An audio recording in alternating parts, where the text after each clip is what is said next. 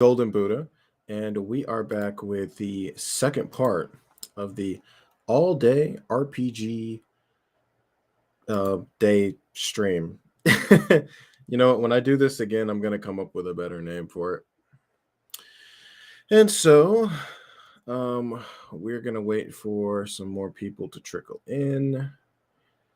And after that, we are going to start looking at this game, Seeds of War. And this is a big game. So gonna wait for some people to come in, and yeah, pretty much this has been a long day, a fun day, but a long day, and we're gonna have much more fun today, or much more fun tonight, should I say? Because it's evening. And let's see. Yeah, we're just gonna wait for some people to come in.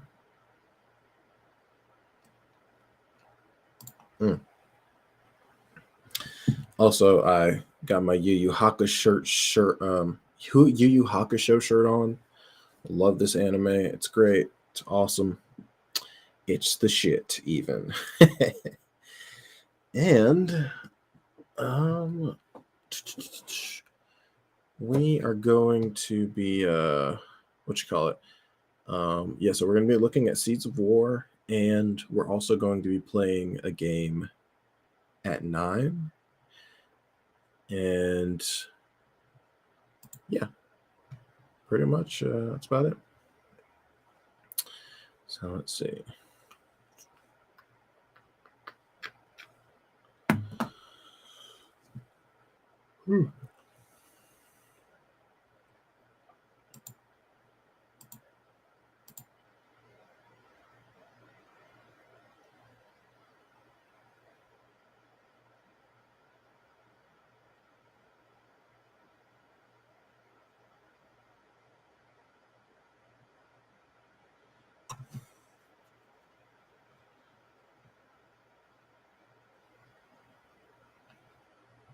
All right.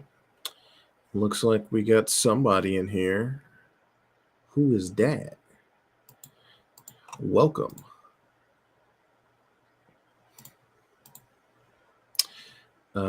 Yeah. For this new person, whoever you are, wherever you are. Yeah, we're going to be looking at. I know this is going to be this is probably going to be the third time I've said it, but nobody was in here when I said it before, so I'm gonna say it again. We're going to be taking a look at Seeds of War, which is going to be a nice. It's some kind of strategy role playing game. We're going to be taking a look at it, and then later and we may be taking a look at other games as well. And then later on at 9, I'm going to be running a game, which I will not reveal the identity of until all the players are here. But either way, it's going to be a fun time. And yeah, also, I am giving away stuff. I'm giving away books. I'm giving away PDFs to viewers and players. So if you stick around to the end of the stream, then you'll be available to win some good stuff. Mostly books.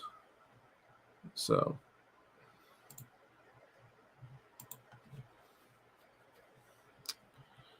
but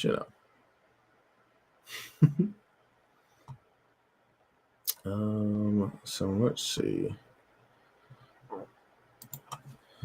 Give it a few more minutes.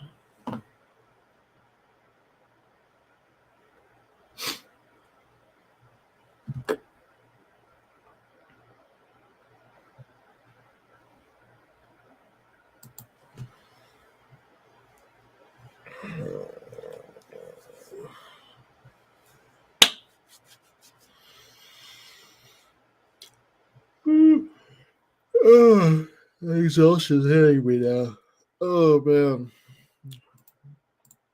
Oh man.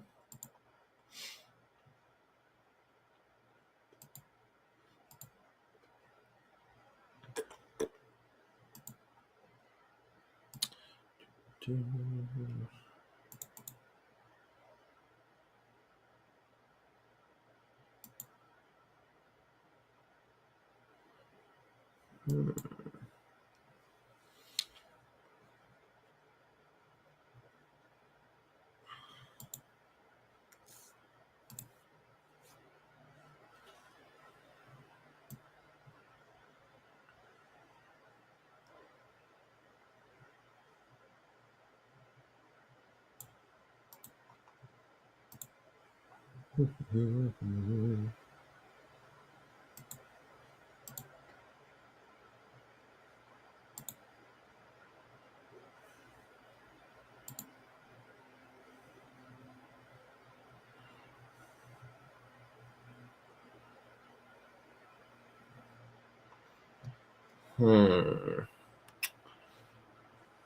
give it about 3 more minutes, and then we're going to get into this Seeds of War.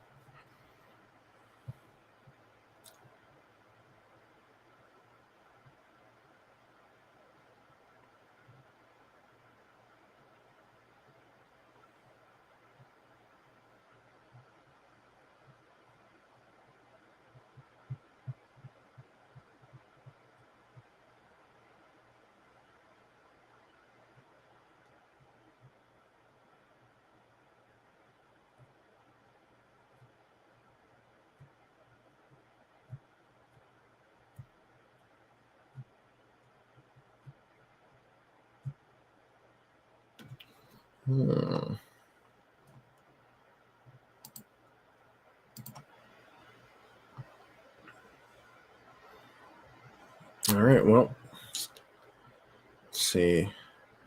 I don't want to wait too much longer because, kind of want to get into the good shit. It's been 7 minutes so far.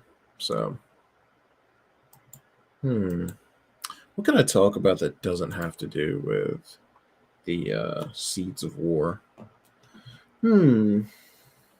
I'm sure there's a book on my shelf that I could talk about instead of just sitting here staring at the screen like a moron. Let's see. Yes.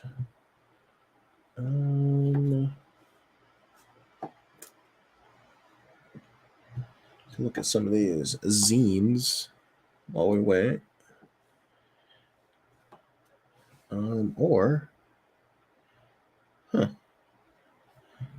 Oh man, there's so many games, so little time, Like, at one point it occurred to me, I was like, man, like I'm in this lifetime, I'm never even gonna be able to play the games I want to play. You know what I'm saying? Much less the games that people recommend to me, you know?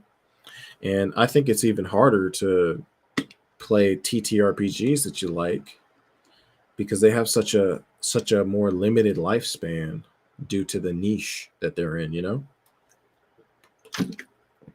Like it's like video games, you can play those by yourself, but like role-playing games, you kind of need people to like boost the experience and like make the experience whole. Like, you need DMs, you need players. Unless you're playing like a collaborative game where like there's no DM, which there are games like that. Like Iron Sworn. I played that. That was really good. But yeah, so you get these books and you get these like different systems, and then it's just like, damn, well, shit. Now I have to find people to play it with, and sometimes the game's dead. Like, for example, um, let's see, what's a game that I'm sure nobody plays. This right here is called Cats of Cthulhu. All right. I'm positively certain nobody plays this game anymore. Like, you might play a game here and there, maybe. Like, maybe this is sitting on some guy's shelf, like it is mine, and they play a game every now and then of it. But like, it's not really this isn't popping, man. You know, it's not. And then you got to convince people of the premise to play this. Like, if I wanted to play this with you, viewer, I'd have to say, hey, man, do you want to like play as a cat and solve mysteries as a cat? And then you'd be like, well, why am I playing as a cat? Why can't I play as a human? And now I have to explain. Now I have to convince you that it's because there's other games where you solve mysteries, but you just play as a human. So now I have to convince you. It's like, no, it's different. You have to do a whole sales pitch. Not to say you don't have to do that with video games, but with video games, there's more like you can go out there and look and see what you're getting into, right? It's much harder to do that with tabletops because the different groups vary in degrees of quality and what they find. Oh shit! Oh, excuse me. And what they find fun. So you might get a situation where it's like, oh, bro, like I really love this and this is fun, and they're playing in a way that you don't find fun. Or you can have the same game, like people can be playing Dungeon Crawl Classics, three different groups playing it three different ways. It's still using the same rule set. So like you have, and you can do that with some video games, but like a lot of games there's only like really couple ways to play it. And if it's a single player experience, it's like, oh yeah, this is how you beat the game and all that shit. So, but RPGs, you can do anything in these, man. You can do whatever you want. Like they're not bound by the parameters of technology. It's only bound by the parameters of your imagination. That's the thing. So, you know what I'm saying? So yeah, it's pretty much that. So, yeah. All right. So let's see what we have here with this new game here, Seas of War, and let's see if, well, let's see if I like it. Let's see if the game is going to sell me on it. Let's see if there's some cool stuff in there. Let's just check it out because there's always cool and new stuff to check out coming out every day. Especially within the tabletop. We're having like a tabletop renaissance. You know what I'm saying? There's cool indie developers coming out with new shit every week, it seems like. Cool people coming out with supplements for great games that are nicely priced. Like you're not paying $60 for a fucking game, although there are some games out there that you're paying $60 for, but at least you get a nice book to look at. So there's that. But we are going to check out Seeds of War. Let's see what's up with this book. All right. So here we go. We got the front page here. Now, off rip, okay? This artwork here, this shit right here. Okay, first off, this guy, this Pope looking guy, he looks like Jeff Goldblum. Like, just look up Jeff Goldblum for like a second. Like, just look him up, and you know what? Fuck it, I'll do it.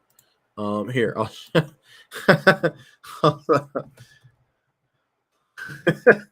I just find that kind of funny.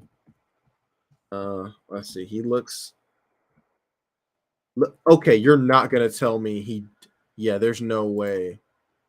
There's no way he doesn't. Yeah. Hold on.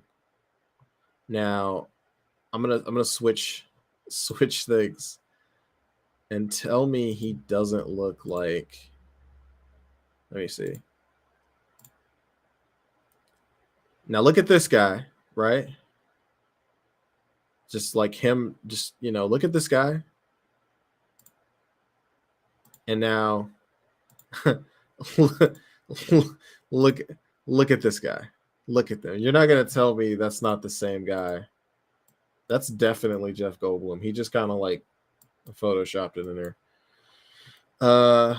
Then we got this chick sitting on the throne. I like her tiara, I guess. We got this Asian chick over here. She's got some weird stuff in her hair. But I do like her fit though. That cloak.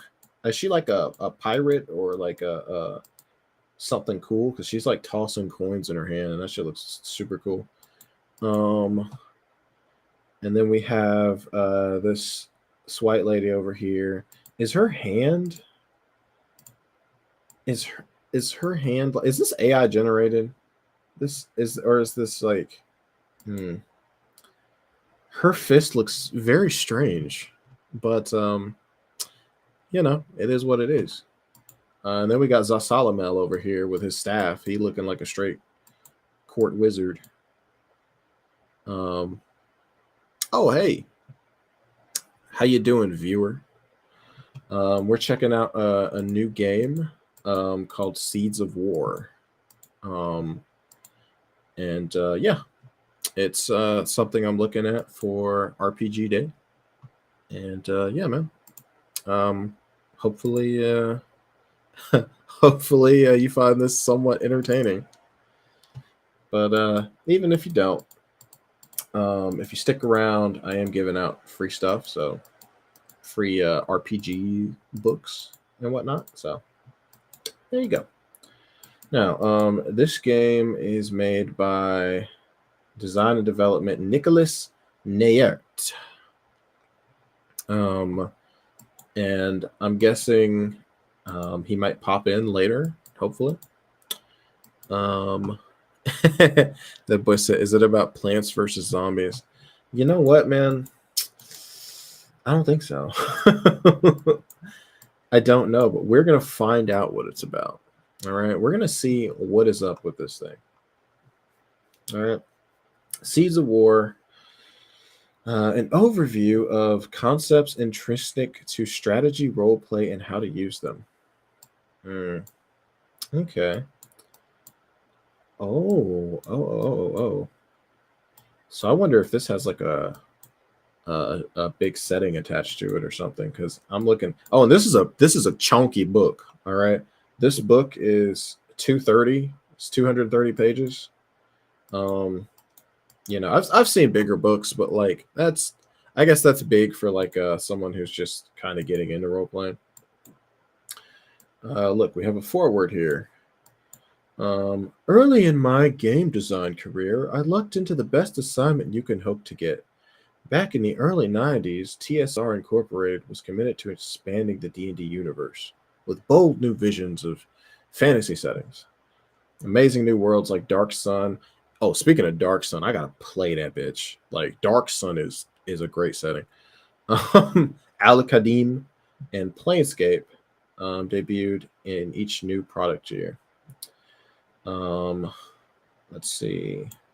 I'm not going to read this entire thing. But looking at, actually, let's see.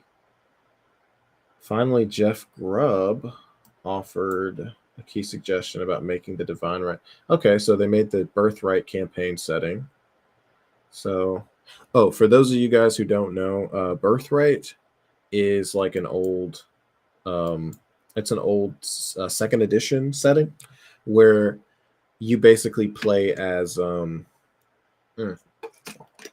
play as like nobles, or like, but like it's kind of weird. Like it's kind of like a little bit of Highlander, but you're nobles that control kingdoms, and your power is directly tied to the kingdom, like the Fisher King, I guess. Anyways, I've heard it's a cool setting. There's a few grognards that I play with that like swear by the setting. I haven't looked into it, but one day I will. Anyways, 25 years after Birthright was published, I still hear from fans who loved what we tried to do. Clearly, we got something right. And thanks to the efforts of the Seeds of War team, a whole new generation of RPG fans has the opportunity to explore challenges offered by a game that casts you both as a hero and a king. Even more impressively, They've anchored this unique style of RPG play in a world with an epic story, one that may have new chapters in the future. The throne is yours. What will you do with it? All right, so that's kind of got me hype. I'm not gonna lie. The throne is yours. What will you do with it? That should have been like the tagline on the front. I'm not gonna lie. Like that part should have been right here. Like that line, like the throne is yours. What the fuck are you gonna do with it? that's that's what should have been right there. Right there. Not this. Not be a conqueror or a diplomat, be a ruler. No. No. The throne is yours. Because that has the same type of vibes as like Scarface. You know, the world is yours. You know what I'm saying? Like it's the same vibes, and that's the vibe you want to give the players. You know, like yeah, the world is yours. You're making choices and shit. So yeah, let's go back down, and actually I can zoom out a bit. Zoom out a bit more. And we got a lot to look at, all right? First chapter, we have playing Seeds of War, okay? And also, we're going to try making a character for this game, too. And hopefully you guys will be able to help me out with that.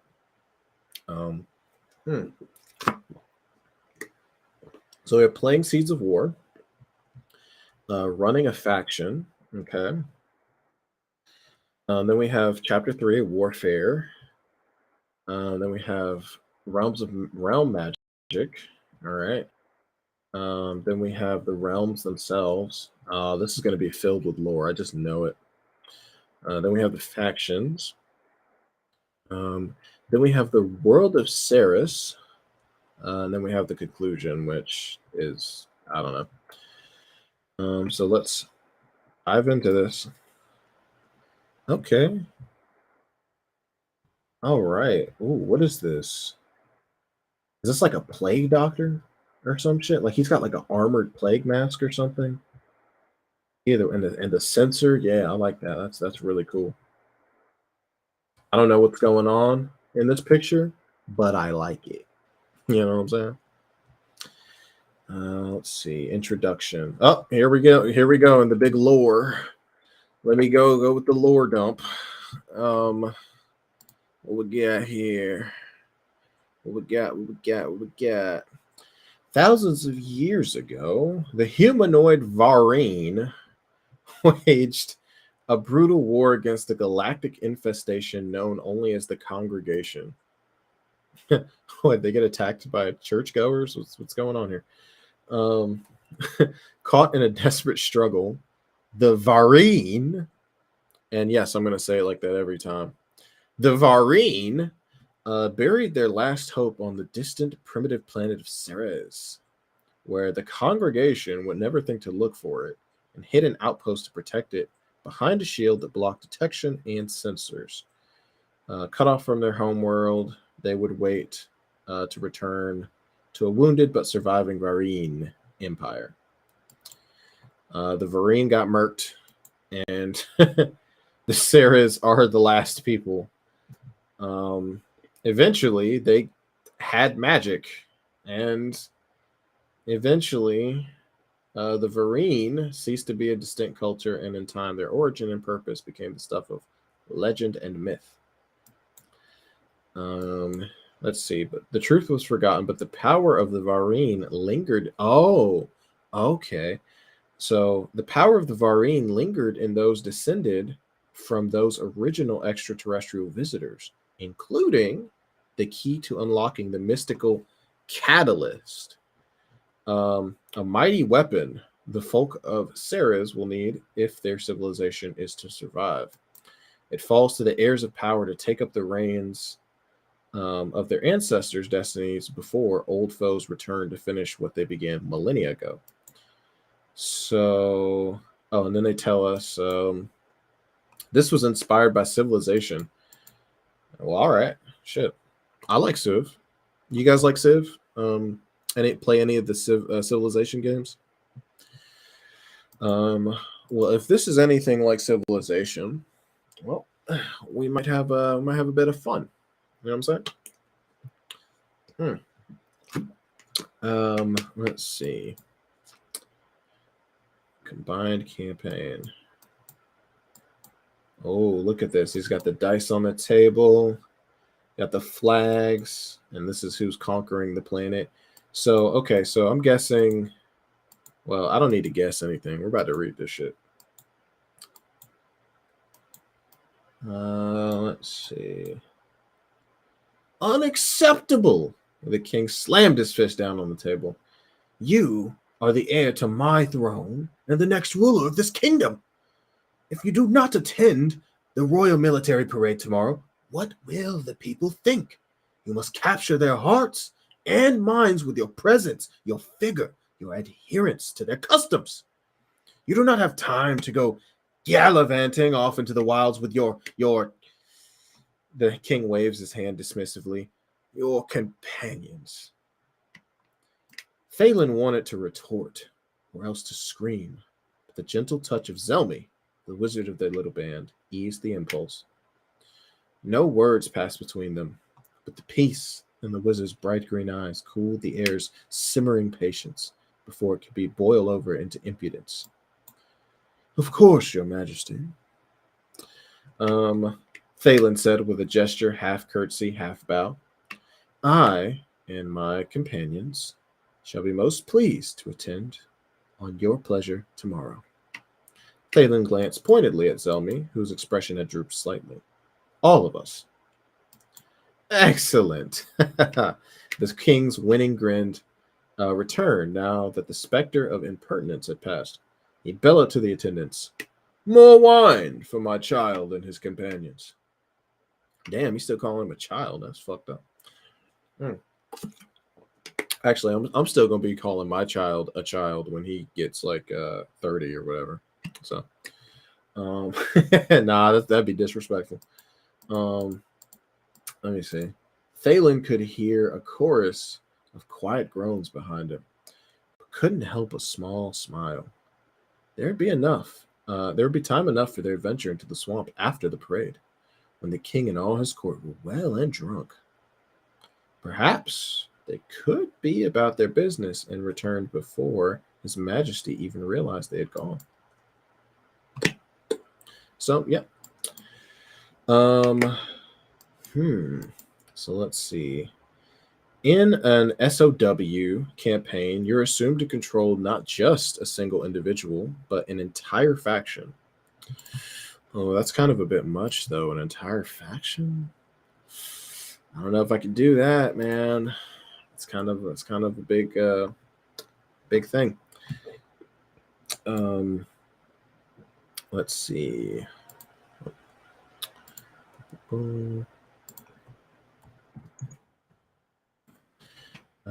You will have one character who is your primary mouthpiece, who is the primary decision maker in terms of how the faction operates.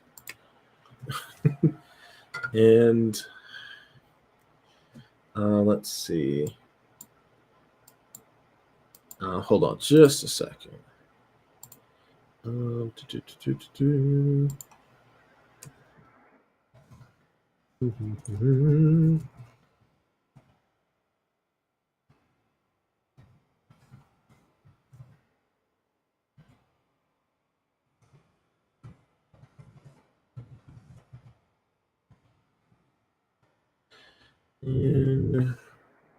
let's see. It says epic versus personal focus. So are you going to have like two character sheets in this game? Like where it's like, okay, well, you control like the one guy and then you have a character sheet for your faction?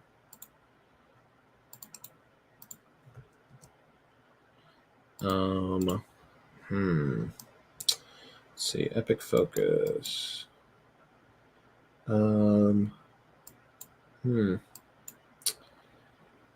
During an SOW game, when your group manages resources, acquires and defends assets, and pursues interests on the scale of an entire realm, that is the game's epic focus. This is referred to as zoomed out or macro play. So it's literally trying to emulate when you zoom out of a game, like in a 4X game. Like so in shit like Civilization or Rome, Total War. or Solaris. So I've heard Solaris is a really good game. Again, another game I haven't gotten to play just because there's not enough time in the day. I was talking about that earlier, but I'm not going to get back up on my soapbox again. All right, so let's see what we got here. Personal focus. Then we have the passage of time. Yada yada. Adapting SOW for your game. Oh, so this is supposed to be system agnostic? Oh, shit. Oh, bruh. Oh, hey, Cheatsy. So yeah, this is supposed to be system agnostic? Okay, so that means you're supposed to put this into wait a minute. Hmm. If it's system agnostic, then why is there a setting attached? Well, I guess you could attach it. I guess you don't need to. Just because something is system agnostic doesn't mean a setting can't be attached to it. So, but I would say that having a setting attached to something is definitely because the thing is that whole foreword I just read earlier, that kind of assumes that like that's the backstory, like that whole shit about the aliens leaving, leaving these guys alive and wiping out the rest of humanity or whatever, or the Varses or the Ceres, or sorry, the Varine, wiping out the Varine. That basically changes your game world. So if I were to take this book, right, and plug this into my Sunday game, which is like a kind of like D&D basic fantasy world. If I were to plug that in there, now all of a sudden, there's now it's like it changes the whole like cosmology for the most part, because now like space is a thing, and like I mean, I don't know. I guess I might be thinking too hard into it. But anyways, whether it's a version of a classical role-playing game or a smaller indie game, whether it's a system that uses dice pools or goes entirely diceless, you should be able to connect the mechanics of realm management to any gaming system. Okay. All right. Let's check on the races. Let's see what we got here.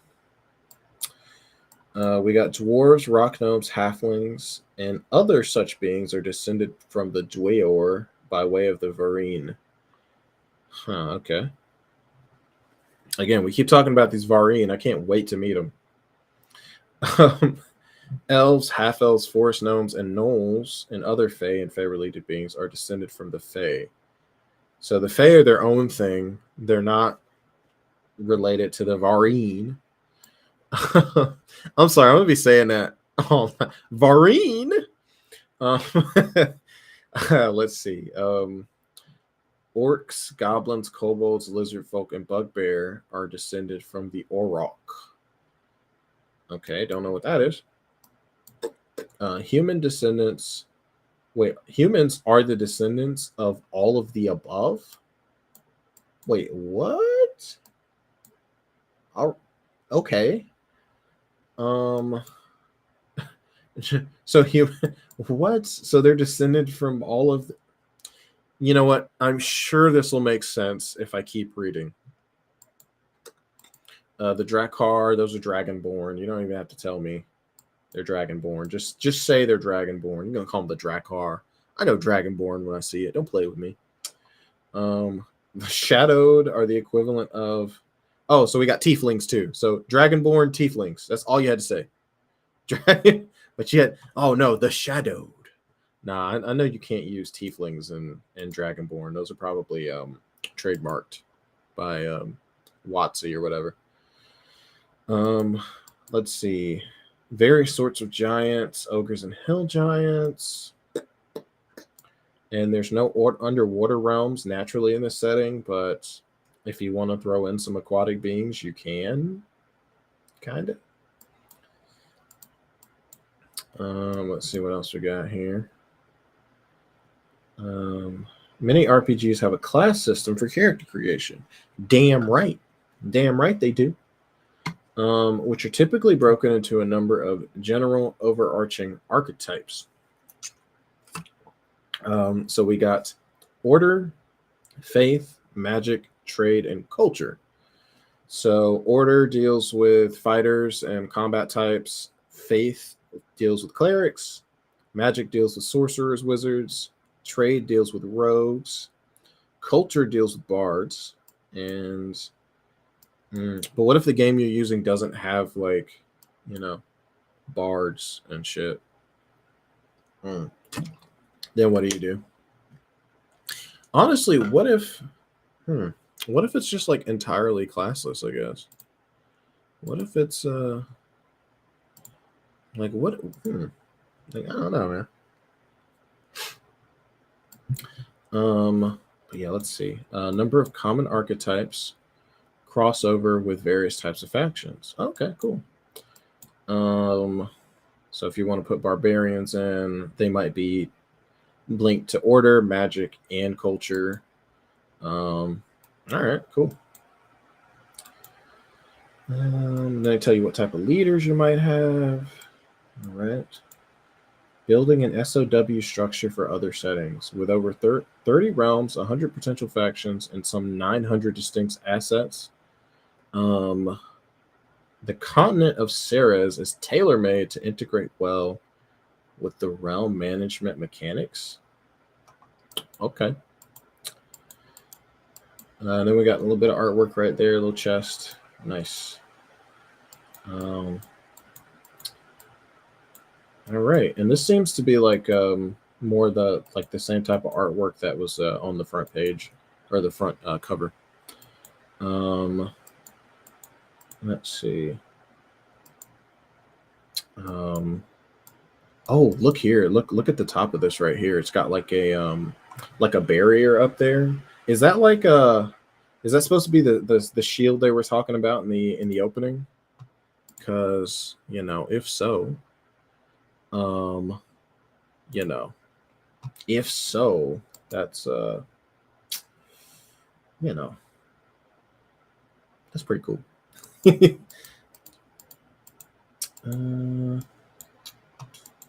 Let's see. Then we got chapter 2, running a faction.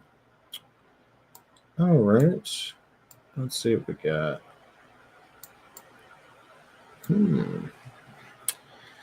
Lena Black Crown. I was going to call her Black Crow. Let's see. Lena Black Crown maintained a tight rein on those who served her. She knew them all by face and name, knew their comings and goings, and anything she did not know she could easily find out. It was said that the Bandit Queen had eyes and ears everywhere, both through her own magic and in the form of agents who she trusted. Let's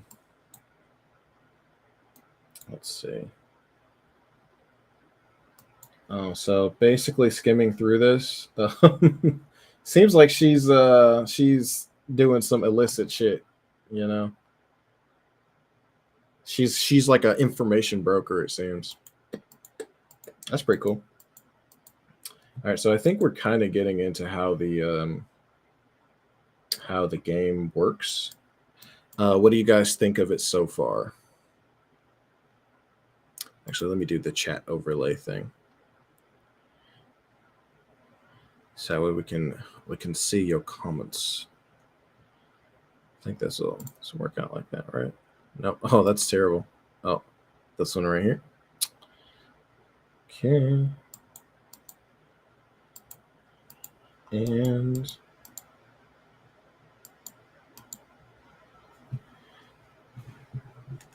let's see. Leaders' backgrounds.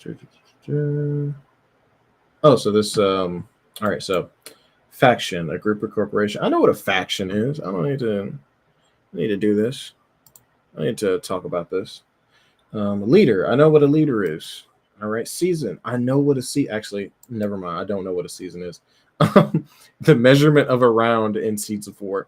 Each season is 3 months of action. So if we're doing typical like if we have typical human, or not human, but Earth years, and it's the same rotation as Earth, then that means we have 4 seasons, 3 months in each. So basically, yeah, so seasons are broken down into 3 months. Each month is a round of actions. Okay. And then we have shorthand for faction actions, that's action, and then free actions. All right. So each action is usually considered to take a whole player's turn, known as a month. All right. Players and the factions controlled by DMs will take turns in initiative order for 3 cycles until the end of each 3-month round.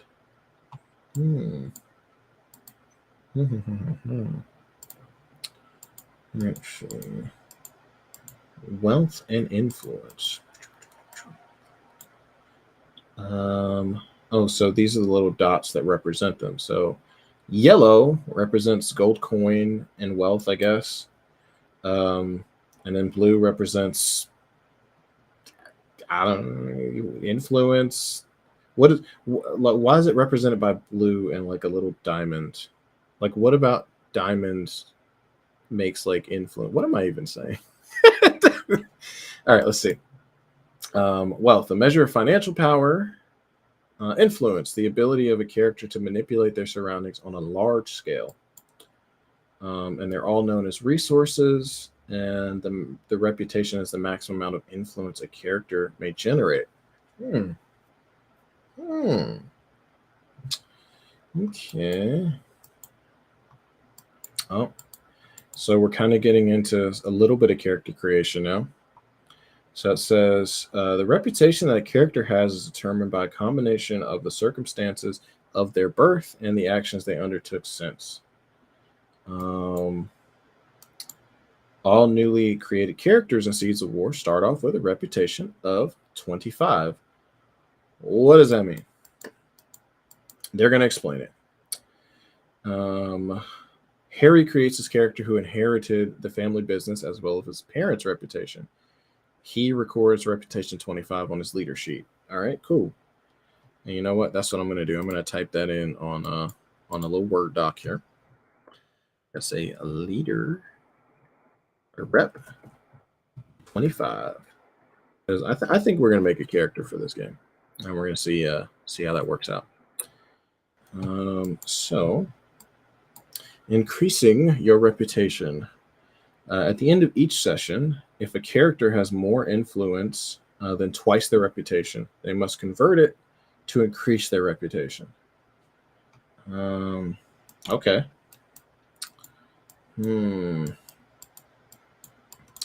See, I wish this game would just like throw me into character creation, because I think that you get a good idea of like what a game is like when you kind of go through character creation. And also, if character creation is like streamlined and shit, that's usually the signs of like a good game. Or not necessarily streamlined, but like easy to like manage, and you don't have to like jump around. So basically, what I'm saying is, I hope this stuff that they're explaining to us is also repeated in character creation, so I don't have to go back here. Let's see. Realms. Sovereign, a leader who owns at least one country. And the realm, the group of countries that a single sovereign owns. All right, cool. County levels. Damn, so how crazy does this get? So a county is a distinct geographic area defined by a prominent topographical. Bro, I'm not. Let's see. I'm not about to read this though. I know what a county is. I'm just gonna breeze through some of this. There's a lot of stuff here, man. Shit. I know I'm sounding so lazy, but it is what it is. Each country has a county level, or sorry, each county. County? Yeah, each county has a county level. See, I can't even say county right, bro. That's, which is a measurement of its known resources, established industrialization, and general efficiency of government. Yeah, Cheatsy said it's a lot of detail. Yeah, it is a lot of detail. This is a lot to take in. Um, but hey, we're gonna try to get through it. All right. And I'll be damned. I'll be I'll be thrown into the pits. No, I'm not gonna go that far, but I'll be damned if I end this stream without making a nation or character for this game. So so let's see. Ultimately, county level is a shorthand measure of political, military, and economic soft power. It provides a rough indicator of the taxes that can be obtained, population that might provide such taxes, and the assets that might thrive in that region. The level of a country limits the maximum total level of assets that can exist in that country. Okay. So, but yeah, you guys try to help me get through this. But this is gonna be a long read. It looks like there's gonna be a lot of details. So y'all gotta help me with this. And hopefully, oh, and also, please don't forget to like and subscribe and share this. I'm trying to hit 800 subs. I'm super close. I'm at like 762 or something. So I'm not gonna get it tonight, probably not. But like, y'all just try to help out. You know what I'm saying? Just, do it for me. For me, it's your boy. Look, take a look at me. It's your boy. It's me. So let's see what we got here. County notation. All right, so this is telling me how to make the county. All right, sweet. I think maybe. All right, so let's a C Maze 367 tisk. What is this man talking about? 367. Oh, that's how many subs. Okay, yeah, appreciate you, man. Appreciate you. So let's see. Hopefully we're gonna get some more tonight. We're gonna figure out. Hopefully people like Seeds of War. I guess we're gonna see. All right, so we got sovereign owners. So you guys help me come up with a name. What's gonna be the name of the guy who runs this country? We're gonna think of something. We're gonna slowly go through this. Give me any name. Just don't make it too crazy. I said tis. Let's see. Sovereign owner. We got county name. And we have terrain, which equals the county level. Okay.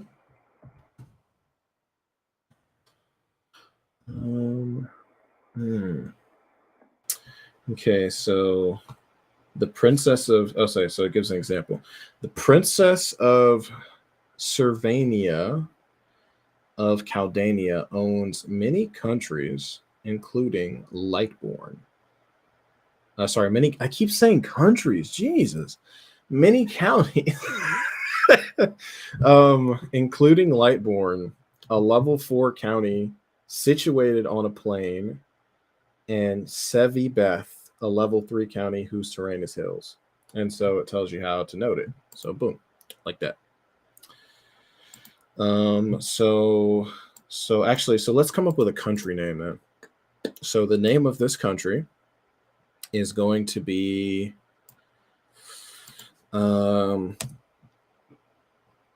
let's see. Damn, I'm so bad with names. Well, since I was talking about Jeff Goldblum earlier, and he's also on the front of this game, we're gonna call this the Kingdom of Goldblum. So yeah, that's what it's gonna be called.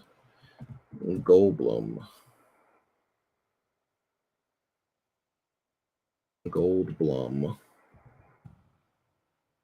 That name gets weirder every time you say it. Goldblum. Goldblum.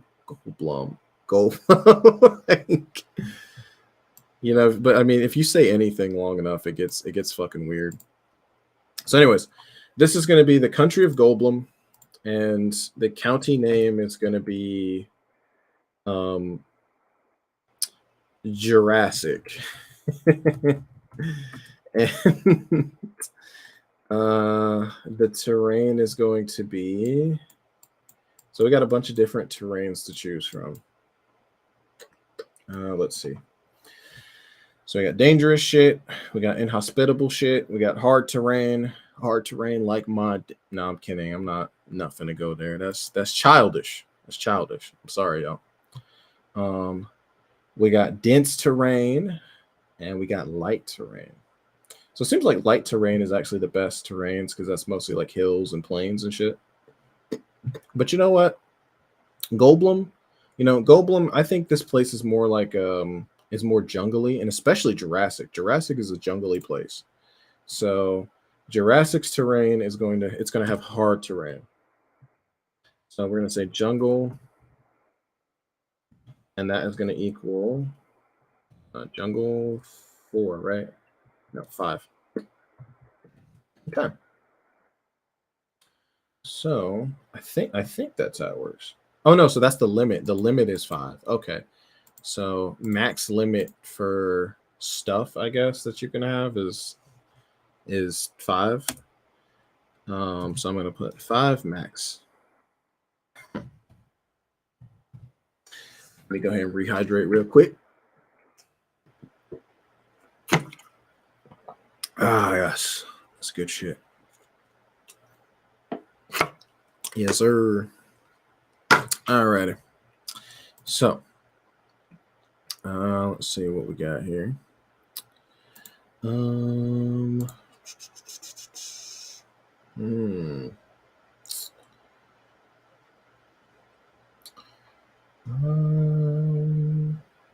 Damn, what was I trying to get? Okay, that part right there. So it has a max of 5. Okay. There's some cumulative mitigating factors that can change the level limits of a county.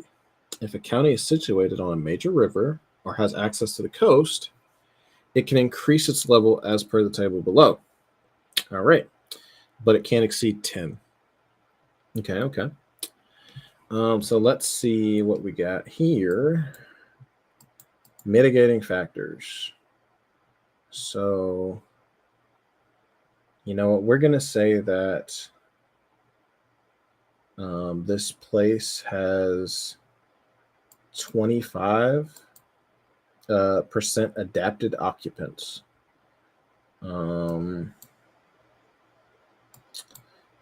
Yeah, we're gonna say that. We're gonna say it has adapted occupants, which bumps it up to a max of 6. Adapted occupants. 25%. Whatever the fuck that means. Let's see. Features.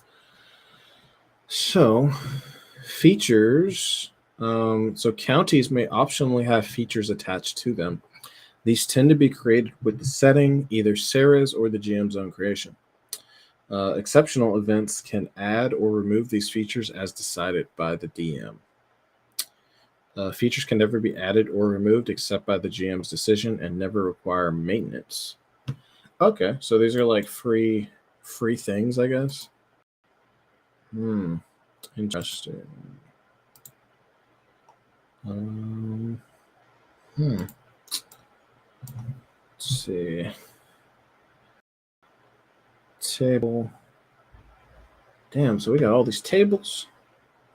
Oh man, but there's no numbers next to them. I can't roll them. I can't roll the tables. What's going on, man? All right, well, shit.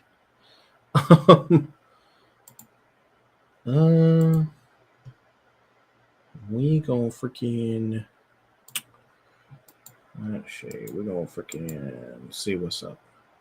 Features affecting constructions. These affect constructions in a county. They are treated as being one level higher, but do not increase the maintenance cost.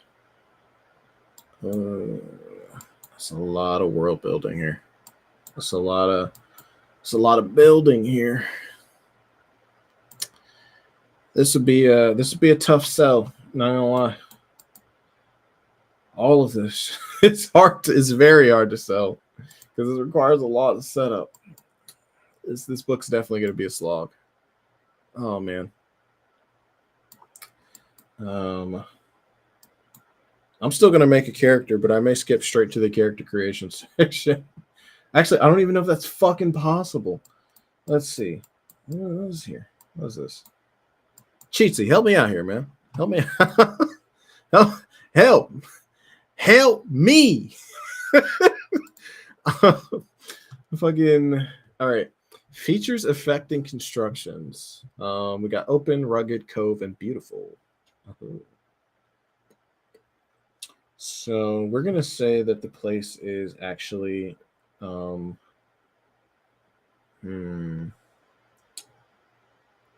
know what? We're gonna say it's rugged. Okay. So rugged equals a +1 to fortification. Whatever that means. I don't know what that means yet. Features affecting networks. These features affect all networks of a certain type that have their origin or destination in this county. Yeah, we're gonna leave this one alone. We're gonna say Jurassic. The county of Jurassic doesn't have a lot of networks. It's very, very primal, you know. So let's see. Features affecting assets. Peaceful. This place is definitely not peaceful. I'm gonna tell you right now. This is not a peaceful county. All right. There's a lot of wild shit going down in Jurassic. All right. You know, there's animals running around. There's people ducking and dodging. You know, there's stuff in the trees. You know, they're all in the trees like Charlie. It's crazy, man. That's the type of county we're making. In fact, it might be barely governable. Let's see. Educated, cosmopolitan, crossroads, peaceful, devout. No, none of that. Nah, none of that. Miscellaneous features. GM is encouraged to add their own features if they wish. Just make sure the players know what that feature's effect is. Okay, makes sense.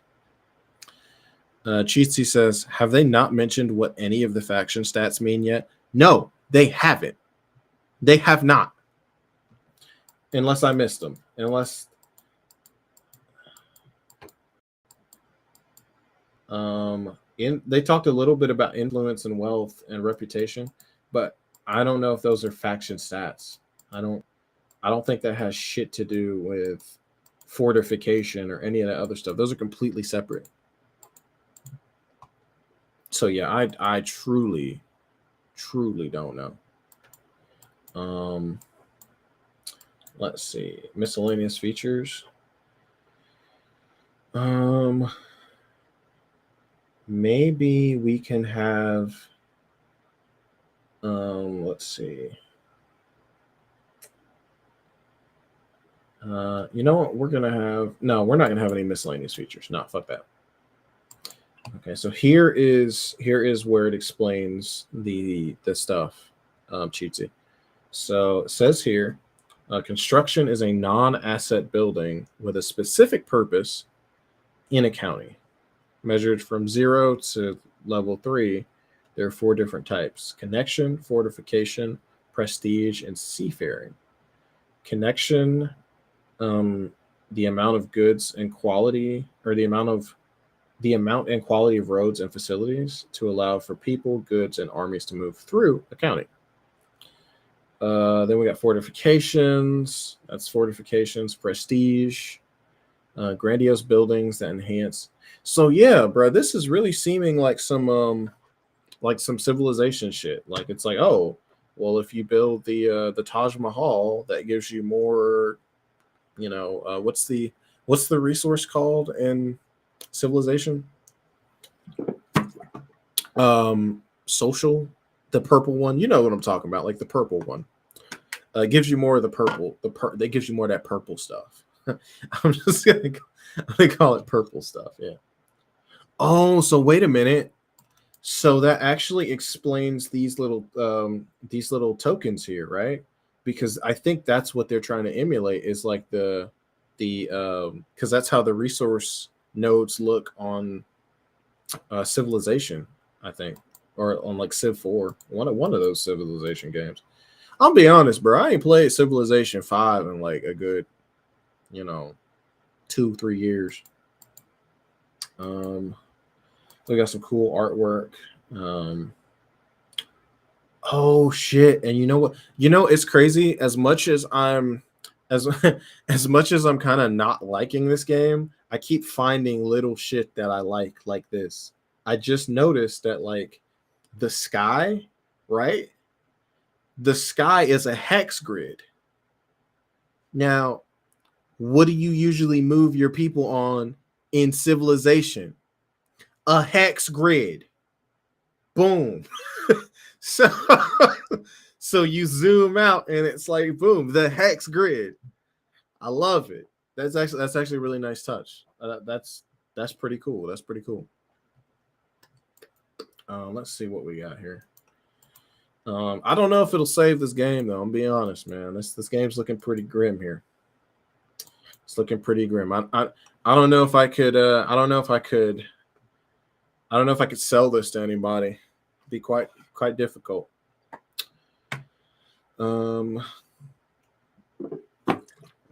I mean, really, what it's, I guess, more what it is. It's like, hey, DM, you wanna turn your campaign into a 4X game? Here's this book. So there you go. You can turn it into a 4X game. But yeah, Cheatsy, yeah, that's a nice nice little detail, definitely. So let's see what we have. Connections 0, no connection. Yeah, no connection. So do I have anything that increases connection? I don't think I do. I don't think I have an ability or anything. I have one that increases fortification, the whole rugged thing, but that's it. So do I just like? So what do I do? Like, how do I build this, bro? Like, do I just like pick shit, or is this like something you're literally just supposed to have like the DM kind of sitting over your shoulder and just being like, all right, bro, you can pick how you can pick one of these, but then you can't pick this one. Like I don't understand how this is supposed to work. Like, okay, fortification, citadel.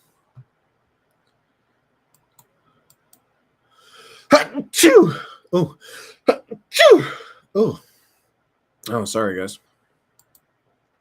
Oh, so I think maybe it's based on like the previous thing.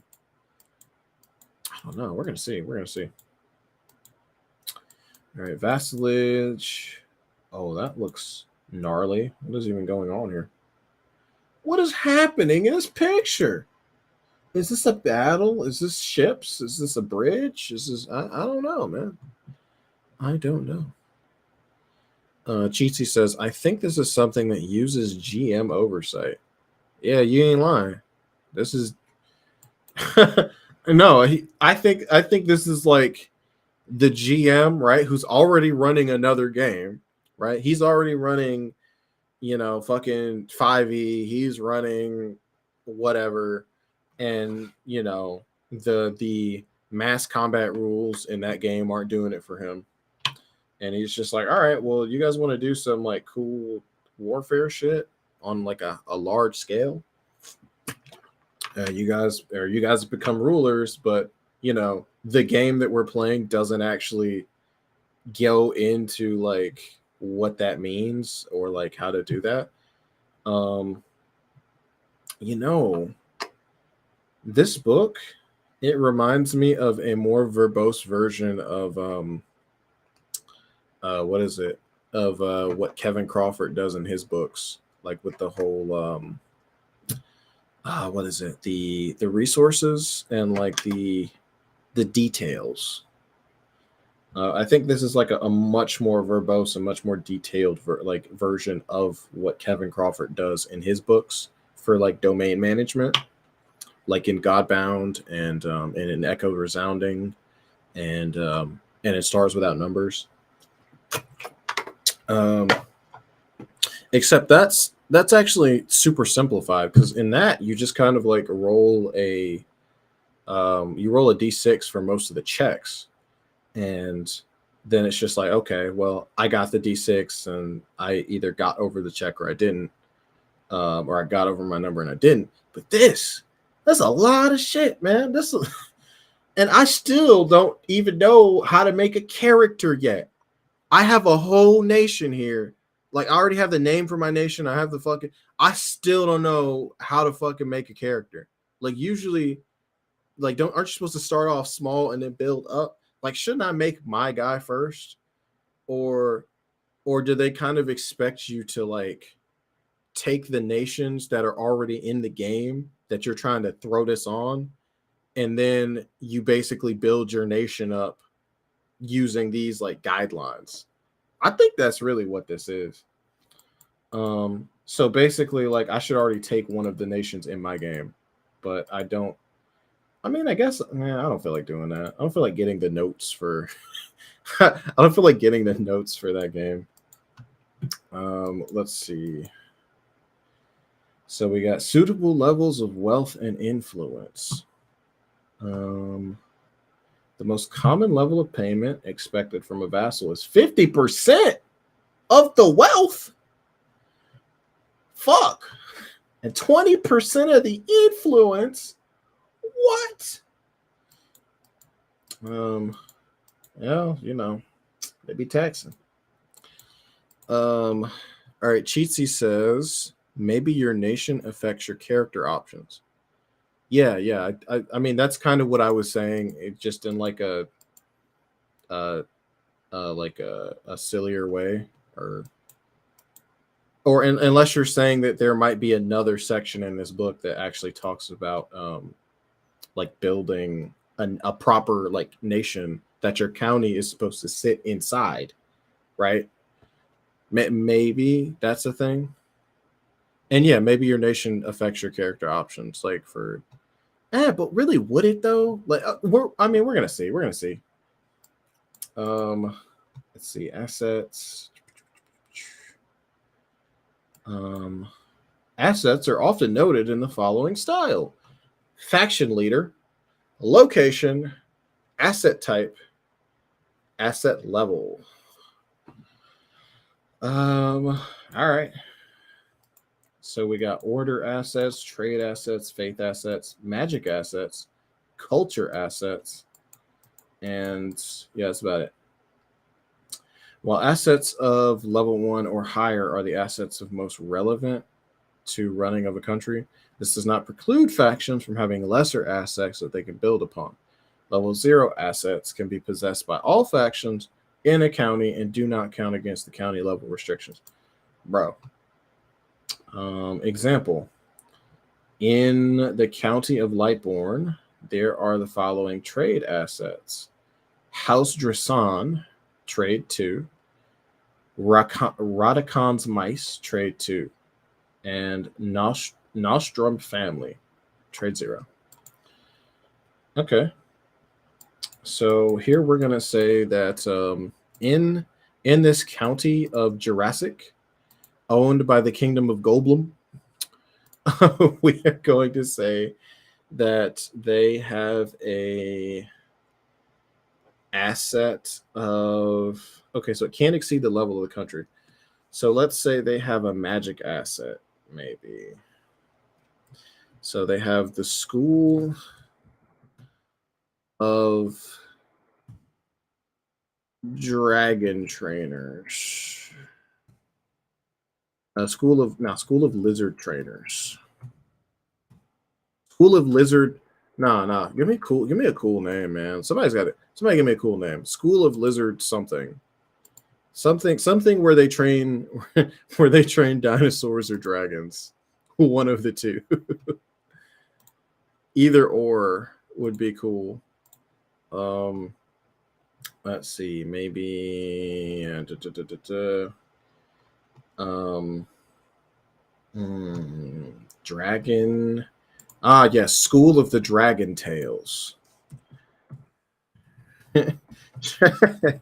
Dragon Tales, Dragon Tales. No, that's gonna be. Let's see. We're gonna rate that 3 because it's gonna be a major factor in this place, right? So that's half of what we got already. And then we are going to make a School of Dragon Tales. That's going to be magic. And then we have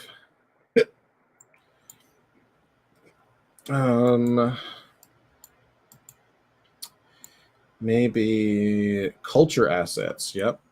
So the culture asset is going to be the museum. Or sorry, we're going to call it Hammond's Museum. Hammond's Lizard Museum.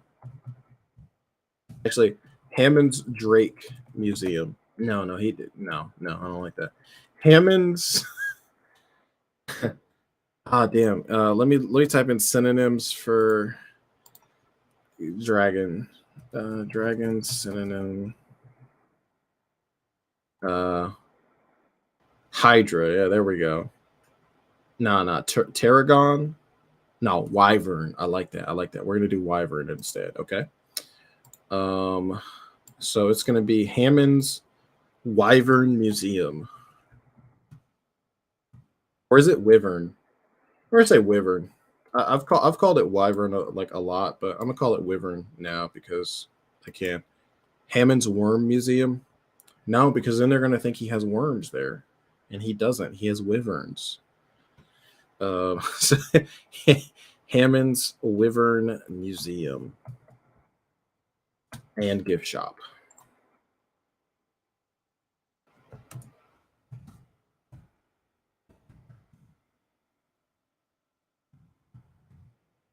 Sure. And you know what? That's going to be a 2, right? That's going to be 2.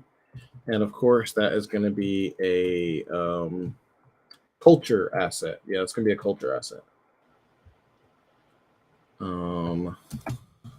Culture.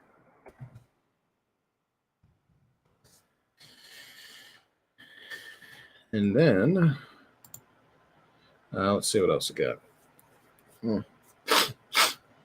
So we got enough for one more, but you know what? I think with this one, I'm gonna leave the last one blank. Actually, I'm not gonna fill in the last one, and yeah, so we're gonna go from there.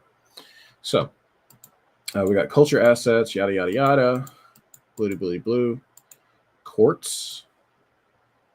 Wait, I can have quartz. Man, what do you need a quart for? Who really needs quartz, man? Like, it's if people here. Okay, I'm about to tell y'all some real shit. Okay, if people, hold on, let me change this. Let me change this real quick. Hold on, I'm gonna see. We don't need quartz in Jurassic, right? Because people in Jurassic, they're not concerned about laws, right? They're concerned about living another day, right? So there's no need for laws, all right?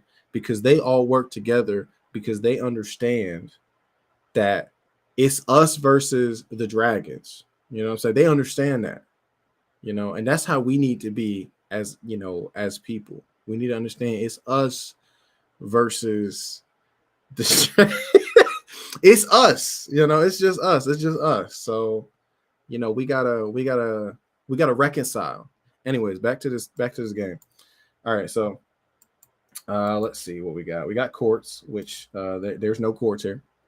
None. Okay, all right. I see you, Shorty. What's up? She's this is one of the mages, obviously. You can tell by her massive staff. She's barefoot. Her feet probably bottom of her feet probably dirty as hell. But I can't even judge her though, because like I'll be walking around outside barefoot. So, you know, that's dead ass the pot calling the kettle black. So yeah. But nah, this is dope. Okay. It's a nice little fit. She comfy. We got advisors. We have a loyal retainer belonging to a faction. Can perform one faction action. Faction action. All right, we're getting into some alliterative shit. We got faction action in this bitch. We got faction skill. All right, that's their skill that ranks from 0 to 5. We got. Why would you want an advisor with zero skill? Maybe he can grow his skill. In fact, maybe you can make your advisor a character. You know. Let's see. Resource modifiers, actions within the resource modifier tag allow the spending of additional wealth or influence to improve the likelihood of success. Okay. For every 20 useless attendants, 1 will have the wisdom and charisma to advise well. Advisors are the key members of the leader's faction. A leader may, with free action, promote a courtier or nameless aide to the role of advisor. This costs 1 WP and 1 IP. All right. What the fuck is WP and what is IP? Because we did not talk about this. Oh, so it's later. It's in the later chapter. Is this still only chapter 1, bro? Am I tripping? Are we still in the first chapter? Wow. Yeah, we still in the first chapter. Oh man. My enthusiasm for this thing is slowly draining. Let's see. Again, maybe it works better if you, but I don't know, man. Shit. I'm just gonna keep reading. I'm gonna keep reading. We're gonna get through this. Okay. Cheatsy says wealth and influence. Maybe.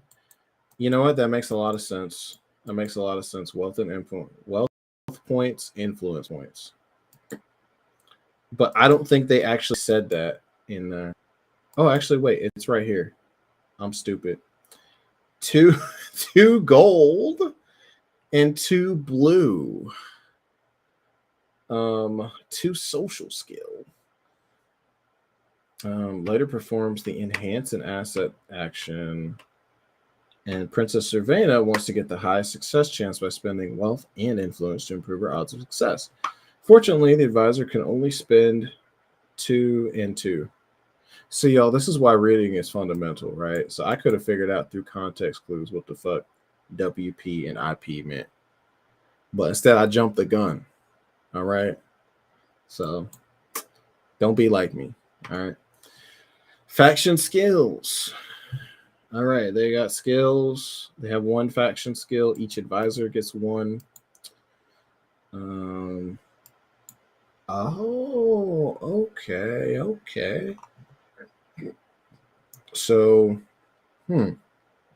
So I guess we're gonna make a leader of Hammond's. Yeah, we're gonna make the leader of Hammond's Wyvern Museum and Gift Shop.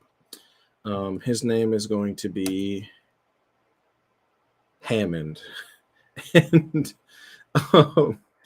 he is let's see, Hammond is a plus. He's a plus 2 actually. He's a plus 2. Let's give him a plus 2. And then the guy who runs the school of Dragon Tales, that is Dora. Yeah, let's go with Dora. The scientist. So Dora the magician. Let's go with that. Nah, Dora's a lame name, bro. Actually, I apologize to all the Doras out there. I'm sorry, y'all. Dora's Dora's a great name. You know, if your mom named you Dora, that's great. Let's go. You know what? Let's go with Dora. Let's go with Dora. So let's say Dora is pretty good at what she does. Maybe she's like +3 at what they do at Dragon Tales. Maybe. Mm. Let's see what else. Freaking. What else we got here? Boom, boom, boom, boom, boom. We got improving faction skills through award units. All right, so we got IP, we got WP, we got AU. Yeah. What do you guys think? What is there to even think about? What is man, this game. This setting. This system agnostic resource. Damn. Let's see. Aligned country. So we got loyalty. Faction skill level. Okay, what is faction skill? Okay. So that's just how you improve your faction skills. Okay. All right, cool. So that's how you level up. Or at least level up your counties? Huh. All right, whatever. Loyalty. Every county has a separate opinion of each faction.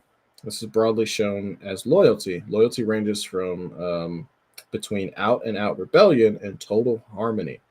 All right, so I'm already gonna tell you guys what this shit is. All right, this county is fucking unfavorable.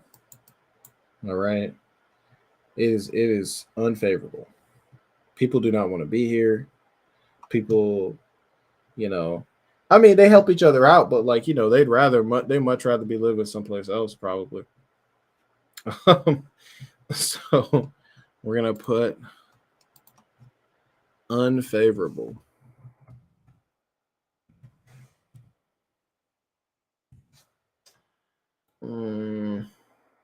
Okay. And then what else we got here? Rebellion. I guess that's not something we have to worry about right now. Oh man. No, I'm gonna skim through this. Because this is and then we got optional rules. Oh lordy. Oh lordy.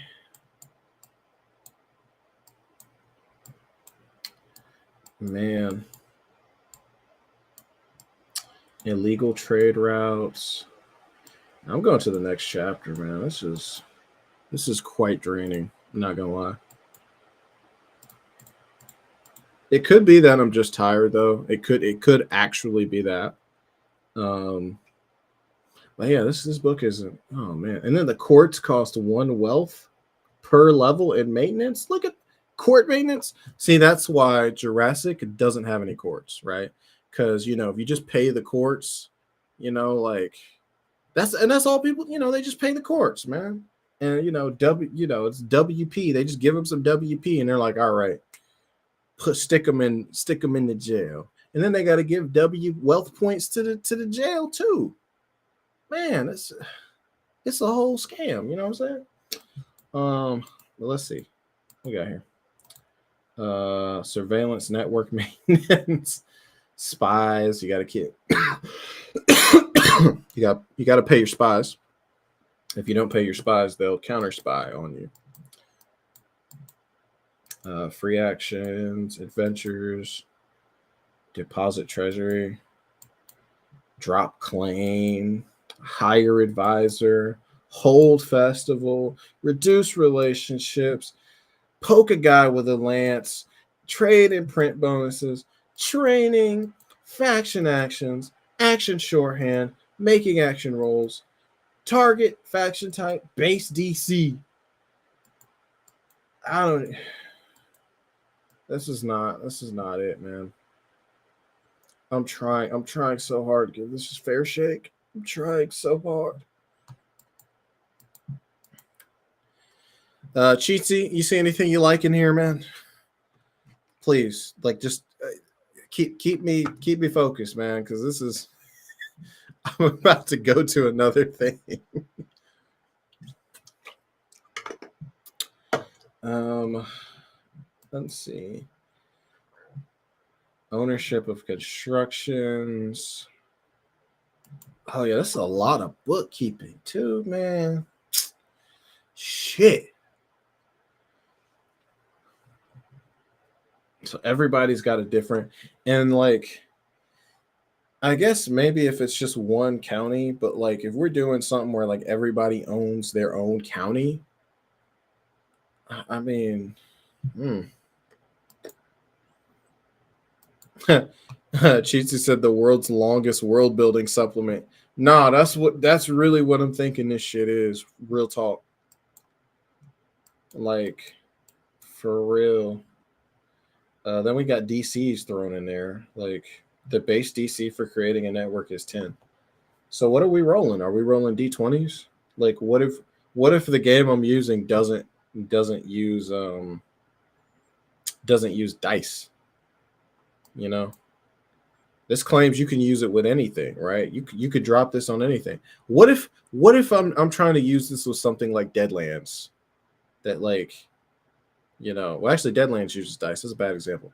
What if I'm trying to use this with something like Capers, right? Capers doesn't use dice. That's a game where you don't use dice. It's just, it's cards. You use cards. Um, actually, you could still do DCs and stuff. So, because actually it's a numerical based, like, yeah, you can still do it. Never mind. Um, but it may not like scale like what you call it, like how the D20 does and like D20 shit does. The cost to create a new network is 1 WP and 1 IP. Then we got diplomacy. And then we have grand diplomacy.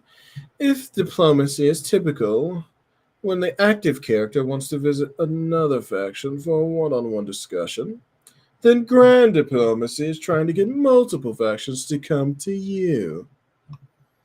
All right, cool.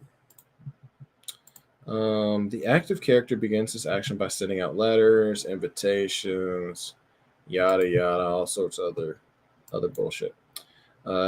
Any faction may be invited to attend regardless of the host's relationship with them.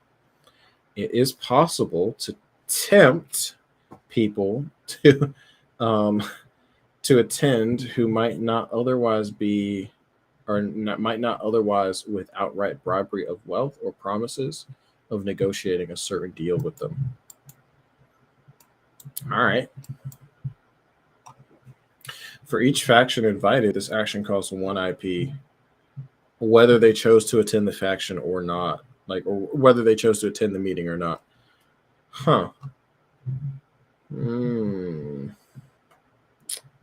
Interesting.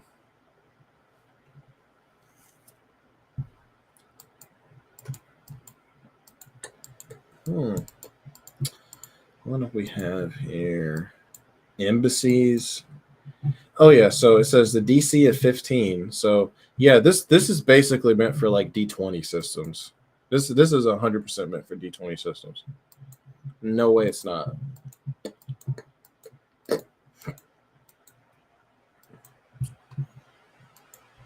Bruh.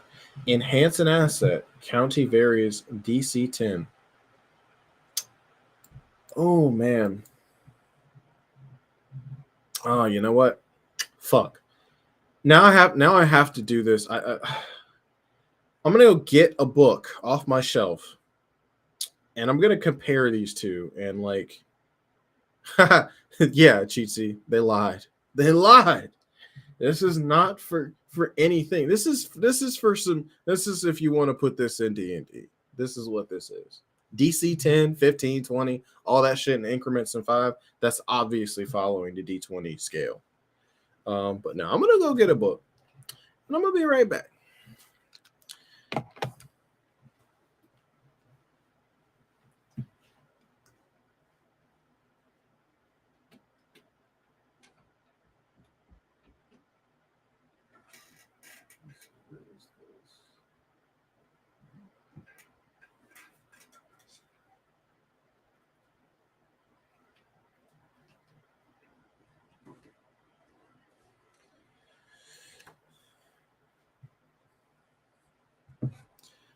So I have a book here.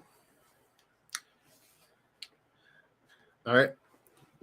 This book is called An Echo Resounding. Okay.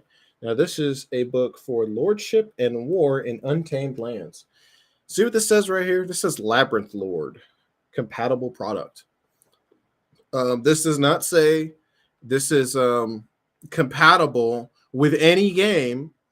It's compatible with Labyrinth Lord. Theoretically, any game or any supplement is compatible with any other game if you just, if you homebrew it enough. But no, this is made for Labyrinth Lord, for D20 bullshit. This is definitely made for D20 bullshit, but it's trying to act like it's not. So in this, right, this book is 109 pages. Actually, sorry, 100.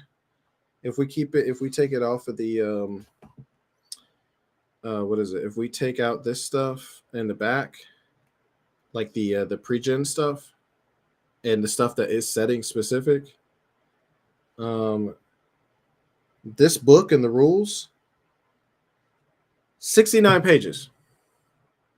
That's less than half of the size of this book right here. And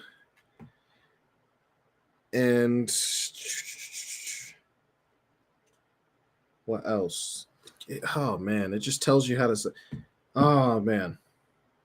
It lays out all of the resource types, the ruins, the traits, cities, towns, obstacles, city-town origins, determining specific populations, retrofitting an existing map, the different modifiers.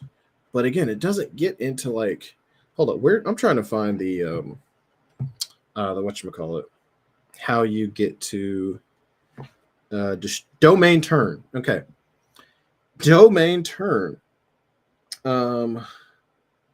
At the end of every session's play, the Labyrinth Lord will call for a domain turn. These turns usually represent a month of game time, though that average can be stretched in either direction if the players are moving particularly quickly or slowly in their adventures. And let's see, a PC run domain may make 2 actions during their turn, while NPCs can only manage 1. So yeah, it's not like, oh, these guys are even. It's like, oh, well, the PCs get the advantage. And I guess for this, you also do need a little bit of DM oversight, because probably if you're using this book, the DM he's probably the one who got it. But yeah, let's try to go back to this. So here, actually, we have enhance an asset, right? So this enhances an asset attempts to increase an existing asset's level by 1 and costs a number of wealth and influence equal to the new asset level. So let me read the example. Caldania owns an order in Childrick. So she owns an order in that county. Princess Servania decides to try to enhance this asset to level 2. This will cost a minimum of 2 wealth and 2 influence, right? Okay. As the asset would be enhanced to level 2 if successful. So then you have to make a D20 roll. I don't care what system you're tacking this onto. You need to make a D20 roll, because that's obviously what they want you to roll with these DCs, right? DC 11. So they roll a D20, and then they get a +3. She also gains a +1 for having an order in that country, thanks to the order modifier. Unfortunately, the loyalty of Childrick is currently unfavorable, which gives her a large -5 penalty. This gives an overall modifier to her action roll of -1. As there are no other order owners in the country, she doesn't have to worry about other leaders contributing or hindering her attempts. She could spend more wealth or influence to improve her odds of success, but chooses not to. She rolls a d20, like I said, and gets an 11. Subtracting her action will, let's see. Subtracting her action roll modifier of -1, her result is 10. Unfortunately, this is a failure. And she just loses the money that she spent. Okay, so that's improving. What is it? That's enhancing an asset, right? Now in this book, let's see. This book. Let's see. Where does assets?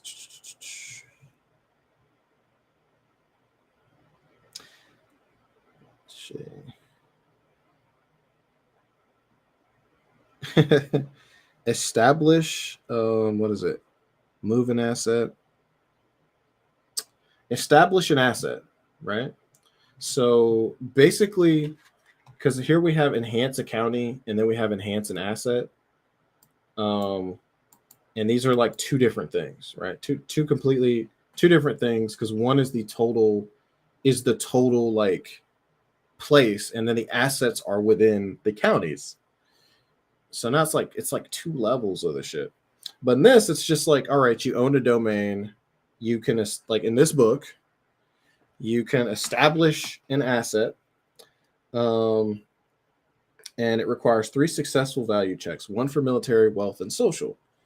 The difficulty is equal to 12 plus the absolute value of the asset's benefit or upkeep cost for that value. Thus, for a great temple that has no military production, a 2-point wealth upkeep, and 8-point social production, the rolls are at difficulty 12, 14, and 20.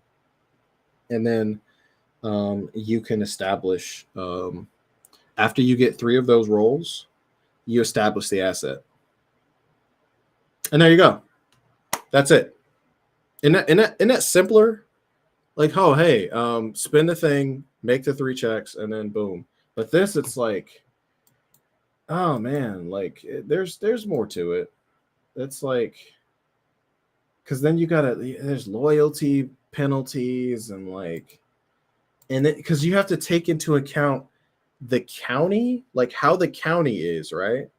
Because that's what's in, like that's what the assets in the county. So I have to take into account how the county feels about the ruler that's trying to make the change or enhance the asset. Then you have to decide whether you want to spend more to make the attempt better, right? And then let's see. And then you have to worry about people hindering you to do that, right? So there's a chance that an NPC or another player, if we're doing player on player type shit, could hinder your abilities, right? And so it's like, oh, well, now we have all these different factors. And it's like, bruh. Let's see. I'm being very negative right now, but there's gotta be some shit I like in here. There is shit I like in here. Definitely. Oh man, my throat's itching.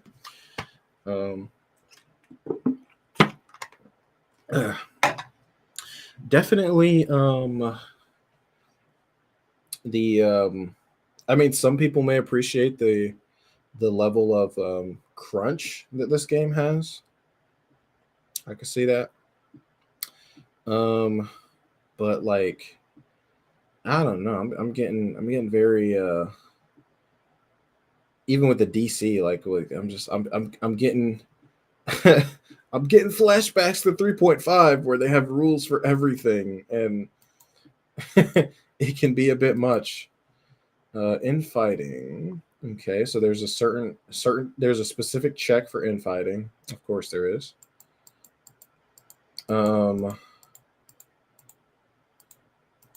Propaganda. There's a certain check for specifically for propaganda. What else? We got challenges. Okay, resolving challenges. All right. Yeah, each one of these is very like Oh man. Explosion, foreign war, discovery, end of an era. Interesting. Fill in the faction record sheet.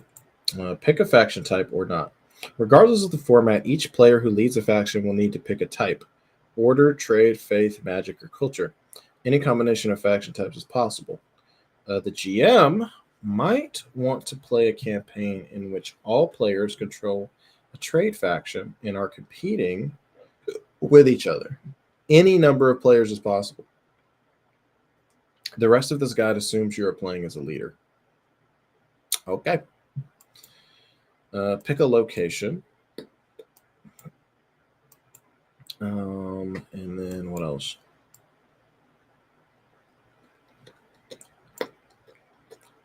Oh, God. Pick a location.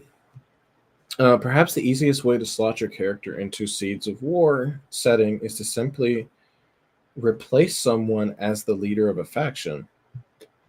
The GM and the players should discuss which interest or which area interests them based on the realms and factions available. Then pick a faction of their type to control.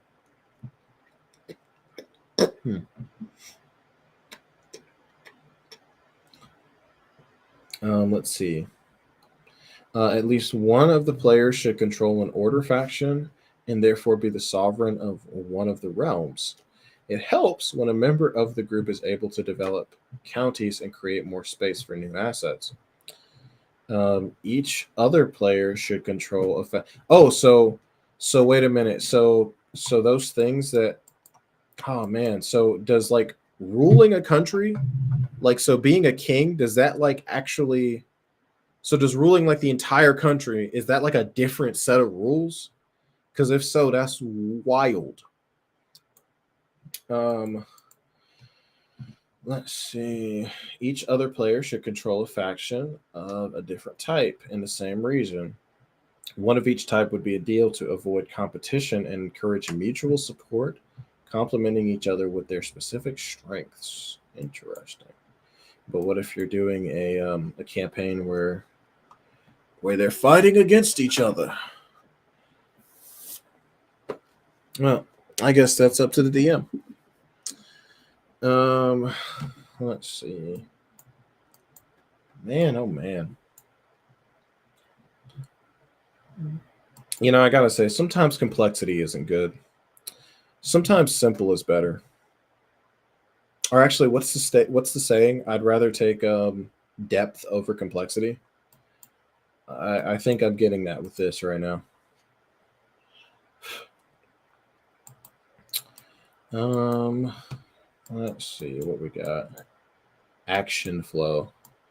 Oh, they have an actual like let's see. GM. We finished gathering income and paying expenses and will now proceed to step 5, faction actions. I need both of you to roll for initiative. As the Northwest Mages Guild is currently important, I'll roll their initiative too so you can plan around them. Rolls the dice. The 5 roll plus their leader's highest faction skill of 2 puts them on a 7. I've rolled an 8 plus Jisha's highest skill of plus 3 gives me 11. Princess Servina is still only at plus 1, but I rolled a 15, so I guess I'm going first. Okay, then Kay, then Harry, then the Northwest Mages Guild. Other NPCs might take actions during the round. If they become important, they'll be added to the initiative. Harry to Kay, we better watch our backs. Kay, right. Speaking of watching our backs, I'm expecting the Northwest Mages Guild to cause us more problems this season. I need an alliance with a faction that can perform realm magic. Okay. Going to use the diplomacy action to visit Leonad and formally ask for aid. GM, looking at the diplomacy action, you're close enough to perform this in one action, taking your court with you. Given your official relationship with Leonad is aligned, they have no reason to refuse it. Make sure you mark off the 1 wealth you spend for the action. Done. Taking my court with me, of course. Your journey to Leon's seat of power is unremarkable, save for witnessing the devastation from the magical plague to your realm. On arrival, you're greeted with a modest feast and are invited to the sovereign's council room, a throne room in all but name. Both of your courts are present and will be aiding your roles if required. The level 2 prestige building at your location may also work against you. What are you asking for? Both courts await your petition with suspense.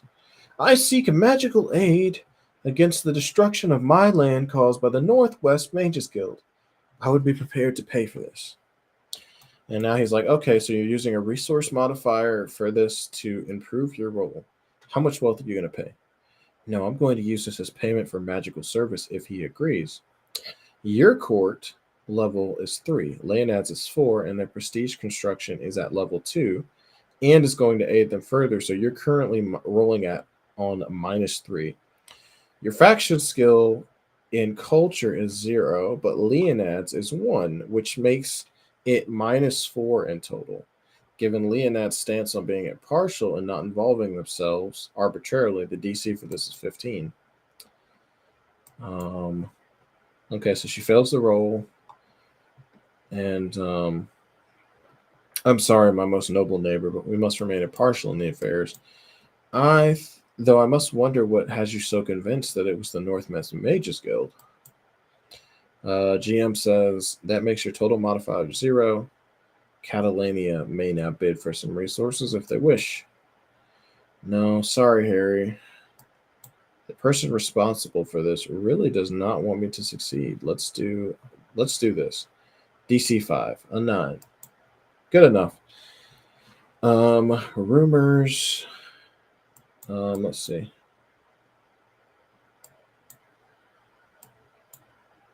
Damn. I mean, it gets all laid out.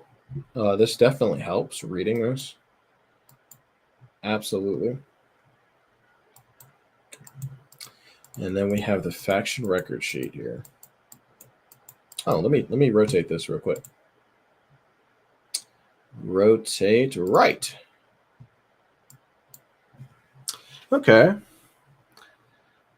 Oh wow. So there's like so you have the county, and then you have the order, and then you have the county, and then you have the order, you have the county. Interesting. So you got features. I wonder, is this form fillable? Yeah, examples are always helpful, Cheesy. Always. Most of the time. And then we got this guy. He said, come here. I'm finna hit you. And he's like, no, you're not. These guys are really scrapping. And this guy, he's just playing dead. He's not actually dead. That guy, he's just, I'm just going to rub his head right there. Yeah, he's not actually dead. So let's see what we got here. All right. You guys read this for me. Okay. I'll be back. I got to go hydrate again.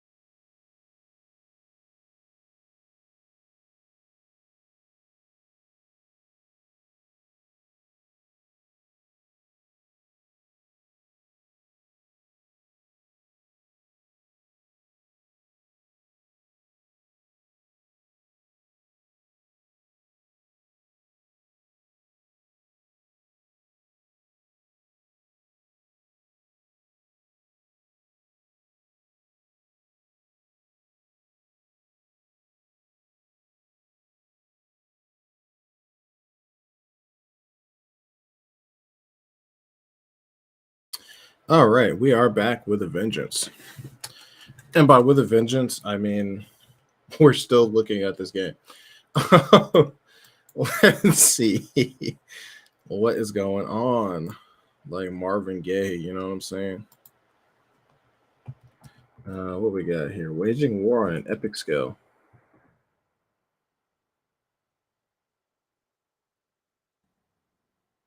Let's see what we got here.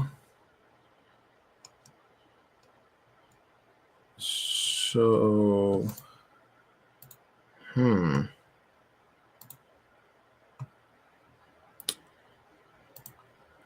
So we got waging war on an epic scale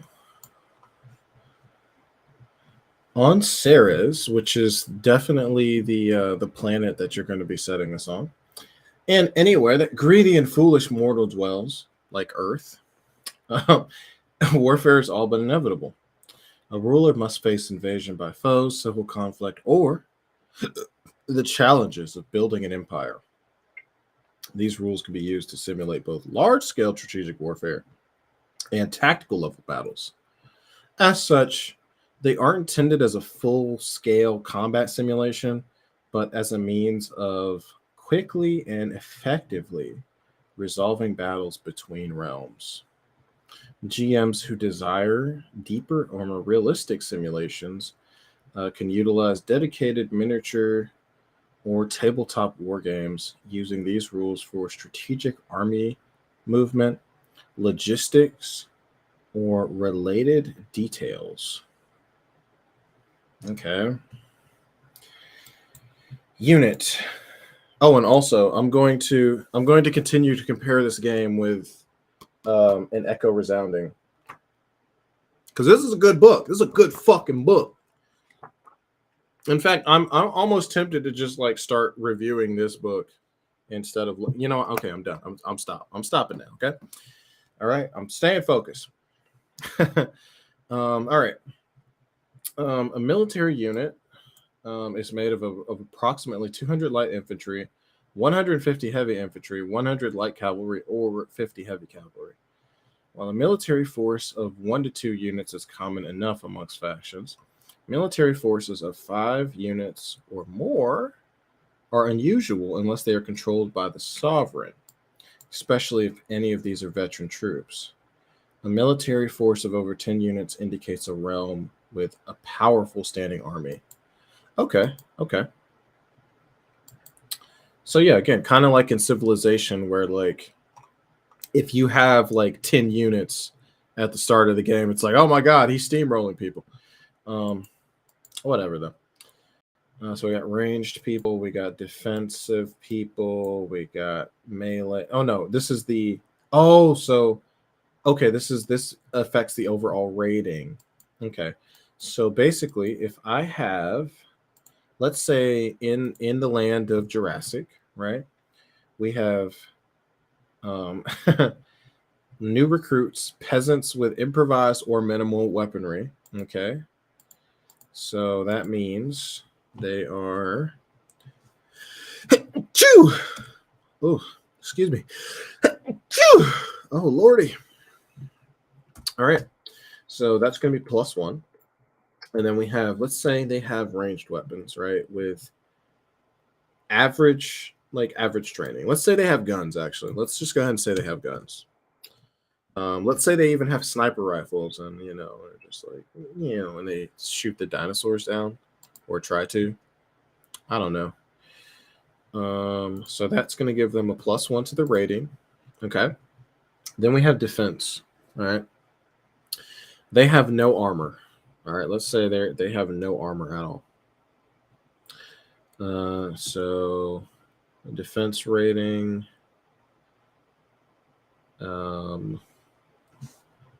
Let's see. Oh no, so they're different stats. You don't add them up. Never mind, I'm tripping. So we got melee, we got ranged, and we got what else we got? What else we got? We got defense. And defense is like it's AC. Defense is, let's say they have no armor, so 10. Morale, let's say again they're very very low morale, dude. So +0 to morale.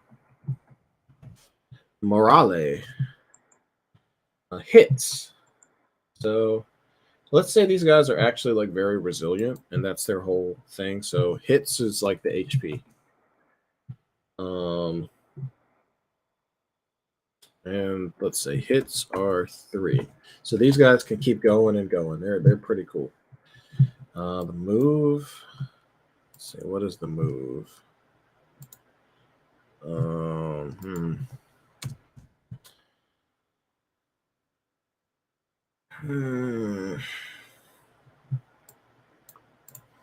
Damn. And this isn't even like, this isn't even half of the book yet. I'm already bored. Oh my god. Oh my god. Cheatsy, I need some stimulation, man. I need some stimulation, bro. Oh. No, okay. All right. Boom. Focused on this shit. We're making this unit. That's what we're going to do. Oh my god. All right. Move. The unit's move rating reflects both the number of battlefield spaces it can move during a round of battle, the number of countries it can move, or counties. I keep saying countries. The number of counties it can move through per strategic move. So we're gonna say these guys are slow. They have a move of, let's say, 1, right? Because they're on foot. They're foot soldiers. Then we have sail. Whatever. They're not sailing. They're in the jungle. They're not sailing, bro. Then we have cost. Oh man. Then we have births. Oh man, oh man. Yeah, you know what I said earlier when I was like, I'm not leaving this this game until I make a unit. Oh, you know what? I gotta back out of that.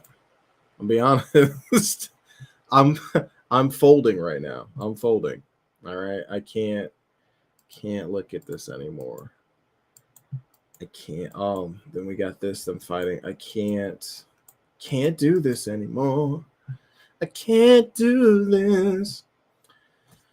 So, you know what? I'm just gonna talk about an echo resounding because I really like this book. I'd rather read out of here for a bit.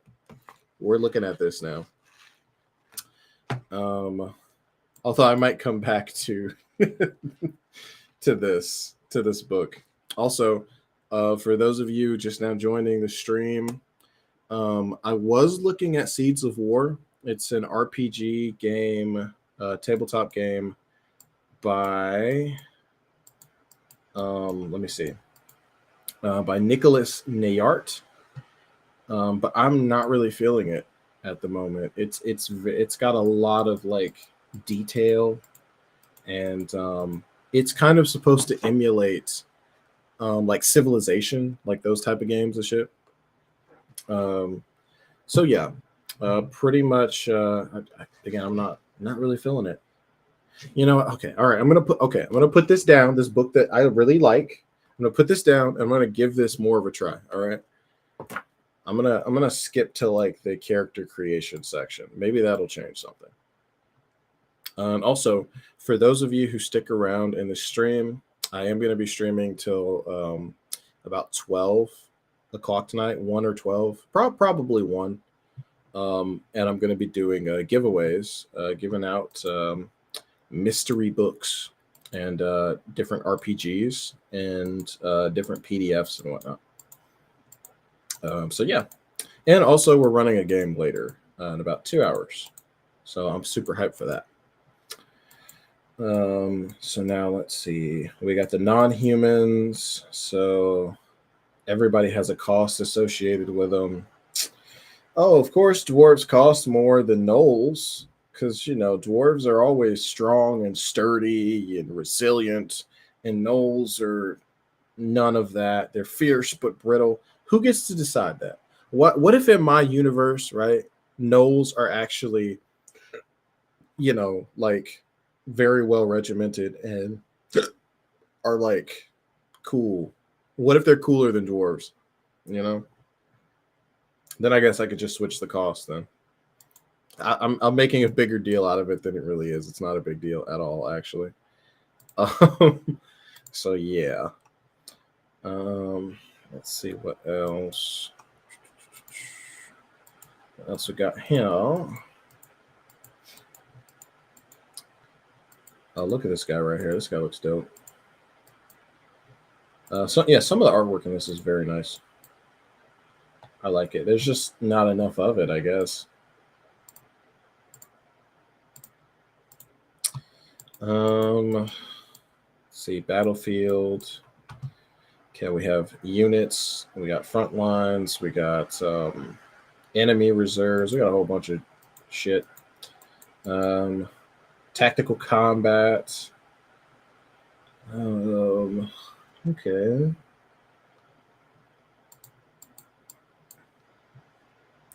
Nah, I gotta go down to another section because this ain't it, Chief. This ain't it. Holy what? What is happening? Just whoosh. That's the aliens they were talking about in the beginning that crashed down. That's probably them coming back. They said in the beginning that this game was heavily inspired by Birthright. I'm gonna keep it a buck. If Birthright is anything like this, I don't want to play Birthright. I'm gonna keep it 1,000. I do not. If Birthright is anything like this, I don't want to play Birthright. In fact, I might just pick up Birthright just because of this game, just to see where the influences lie. Are these like spells? Oh yeah, we got spells here. Let's take a look at these spells. Maybe this will cheer me up. We got Blades of Doom. Casters can enhance the offensive strength of entire armies using this spell. Under the effects of Blades of Doom, are easily spotted as their swords, axes, and spears, and other melee weapons are surrounded by crackling clouds of magical blue-white energy. So, so your weapons they go like Ultra Instinct and they start going ham. Your weapons get Kaioken. I like that. Disguise unit. All right. Mystic missiles. Oh, Cheatsy. You know what this reminds me of, dude? This reminds me of freaking what you call it? Dominions. That's actually kind of what this reminds me of. Which is a really fun game on PC. It's very heavily tabletop influenced. And yeah. So let's see. Word of the gods. Let's see. Battle is a bloody, ferocious, and terrifying thing, even to the bravest warrior. Priests know this and can call upon the gods to fill their followers with courage and the will to fight. So okay, it's just a buff. Oh, Christus. I said dominions. I'm sorry I didn't enunciate it. No, you're not. It's not the Minions because that's a shitty movie. The or shitty series. My bad. It's a multi-billion-dollar series now. So, yeah, Dominions. Here, I'll put you the link for it in the chat so you can check it out on Steam. Steam Dominions. There we go. I don't know if it'll be your cup of tea, but if you like strategy games, you may like that. So there you go, man. It's in there. Boom. Check it out. And yeah. So let's see. We got Arcane Penelope. We got Concealed Leyline. We got Berserker Rage. Berserker Barrage. You know what? That's what I could have been doing. I could have been playing Marvel versus Capcom instead of doing this, instead of reading this paragraph. I was like, don't insult the greatest movie ever. Nah, Minions. You smoking that good pack, huh? If you think Minions is the greatest movie ever. I, I would say even Despicable Me 1, the original series or whatever, is like much better. Nah, you got to be trolling, bro. You're absolutely trolling. So freaking yeah. Let's see what we got here. Da-da-da.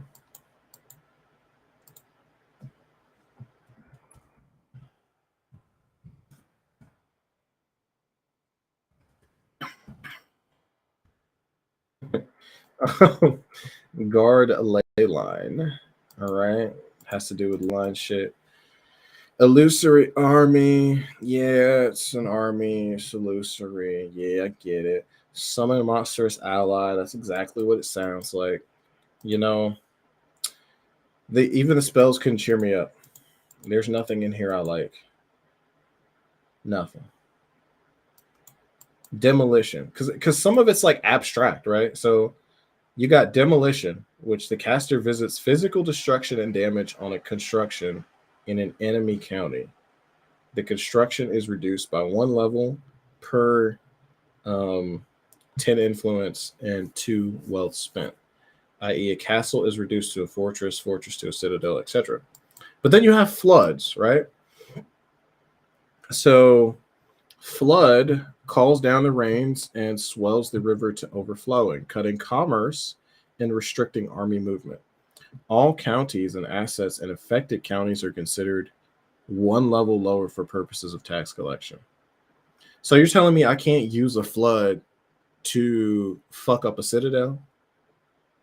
Like, because that was actually like in real tactics, that was really used in real life. Like people would redirect rivers and redirect like waterways or like block off waterways to flood areas strategically, and then actually like flood fortresses and shit. So I can't do that. That's some bullshit.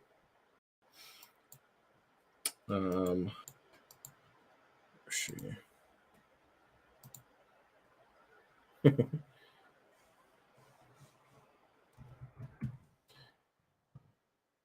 Oh, shit.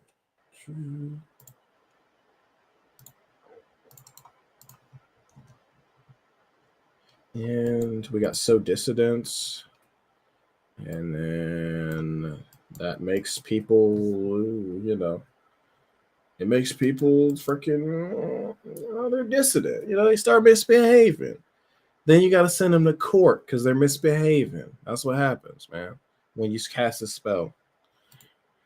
Oh shit. we got the Titans from Hercules. Then along came Zeus. He hurled his thunderbolt. Summon allies of nature. I get to summon animals. That's sweet. All right, cool. Damn, the more I go through this, the less I care about this game. It's crazy. Staff of Wisdom. Oh man, like I'm gonna keep going. All right, that's a cool shot right there. That's a cool shot. I like that a lot. The Realms.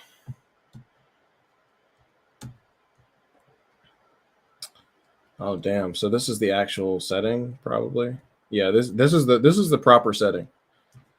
All right, I'm not gonna lie. Shorty right here looked like she could be Voldemort's sister. No disrespect though. Yeah, that looked like a fake ass tree of the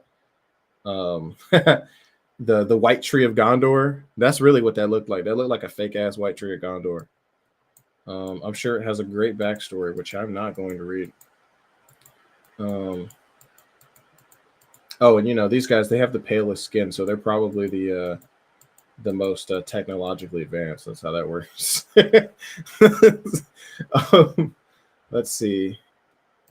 Um, Asterian culture places great emphasis on dignity and appearances. Yep, sure they do. Oh, and they practice genealogy. That's cool. Oh, so if you want to just like play one of these countries, you can do that. So it just lists it out there. All right, I'm with that. I'm with that. But then at that point, like, I'm done. I'm not gonna say it's not system agnostic anymore. I'm not gonna say that. I've already said it once. I'm not gonna harp on it. I'm not gonna get back up on my soapbox. I'm gonna take the soapbox. I'm gonna put some soap in it, and then I'm gonna take that box and I'm gonna put it in my closet with the rest of my soap in there. That's what's gonna happen. All right. I'm not getting up on that soapbox no more. It's done. We're over. It's over with. Okay. Only good things from here on out. That being said, I do like this. I like this.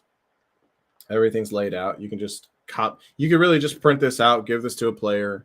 You'd still have to explain what the fuck everything does and all that. But I mean, that goes. I mean, that's anything. That's any game. You have to explain what any game does. That's just life. Um, we got the Blackwood.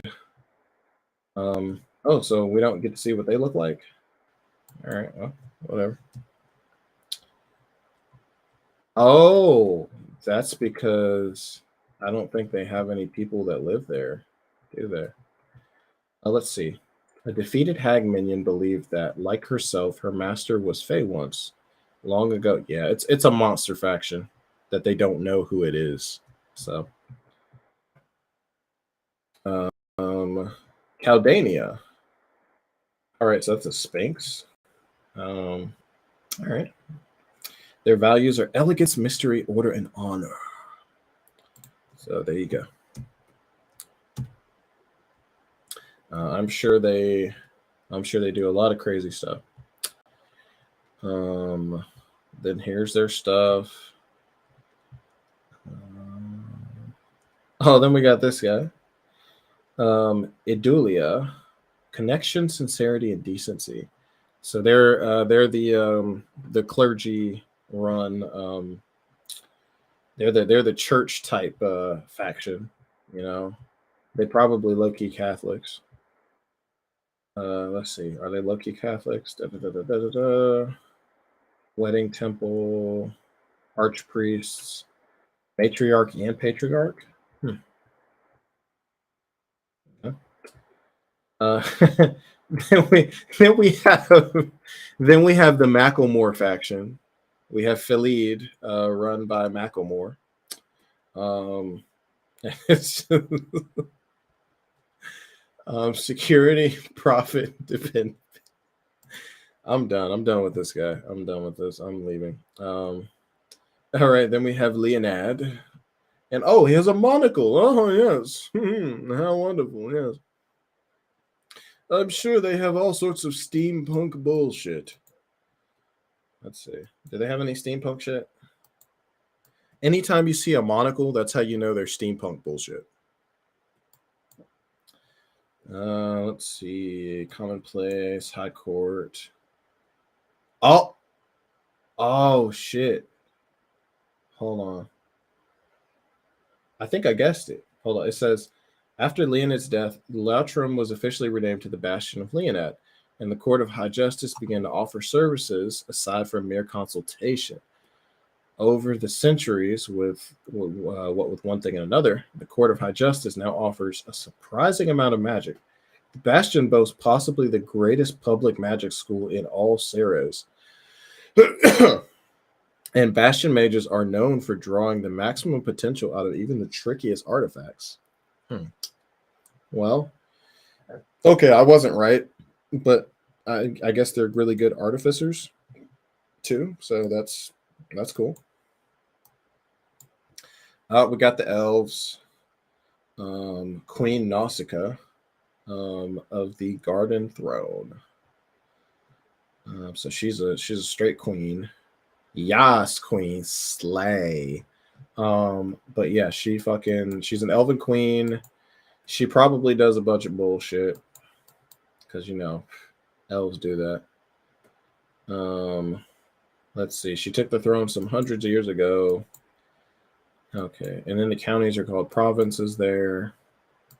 Okay, and they have all these little things that you can use. All right, sweet. And I think that's all of the factions. It looks like. Oh nope, I lied. There's a bunch more pages of this shit. We got the Aliths. Oh, she got her hair dyed. Okay, I see you, shorty. We got Alith.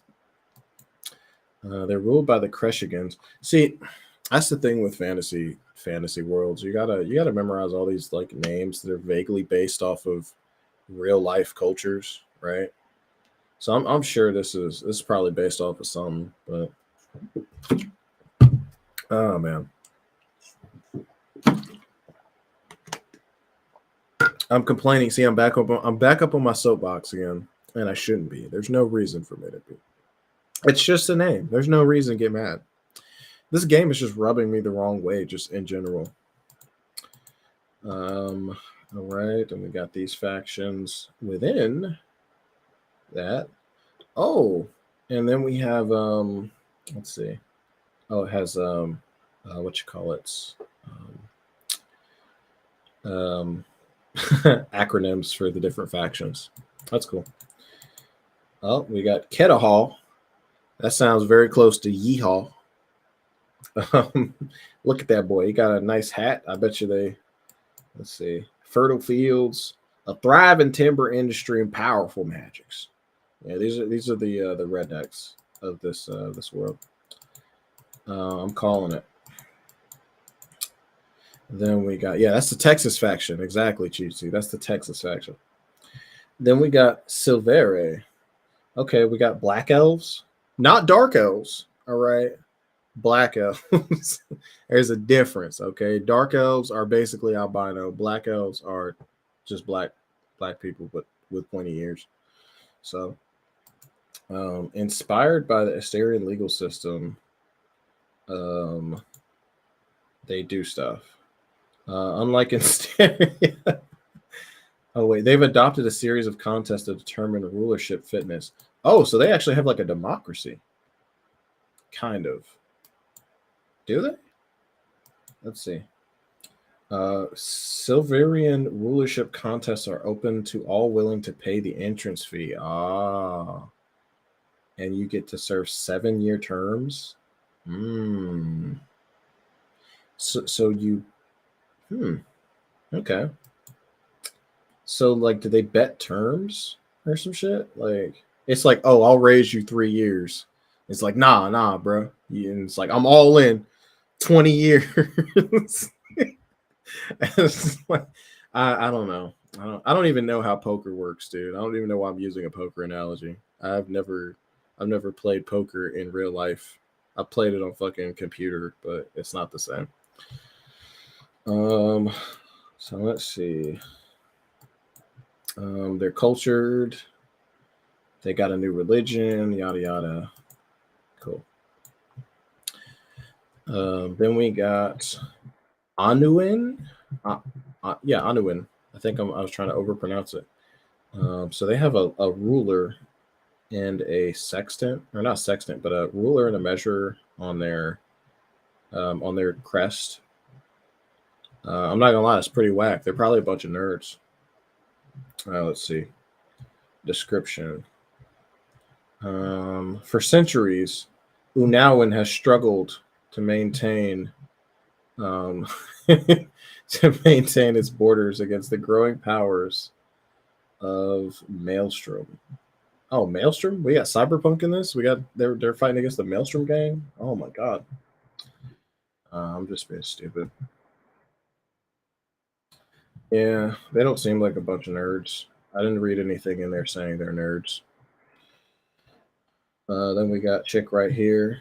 This is the light skinned Stayer Nation right here. Unibard. Um, the royal family of Unibard is the Lasharians, aka the Lightskins, who have ruled for over 200 years and claim descent from the branch line of the Drake family, who unified the nation long ago. Yeah, man, I like that. It's pretty cool. Let's keep going. Oh my god, are these factions ever gonna end? All right, we have the Hammer faction. Wowind. This guy looked default as hell. He looks like every main character for like any AAA video game that comes out. Like, just white guy, slightly ruggish, like, you know, whatever. These guys are probably cool. Let's see. Underpopulated, and it was once a primarily dwarven nation. So yeah, they got good weapons. If they got the dwarves in their nation, they got good armor and weapons. And we have the Maelstrom and the Wounded Lads. I'm sure this is where the fuck shit begins. Um, Folk of the Wounded Lands. Okay, so she is an actual despot. You can tell she looks evil. Like, look at her with her eyes. Like, she just seen some shit. Or either that or she's a vampire. She might low key be a vampire. And her kingdom sucks. Like, there's nothing there. There's no like culture and none of that shit. It's just she rules it. All right. Then we have the Kiran. These guys, look at them. They're just like, oh, I'm the purple-eyed mage. Don't come into my forest or I'll fuck you up. And of course, they live in forests and mountains. Then we got the Orc Nation. They're orcs. What do you want, man? They're orcs. Or an orc is an orc is an orc. You can, and I know that sounds racist, but in any like fantasy setting, even when people are trying to make orcs different, right? In like they'll name orcs something else, like they'll be like, oh, like that's the Scorn, or that's the Ugusha, or like I remember the Aragon, the book. They ended up naming the orcs like something different, and it's like, bro, they're orcs, bro. Don't fuck with me. All right, can we just stop doing that where we just name orcs something else, but we all know they're orcs because all they do is act like orcs, and like that's just what they do. Like, can we just take it back and just like call them like tribe names? And just, you know, I would appreciate it. Just for me. If everyone stopped doing that. Just I would just like the world to just change for me, just for me. Um, let's see. Let's see what else we got. We got cool dwarves. All right, I like his beard. It's dope. He's obviously a fighter. Um, they got some shit, and then we have the Maelstrom. Okay, so this is our Sauron faction. All right, Urgals. Oh, thank you, Meg. That's Urgals. Yeah, they're orcs. All right, they're orcs. Let's quit. We're not gonna play around. All right, they're orcs. Um, let's see, Maelstrom. So we got Lord Sauron. All right, Sauron. You gotta say it right. Put some respect on his name. So he is. Oh, and his name is Curse the Harbinger, a warrior and magic user, though folk worship essentially as a god. Um, let's see. This is not to suggest that Curse does not have to deal with insurrections or rebellions from time to time, as powerful warlords and would-be usurpers arise from Maelstrom's vassal states every few years to challenge his rule. but he always fucks them up because he's that guy. He's him. He's him. That's him. Let's see what his kingdom's looking like. What's the stats on his kingdoms? Oh yeah, yeah, he's got some stats on that. He's all magicked out. He's got the faith. He's got the magic. He's got the order. He ain't got no culture though. Oh, and also look at how different his army is. He's got 4 units of demons. My guy. What? Steel Guard? I don't even know what that is, man. And then they're gonna tell us all about him, right? Because, well, actually, but you could play him. But like, yeah, because he's statted out. Like his kingdom is statted, so like you could just play him. You could play as Maelstrom. So you could probably have a really cool game where like one person's the bad guy, or or like bad states versus good states, or some shit like that. I don't know, man. I'm just throwing stuff at the wall.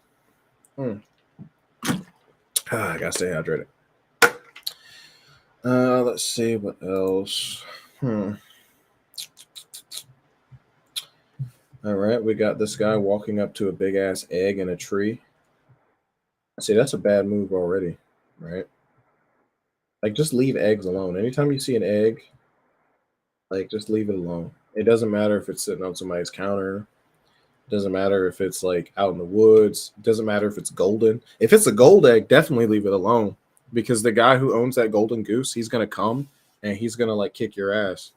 He's gonna be like, "Dude, what are you doing with my egg?" And obviously, you're stealing it. You're not just looking at it, right? Because once you find out that shit is real gold, you're stealing it off rip. I know I am. I ain't shit. Anyways, fucking, we go to this one area. Wiggleoff. Oh, so there's more stuff. There's more stuff. Boy said eggplant. You real sus for that, boy. Oh, so we have the old elf. We have Mon Mothma elf. She's the old statesman. Is she an elf? Yeah, she's probably an elf. Oh no, she's like part elf maybe. Let's see. Then we got Kareb. Okay, so these are the dark elves right here. These are the dark elves. And I don't need to know any more about them. They're already assholes. They're gray skinned, red eyed. They like to stab people in the back. That's their story. What's the point of having all this weird like backstory to go on if they're just gonna have the same fucking thing?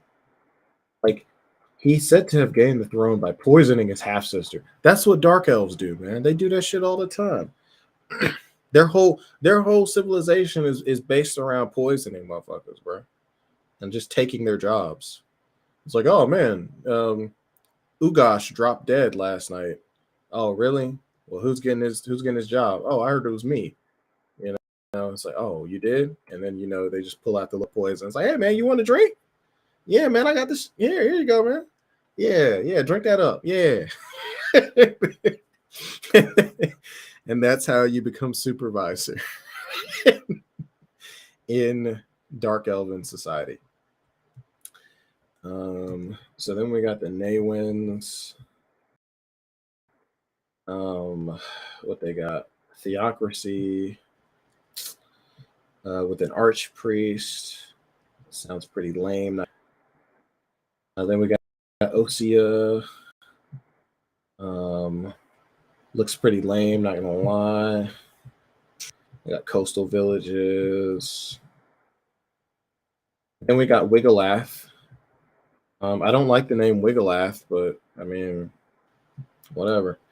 So they have a wheel on their shit, so they probably sea pirates or some shit, or seafarers. And they're dragonborn, so they're obviously with the shits. Let's see. They close their borders to non-elves. Oh damn! So they don't fuck with humans, period, or dwarves, but definitely not humans. Okay.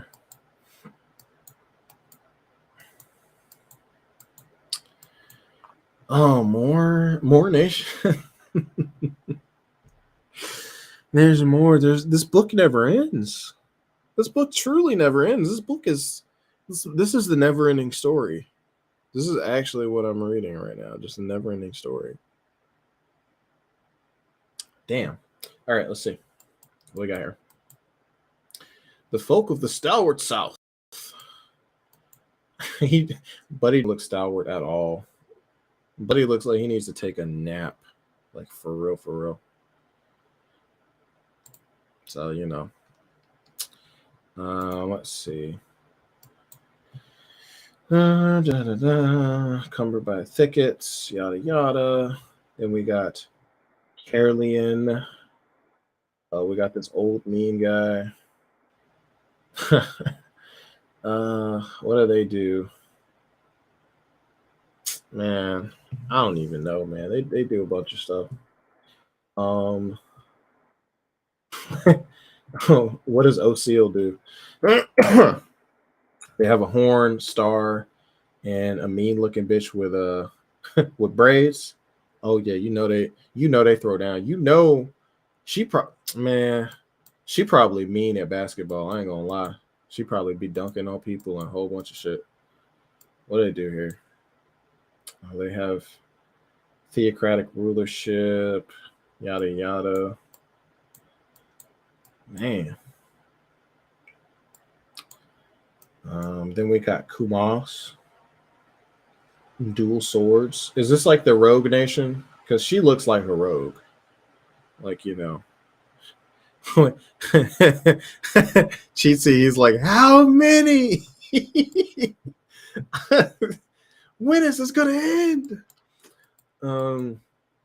Yeah, man, like freaking this is the nation of rogues. It's gotta be.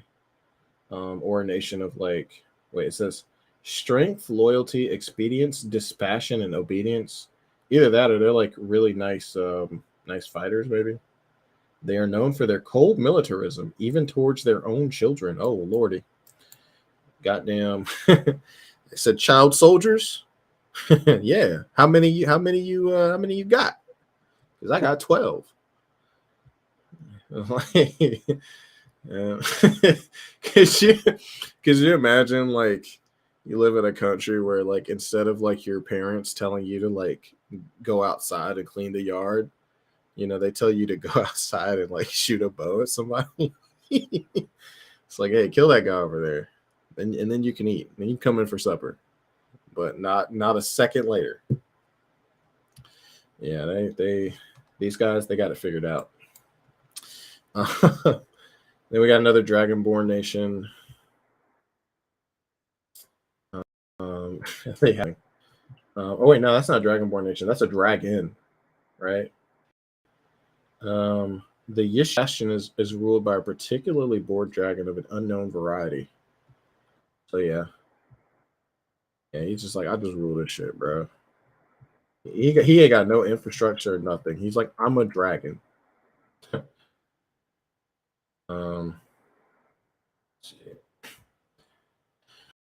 well, people, looks like we have another region, the Jagged Coast. I thought we were done at that, but no, we're still going here.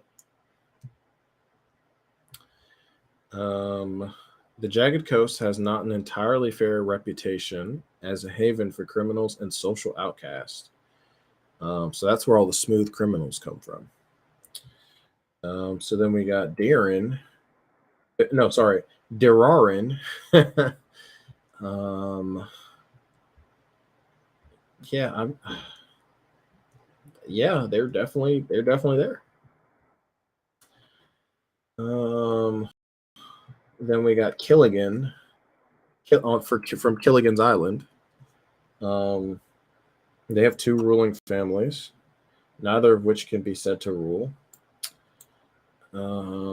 So these guys are probably fighting each other and shit. And then we have Prokoth, led by this old chick. Perhaps euphemistically named Commonwealth of Prokoth is generally thought of as what happens when you put people nobody wants on land nobody wants. So are these Russians? I think these guys, they might low key be Russian. And then we have the Sunset Isle. All right. If you played Elder Scrolls, you know what the Sunset Isle is. All the elves live there. All right. I'm not about to read this shit. Go play Skyrim. All right. Go play in Oblivion too. Go play both of those games if you have the time, please. Let's see. We got Raoul. That's the Sunland. That's a pretty cool place. It's a pretty cool land. So freaking damn. What are they like? Ow. See, they got pointy ears too. Is everybody here just kind of like half elf or some shit? All right, so now they're finished. Okay. This art here is killing me. I'm not gonna lie, man. He's just like, well, here's the thing. What about this spot right here? What about this? And he's just like, bruh, if you don't stop talking, I'm gonna punch you with this fist. And then she's just like, I ain't got nothing to do with it. And obviously, this man, he's trying to use Sharingan on this guy. That's why his eyes glowing. So, let's see. Factions. All right, I'm legit done with this book now. I'm actually done with this book. I have to say that this is definitely an interesting read. Um, but I don't know if I could like recommend this book to anybody. Um, and I don't know if oh man, I don't know if I could ever play this. Not when there's like other games that like you know do it. I'm not gonna say do a more in a more concise version of like domain management. I get that he was trying to emulate like these the strategy games and stuff, but maybe we should just like play the strategy games on the computer and not try to emulate them um in TTRPGs, you know? Or maybe we should just give this another try. Maybe we should have like another edition of this. Like a like kind of take out like some stuff and just like I don't know, man. Maybe take out all the lore. Just take out all those countries maybe. Um or make them more generic so that they could truly fit into any setting. Um maybe yeah, no, that's all I got right now. That's all I got. All right. So that is Seeds of War. And if you guys want to check it out for yourself, here is the link to it on Drive Through RPG. See.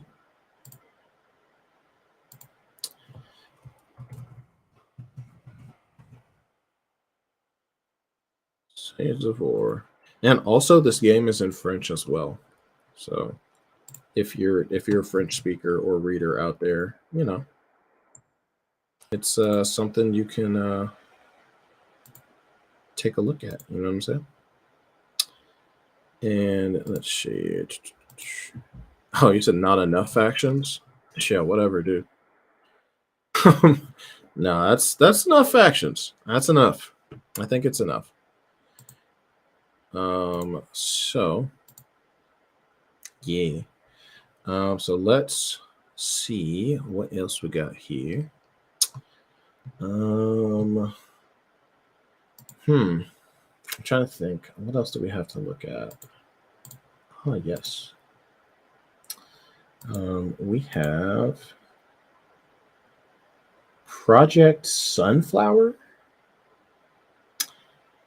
I don't know what that is.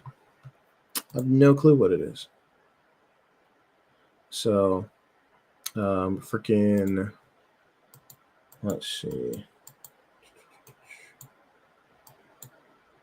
Oh yeah, so this is also by Dave. And this is what is it?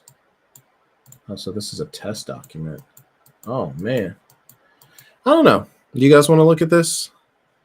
Want to check this out? Maybe. um I don't know. I don't know. Is there anything else here? You know what? I'm gonna talk about one of these games on my shelf. Because I got a bunch of games on my shelf. Let's see. What's something I haven't done a video on? What we got here?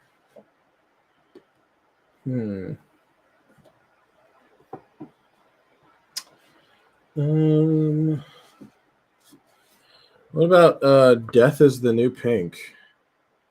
It's a weird like Gonzo thing. It's let's see. Doodads, mutant bullets, dead bodies, and some booze and pizza are all in a day's adventure in the wasted world. Strap on your ass-kicking boots and grab your big guns. Meatbag. Don't call me a meatbag. I'm gonna have a meatbag, but I'm not a meatbag. It's time to get your killing or dying on. Burn rubber in this scrappy RPG. Now, this is a little tiny thing I picked up a while back. Yeah, I haven't played it yet. It's a game that is very much based off of like Into the Odd, which is another like indie game. Although I do like the pink. I think I got it because it was pink, or either it came in a bundle. I was like, oh, it's this pink. I like pink. Oh, so let's see. And this is written by Mike Evans. Damn. That's one of the most generic names you could have. Mike Evans. Let's see. What is Death is the New Pink? Actually, I think this is on Drive-Thru RPG. Let's see how much this is.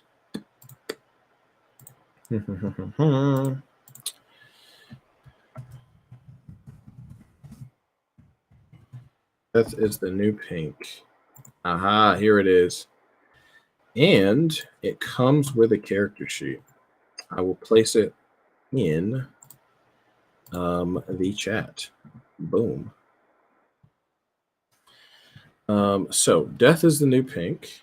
Yeah, it's one of those like really pick up and play games, and it's influenced by like Tank Girl and like Judge Dredd, shit like that. But pretty much you got three stats, right? You got badassery, all right. You got dodging some shit, also known as DSS. That's literally what the stat is called. It's called dodging some shit. That's literally, read it here, dodging some shit. It's backwards, but yeah. And then you got Moxie, which is like, you know, charisma, discipline, all of that shit kind of rolled into one. You start with a D6, and this is actually, I actually think this is kind of a little bit cooler than Into the Odd, like the base game, because you actually have like progression in this, like because you don't really progress in Into the Odd or like Cairn or any of those other like kind of Into the Odd likes. Can't believe I said that, Into the Odd likes. There's that many fucking copies of them, or not copies, but like versions. Yeah, but like you actually kind of level up in this. There's stuff that you get, and like psychic powers, muscle up. What else? And you get these things called powerful doodads. Let's see. Powerful doodads are rare and highly sought after. Powerful doodads can be the major source of power for a raider leader or the goal of a long, difficult, and dangerous adventure. A GM is free to sprinkle these in as liberally or as sparingly as they desire. So, yeah. So, let's see. You got shit like badass juice. Um, Drink it and watch your muscles grow. Increase your badass stat by 2, but decrease your dodging some shit by 2 because it makes you big and burly and shrivels your tomatoes. Yes, it shrivels your tomatoes. Why he had to put that in there? He didn't have to put that in there, but he did because it's funny. Because, because, shrinking nuts and steroids, it's just funny. Um, let's see. Clean water o-matic. Every morning, flip on the switch on the side of this metal rectangular box to start the clean water o-matic to gather moisture from the air. So, once the cranking is done, you have enough clean water for a 32-ounce jug. Huzzah! Cybernetic eye, which you can fire a laser beam from. Dope. And you can see through walls. Again, dope. Let's see. Jar of flesh-eating flies filled with metal robotic flies that eat metal. Throw a target, and it'll be consumed in a matter of minutes. No save. The little bastards remain in the area for 1 hour before flying off. Yeah. They got rules for vehicles. They don't have any pictures of the vehicles in here, but at least I don't think so. Yeah, I'm not seeing any in here. But they do have some cool artwork for the enemies. For example, this fat boy here, that's the butcher. He likes to cut things up, and he's driven to cut people into tiny pieces. And as you can see, he's currently victimizing this poor bastard on the table. He's already taken off his arms, his legs, and now he's going for the neck. They just. What else we got? Badass psychics. And we have a chicken bear. Instead of an owl bear, we have a chicken bear. Beautiful. Let's see. We have the four-armed, knuckle-pounding ape. He's just a big fucking ape that will rip you apart. With his arms, of course. Because what else would you rip somebody apart with?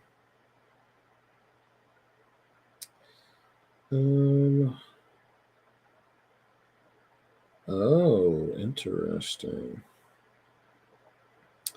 So Mother Puss Bucket. She's like some sort of like gibbering mouther like type creature. Actually, I think she's supposed to be reminiscent of what's the master off of Fallout 1. I think that's what she's supposed to be. It says driven to do whatever the fuck it wants, converse, corrupt things, be an overlord, whatever. Some call them gods of the wasteland, other terrifying monstrosities. Mother Puss Buckets are horrible, pulsating mounds of flesh that are found throughout the ruined world. They are super intelligent, usually, and patient. And they like to snack on humans or mutated cows. Sometimes like to use humans as pawns in grander schemes. So, there you go. What else we got? We got a mutated cow. Robo Killer. Yeah, this game would actually be a lot of fun for like a quick session. And that's the thing about like Into the Odd likes is that they're really good for just like picking up and just kind of playing. Because you literally can make a character in like not even 5 minutes. Like you roll the stats. All right, what does he do? All right, he has what does he have? Okay, cool. That's it. Done. Like it's just so easy. Um, let's see. Oh, and also another thing about this game is when it comes to battle, right? Like you actually don't roll to hit in this game. You basically just roll damage. So like if you have a shotgun that does a d6 damage, you roll d6, and if you get initiative, you do d6 damage to the person. There's armor that can reduce that, but that's all it does. It just reduces it. So, but usually you still take some damage or like 1 HP.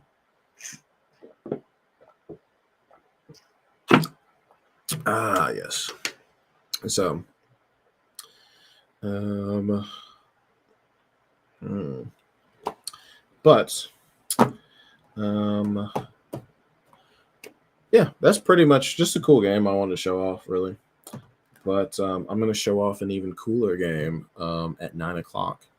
So, um, yeah, I'm actually going to go make a quick store run because I'm going to get some snacks because I need some snacks. You know what I'm saying? So, you guys, just hang in. I'll be back as soon as possible. Or, go on about your business, do whatever you want. I will be back one day. Or not one day. I'll be back in like, probably about 15 minutes. So, all right. Bye, y'all.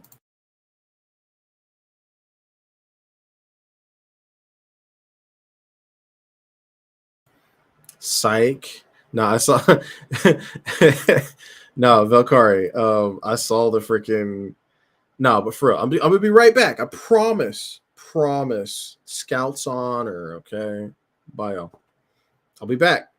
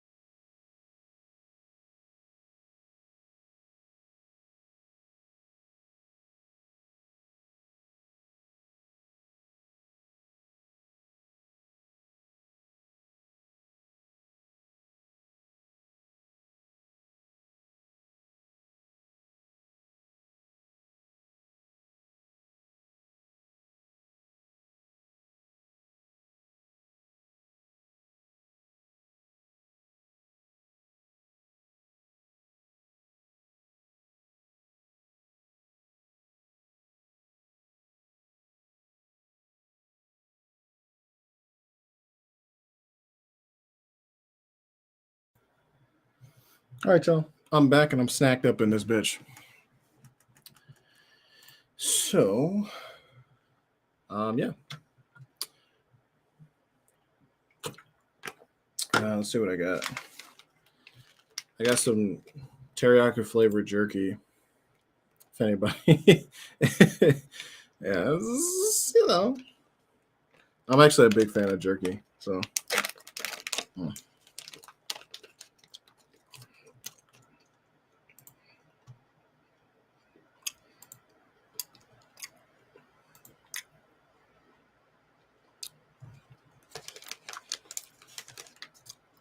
Mm.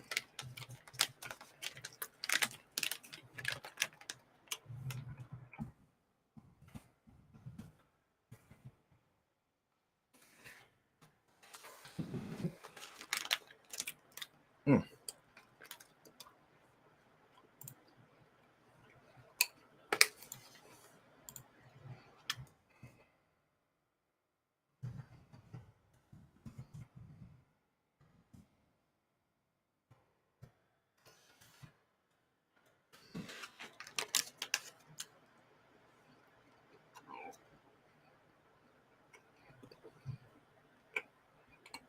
Y'all having fun sitting there watching me eat? Oh, hey. So, Meg, let me send you the link. Because we are going to be playing soon. Let me send you the guest invite. There we go.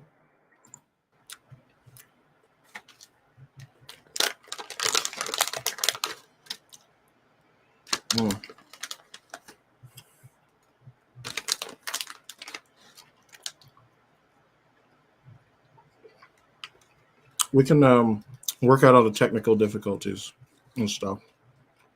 Hmm.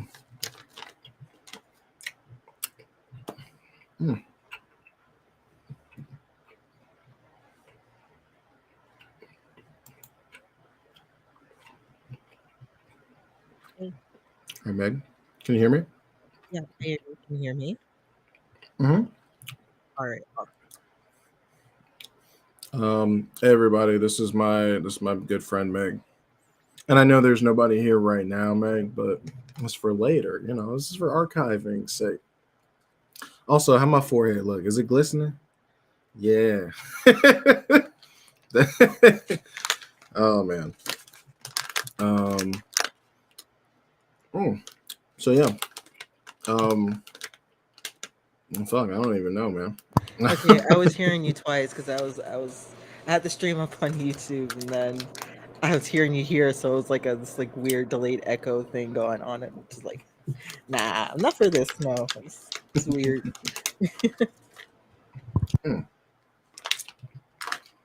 So, you excited to play this mystery game tonight? I don't know. Is it gonna be like that last one that I played with you? Which one? Um, Jeez, what was that? The one with the computer thing, and like the characters had their special, like their secret missions and all this stuff. It's like Paranoia. Um. paranoia. Yeah, Oh yeah. Um. I would actually Yeah. like to play that again. That was fun. It it is fun. Actually, I have here. Let me see. There's this specifically this one book I want to run from Paranoia, Mhm. and it's internal security. As you can see, they're having a fucking blast out here. Look at that guy, man. Even the guy whose car they're finna jack, like he is geeked out of his mind. Um, so in this book, it's kind of like a standalone game. You don't need the other Paranoia books to play it, Mhm.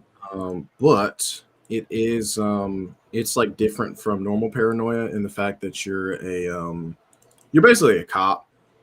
Like you're a you're level blue, and the thing about being promoted in Paranoia, you don't necessarily get promoted because you're good at your job. You get promoted because you kiss somebody's ass, Well, much yeah. like in real life. Goddamn nepotism.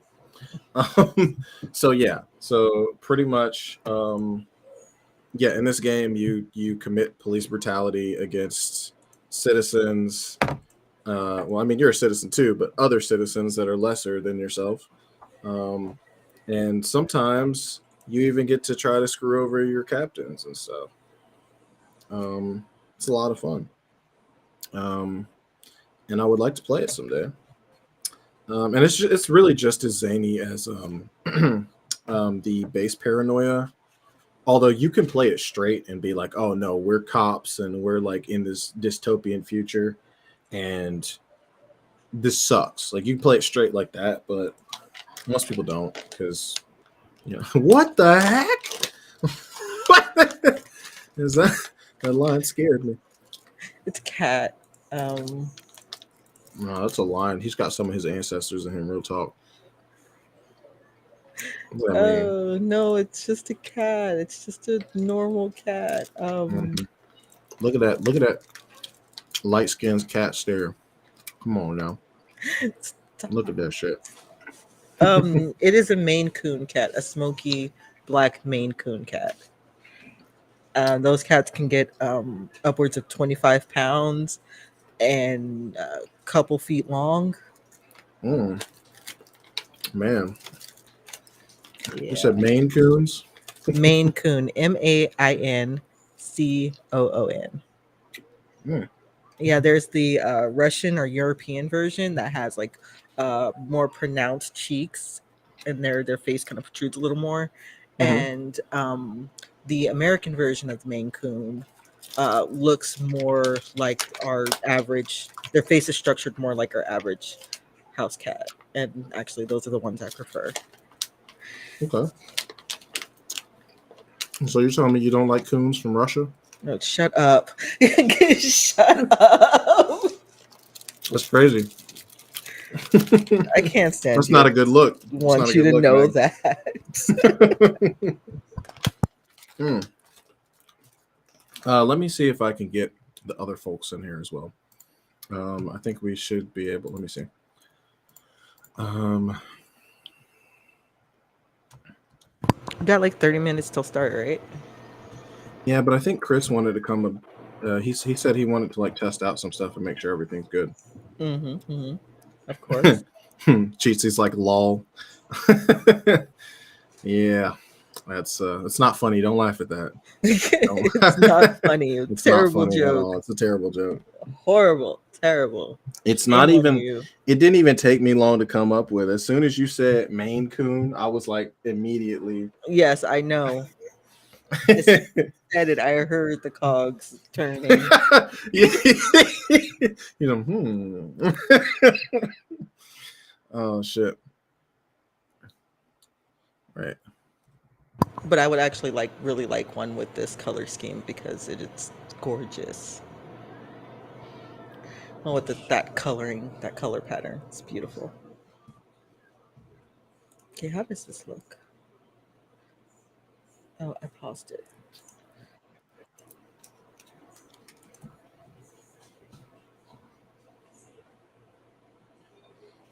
Okay. Hmm. Yeah, I just got all beef jerky, basically. Just a bunch of beef jerky. Mm-hmm. No, I also got like you know, some other stuff in my freezer that I didn't need. Oh, this is hot. Oh god, this is hot. Ha. Oh fuck. I'm still gonna eat it. I wasn't prepared. I thought it was just a normal one. Jesus. Ugh. Too spicy for you? Well, it's like I gotta be prepared for that shit,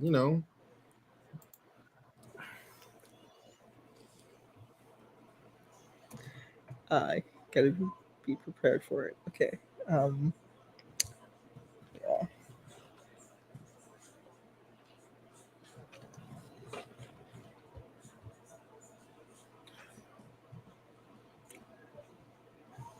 Oh my god. I'm just over how hot it is.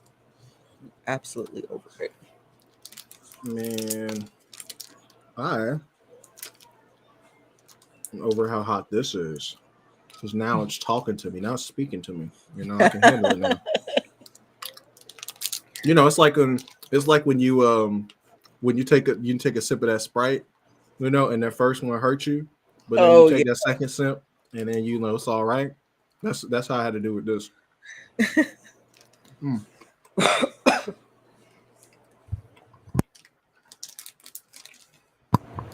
Oh my goodness. Mm. So Chris Um, said he'll be here in about 10 minutes. So that's awesome. who else were we playing with? So it's gonna be Chris and David. I don't think you played with David before, but he's cool people, really cool dude.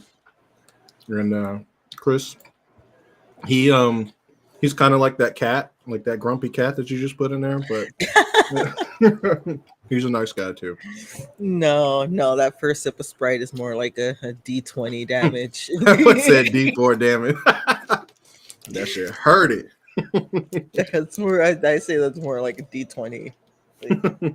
Because depending on where you get it from, like drinking Sprite from like a soda fountain, from a can, and from a bottle, and then from a plastic bottle, and then from a glass bottle. Those are So many all they're different all different things. experiences. All literally.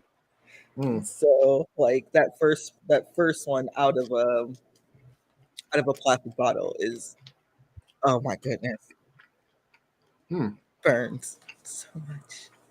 But Sprite is actually my favorite soda. Mm. It's it's my go-to if I don't feel like water, I guess. Um so yeah. Oh man. Yeah, it's like I hate going places and I'm like, okay, they were like, what do you want? I'm like, Sprite. We don't have Sprite. We have some Sierra Mist. And I'm like, yeah, that's not this. No, I'll take water. It's not the same at all. No, not at all. Never has been, never will be.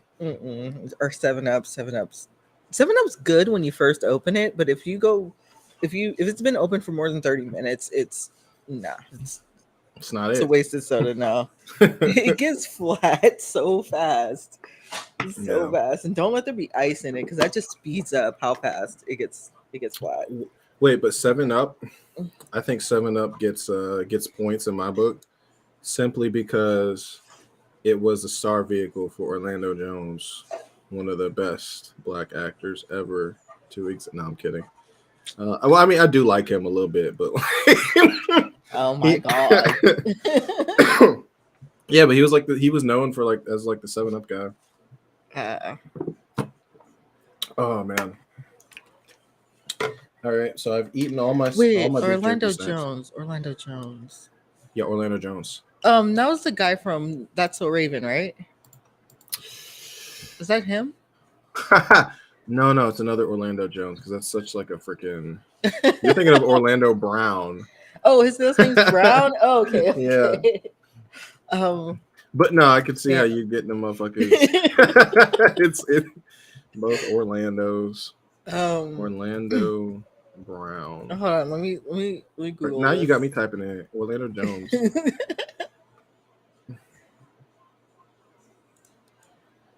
You definitely know this guy. You've seen him and shit. I know you have.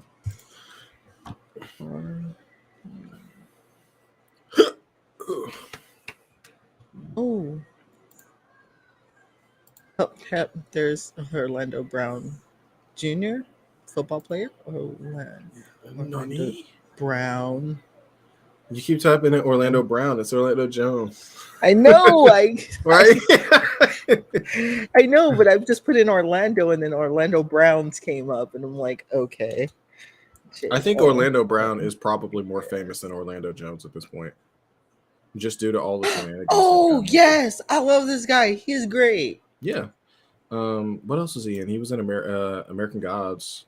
He was Yeah, he was the he was in Drumline. He was in Drumline. He was in Drumline. He was the tutor in Drumline too. So, who else was he? He was and he was in Evolution or Evolution, or it was Evolution. It was Evolution. That one with him, David Duchovny. I don't know that one. It's a bad movie, man. It's I know.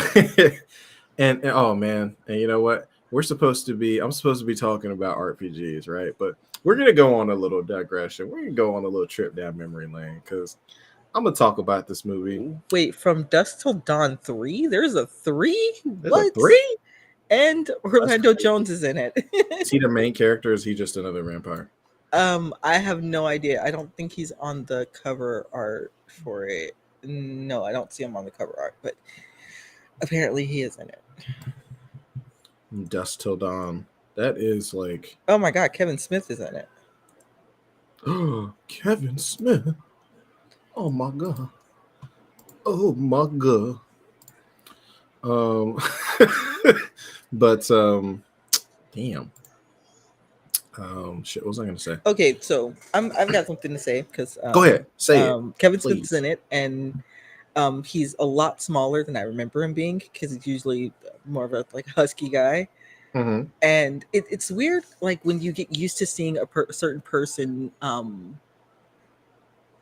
and at a certain weight, and then they either drop a lot of weight or they gain a lot, and then it's Yeah. like that's that completely different person. It's strange. Oh yeah, It's very absolutely. very strange to look at. Like when Monique dropped a lot of weight, I was just like, wow, she looks so different. Or it's kind of like how like you know a person who usually wears glasses and then they take their glasses off and it's like, wait, who are you? And nothing changed but the glasses. But yeah, it's just yeah, that's It's I don't know just, where I was yeah. going at that, but it's just I was looking at Kevin Smith's face and I'm just like, no way that's the same Kevin Smith. That they're somebody completely different, but no, it's him. It was weird. Wait, Kevin Smith.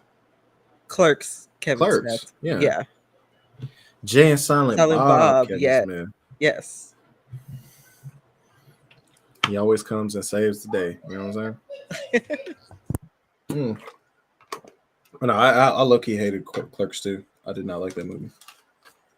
It was just like, it was a lot more wackier than the first one, and it was just like, it was kind. I guess it was kind of like how like, I guess equivalent to like how Friday went to Friday at next Friday, and next Friday was so crazy.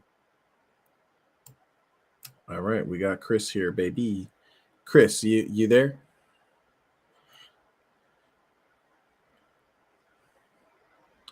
Hello.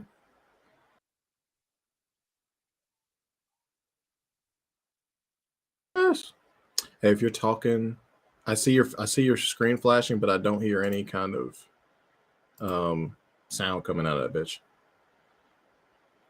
Did you because I've denied everything access to my microphone. I don't trust the internet. I don't even know how I met y'all or why I talk to you.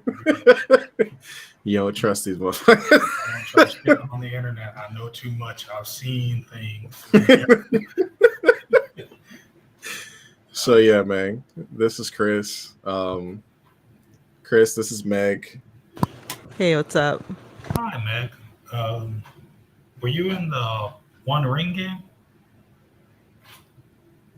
Wait, in the what?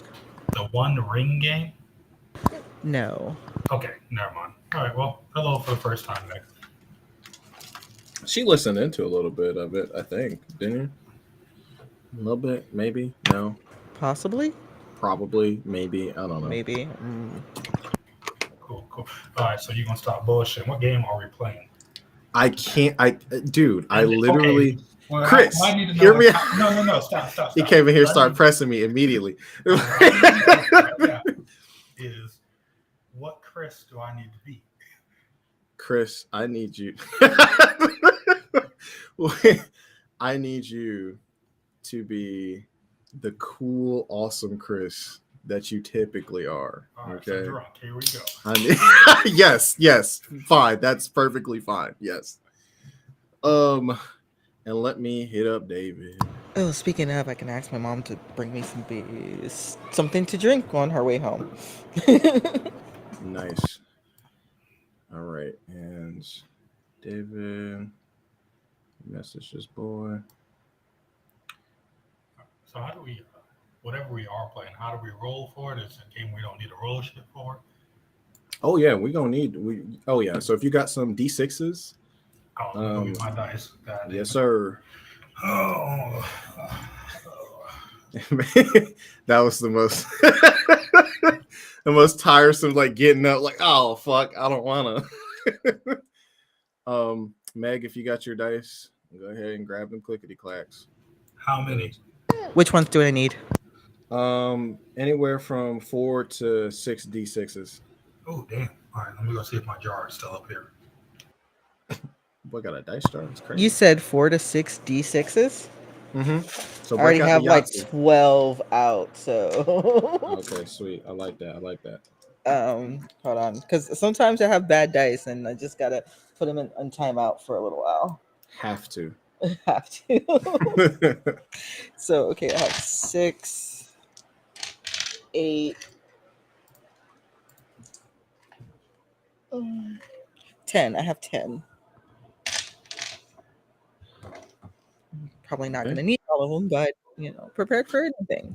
You may in certain circumstances, but I doubt it. Do you think I would ever need more than 10? If we were playing Star Wars like D6, yeah. But I'm still mad at you for that. Just I'm sorry. letting you know. Hey, one day you're gonna be able to bring back the Wookiee with the skateboard, okay? With the hoverboard. I was so prepared to beat somebody to death with their teammate. I was so prepared for it. I wanted it. I could taste it. All right, so my dice is still in storage, so I'm just going to use one of these box. So there you go. Wait, your dice? Pounds? No, not at all. Nah, Not at all, buddy. nah, I know. Well, I know that would be a problem. Actually, what if I would say, yeah, boy? You know? I'd be like, oh, goodbye. There's only so much I can do. I'm diceless right now. Nah, put the bad boys. When I moved, I had to take everything, I actually needed. Put the bad boys in storage. Been paying for that unit ever since. It might only be the dice in that bitch. That's the dice in a whole storage. It might be. I don't remember what's in there. They running off with your pockets, bro. Fucking charging you for this. No, like they got one dice, one set of dice. They got So shit, it's taking up space. Fuck it. No, I think I left my my paper shredder in that boy. Oh man, I just be cutting stuff out with scissors, but it'd be easier if I just went got the shredder. Oh man, are you wanna? Oh man, my mom, she used to make me do that shit all the time. Yeah, protect your identity. Yeah.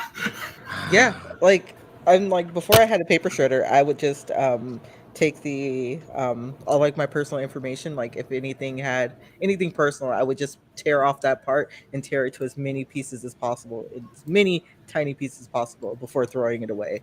Sometimes I would have a stack of papers that I need to do it, and I would just sometimes avoid that stack until it was a mountain and then go through and just shred everything by hand.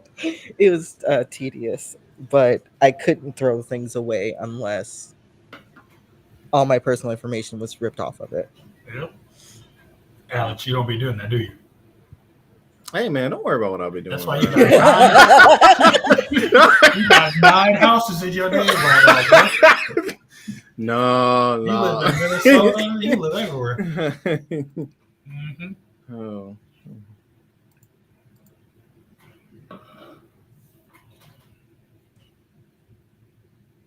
So I gotta ask, where the original 2 I was told about?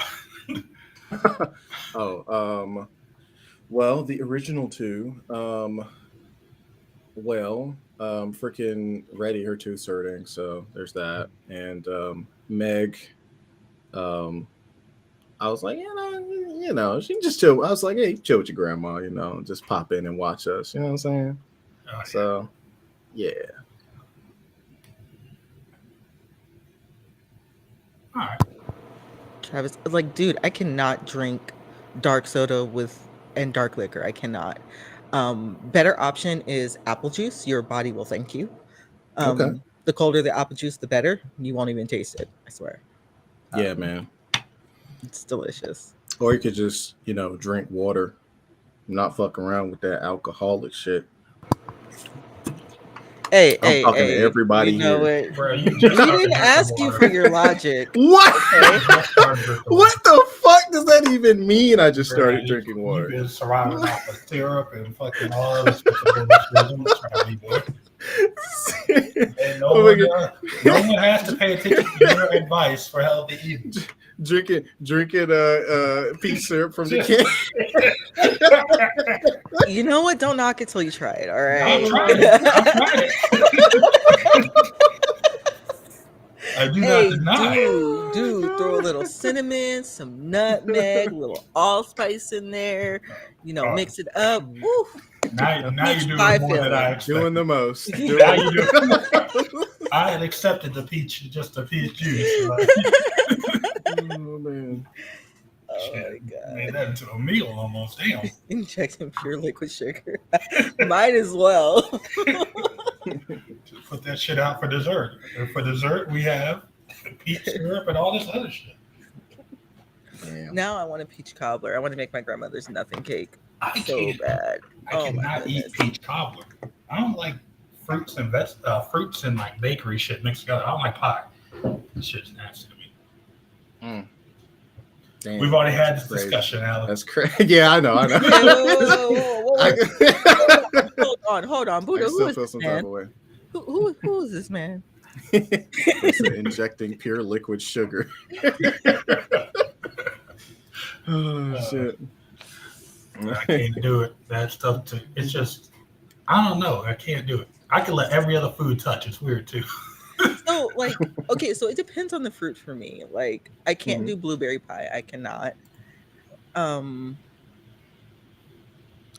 Apple pie, it depends on who makes it, honestly. Not everybody uses the right ratio of Granny Smith to other apple types. How many apples go in it? Wait, what the hell? So the Granny Smith apples are those green ones, and they're really, really sour, really tart. They're really good to bake with because they're not too sweet, especially since you're going to be adding extra sugar into it. And then you can accent that with maybe like gala apples, which are really good, and they do hold their shape very well when heated. So there's a whole there's a whole thing, a whole chemistry to it with apples, because some apples they have too much water and they'll break down during the baking process, and then you'll just have a soup in the middle of your pie, Soup. Yeah. Yeah, or like a custard, no solid apple pieces. apple So connoisseur. I can't. No, Meg, she know how to cook. I'm a food snob. She a food snob. I mean, red apples and green apples. Red apples are trash. Red apples are absolute trash. Granny Smith. Red They Delicious. That's are it. red delicious apples are trash. It's so much water, no flavor, and no. That boy Cheesy, he said it's a science. It's a science, baby. Pink lady apples are really good. Really good. Pink flavor, not lady? too, I like honey too crisp. sweet. Honey crisps are really good too. Bro, I like honey crunch, honeycomb. Shut up. Y'all talking about fruits too much. Let me go ahead. Y'all sorry. Let me get y'all back on track, bro. Okay, yeah, yes. Inject some sugar in your life, you know what I'm saying? Yeah, I'm sorry. You get me started on food and how it's prepared, and I go on whole tangents. That is like my, I wouldn't say expertise area, but I am highly proficient. I've been eating the same chicken and rice for the last 10 years. I don't need much. I'm a simple man. It's honest work. Oh my god.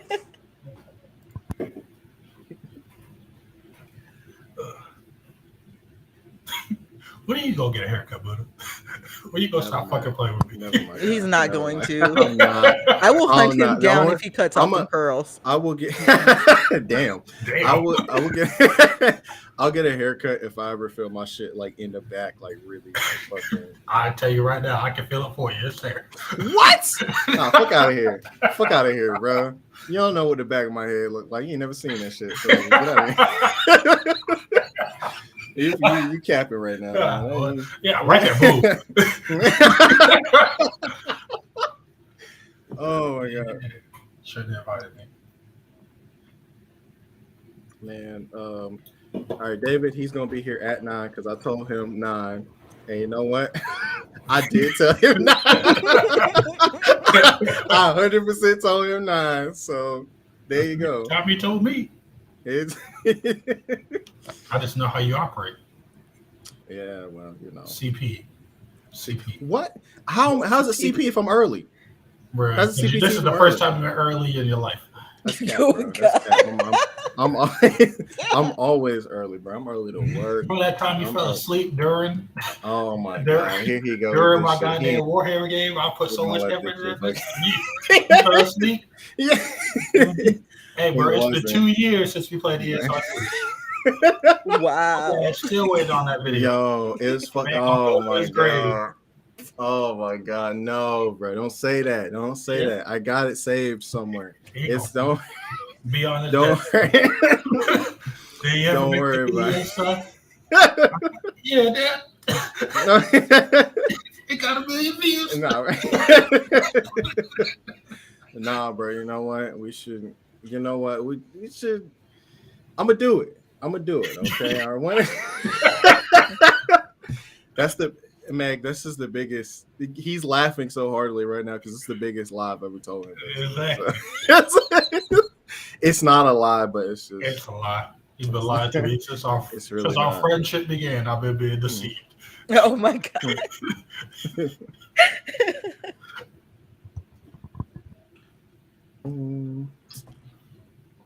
What kind of cat is that? A Maine Coon cat? What is that? Oh, right on the money. Man, this Maine guy knows Coon. his cats. He's a cat connoisseur, if you know what I'm saying. No. What? I just met these people. Oh my god. Oh shit! Oh my head! Ow! Because you only drink water once a week. 'Cause Yeah. That was a good one, but that is not true. Oh my god. Oh shit! I dead ass been drinking water all day, and I got the footage to prove it. So, Wait, what's he dot up there? yeah, what you dot for, bro? What you dot? Hey man, just stop trying to expose me, bro. Chill out, bro. Yeah. Quit with that shenanigans. You wasn't man. drinking water when I was watching earlier. I've been taking sips of this bitch since Mhm. 7 in the morning. Okay, Mhm. I truly have. No cap. Uh-huh. I promise. Whatever. Whatever. And in fact, you know what? I'm gonna go get some more. About to go get some more tap water.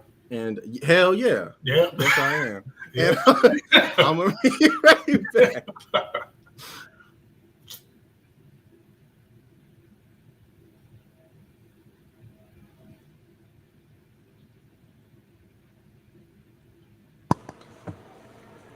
Wow. Funnily enough, this is what our relationship is purely based off of. I'm not dihydrate. Hydrate. That's right. I honestly I definitely believe that. Are you in any games currently? Running So- anything? I'm trying to get an alien game going. Just because I really like that setting. So I'm trying to do that. I'm trying to build something around that right now. And I'm trying to build either a Pope Cthulhu or a Call of Cthulhu game. Those are the settings that really kind of got me right now. I had a Call of Cthulhu game going for a while there. We were running Narlatept and that fell apart. Um, just because it's so much, and I should have known better. It's too early to start that. Uh, Hmm. yeah, but that's really about it. How about you? Nothing at the moment. I'm trying to work myself up to running a Vampire the Masquerade game Mhm. or Chronicle, and it's just taking that first step and getting out there and getting some players together and starting is my issue because I am exceedingly nervous. This would be my first time GMing anything, and believe it or not, I'm kind of shy. Where you? I think everybody is a little bit. I mean, Yeah. it, So, I um, definitely know some vampire players though. I could. yeah, yeah, I'm mm, terrified though. I was actually thinking about also running some like supernatural themed stuff, just spooky things because I like spooky things. Yeah, things that have to do with the paranormal and um, the paranormal mythology and high fantasy and stuff like that. Really into. So maybe, hopefully, one day if I stop being a little scaredy cat and just do it, because like that first step is the scariest part. Once you make that first step, everything else, it's pretty easy. It's just starting. Right. You Yeah, know. yeah, no, I absolutely, I get that. So I started the whole tabletop thing with Cyberpunk 2020. Back, Hmm. I was like 9,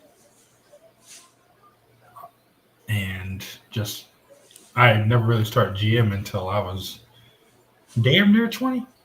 Hmm. So yeah, Yeah, I've thought about Cyberpunk too because I just started playing the game again to finish it because I put it down for some reason and never picked it back up. Um, and so I've been playing it again, and they like touch on some really scary things in that game, and I'm like, this would can elaborate on this. This will make a really good story just in and of itself. yeah. Um, Um, like the Chrome, like the cybernetics trafficking, where kidnapping people, taking out all their parts, and selling them, yep. on the black market, things like that, and are the underground BD trade. It's it's a lot of potential there. Right. So, We actually we ran a we ran a game one time where the player's job was to hunt down a group of scabs that was doing that to people, mm, and one of them actually ended up wandering off by himself and getting uh-oh. make a new character. Oh no. Yeah. Oh.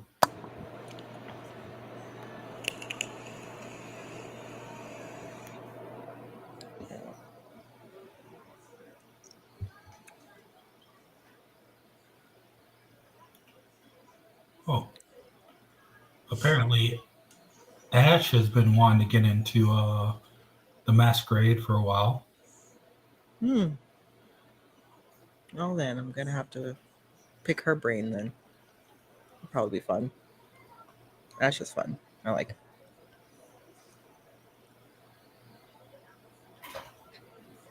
Oh, there you are. Hi, Ash. um. Well, I'm thinking about running a game. If you want in, just let me know. Awesome. I will let you know when I stop being a chicken.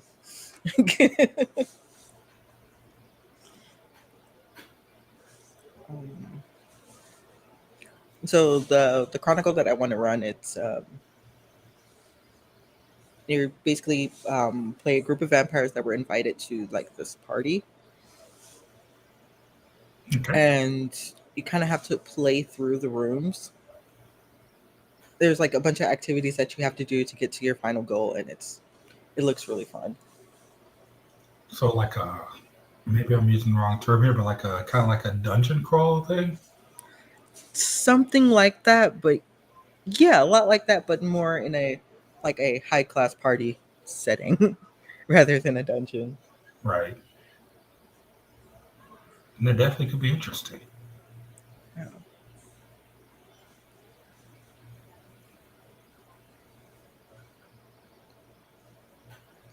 How long does it take to get tap water? Where does this boy sink at? Where- Uh-oh. Social challenges. No, like actual like physical games. I think some of them there are some social challenges, but there are like actual games that you have to participate in order to progress through the story, and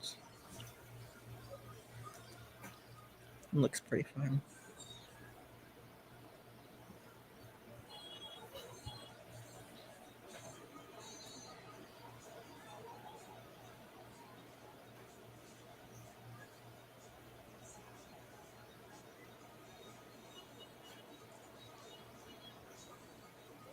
The first part I'm worried about at the most is like there's a part where your your guide is talking to a senior vampire, and I'm like, well, how am I going to do that? I'm not good at voices. It's like these little things like that. It's like, well, how am I going to get around that? Like playing two different characters. yeah, that can be difficult. For a while, I tried to do voices, but I'm not Matt Mercer, so I just try to make the attitudes different enough between the characters that people, I guess, I hope the players can tell this is a different person. Mm-hmm. Try to stay consistent with how they act, and that seemed to get the point across.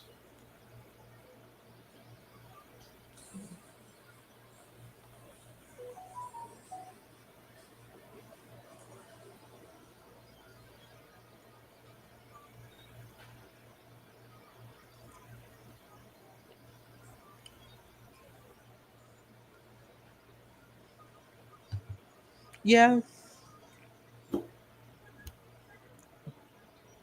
yeah. Like there are multiple ways to what's the word I'm looking for? To embody like different characters without, changing your voice. As like yeah, with mannerisms and descriptive language.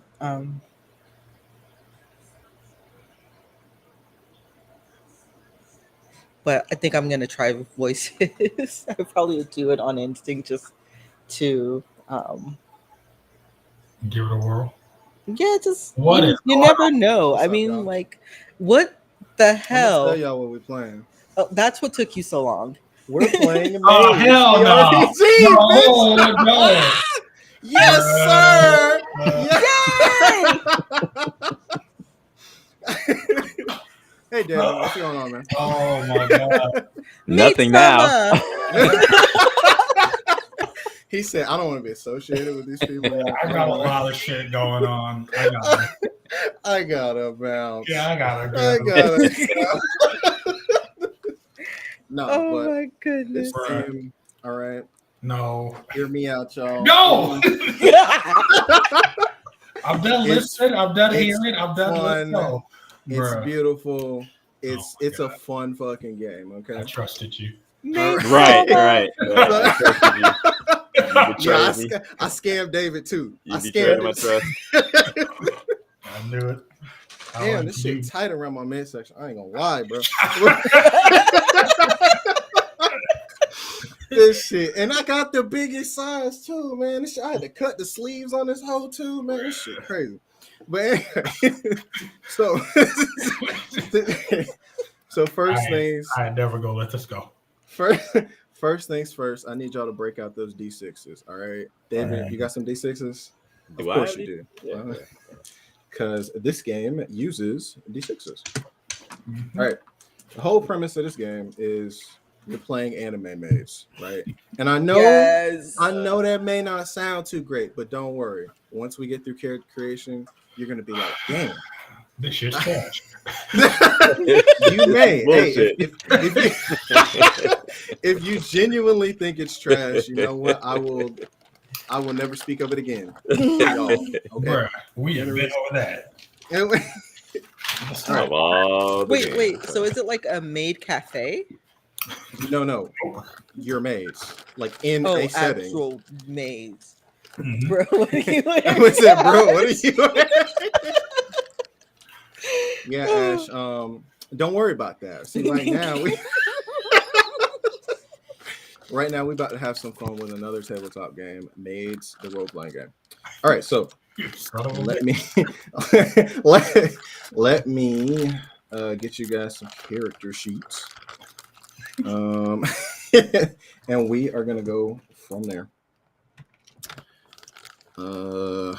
Let's see.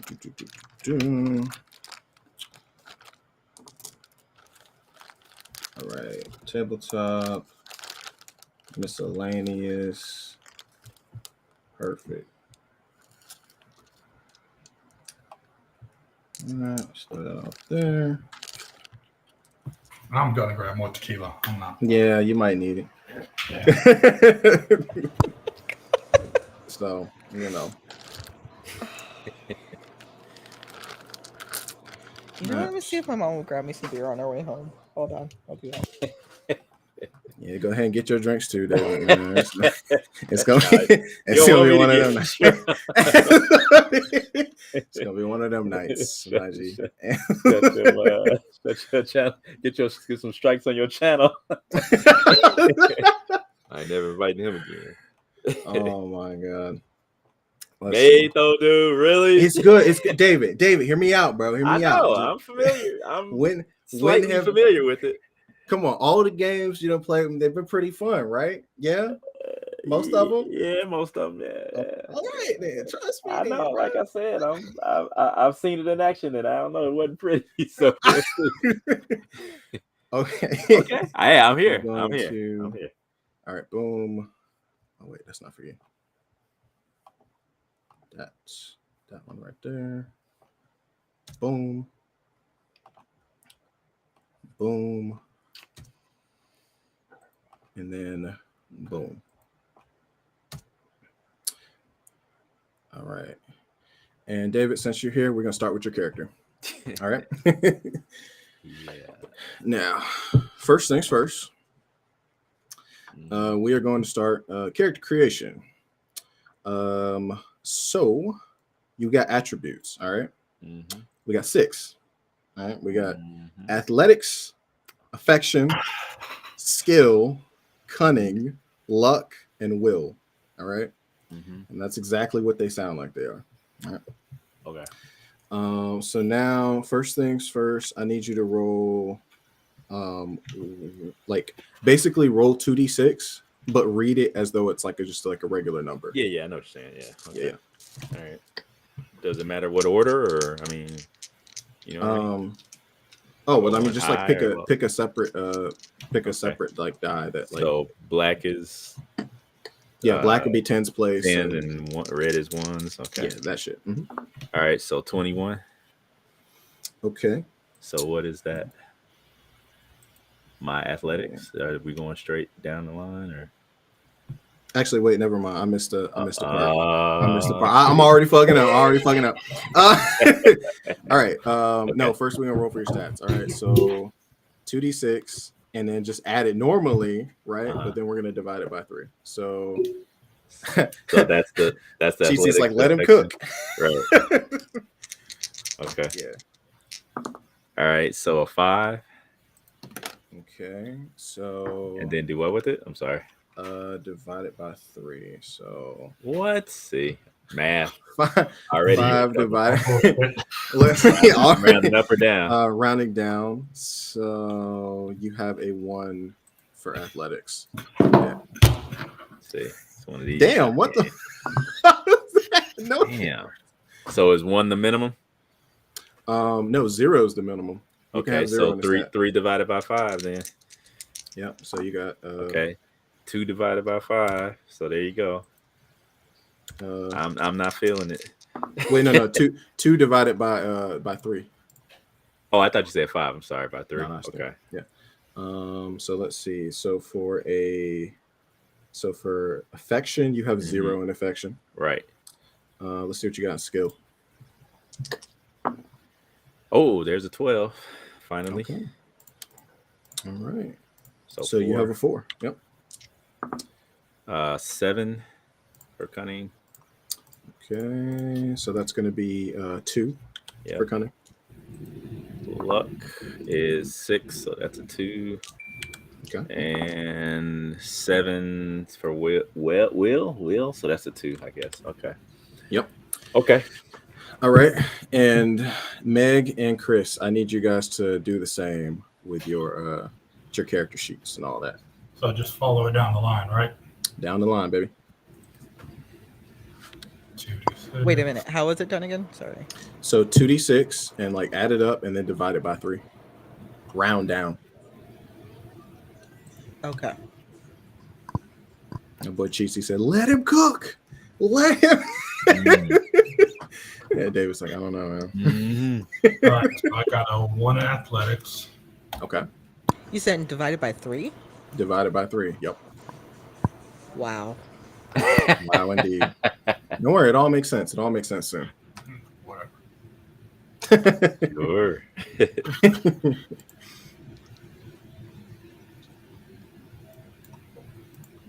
You said round it down?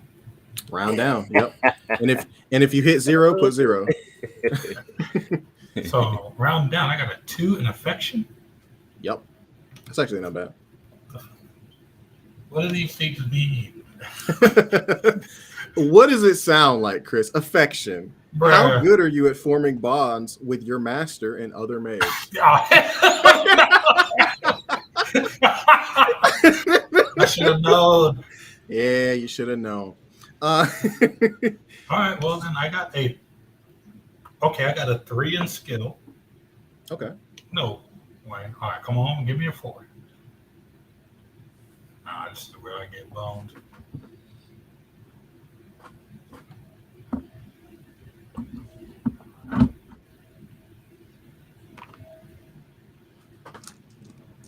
This is where the shoe drops. Yeah. Ain't no way I'm doing this correct. All right, I got a 3. So yeah, that's the 1. Yeah. No, I got a 9. Oh, you got Divided. 9 and divide. Yeah, so that's the 3. That's Yep. 3. Yeah. There you go. But the average is 0. I feel like I'm covering. Yeah, so if you have 0 in a stat, that means you automatically fail at whatever you What try the to fuck? do. Wow. Well, some people just ain't good at shit. Yeah, but if It is you what can it is. just roll bad, you got all 0s. You just trash all around. Well, you're not gonna get all 0s because, well, the game won't let you because there's other stuff that modifies that. So I've never seen anybody got all 0s. I don't think. I mean, it theoretically is possible, but I've never seen it happen. All right, so I got a 1 in athletics, a 2 in affection, a 3 in skill, a 3 in cunning, a 3 in luck, and a 3 in will. Okay. And what about you, Meg? Meg, you there? Athletics 1, affection 2, skill 1, cunning 3, luck 2, will 2. All right, bet. Now we do the maid types. So I need you. So this is what type of maid you are. I need everybody to roll 2d6. And yeah, and tell me the individual numbers that they get or that you get. All right. 5 and 1. All right, David. 5 and 1. You are a Lolita type / boyish type.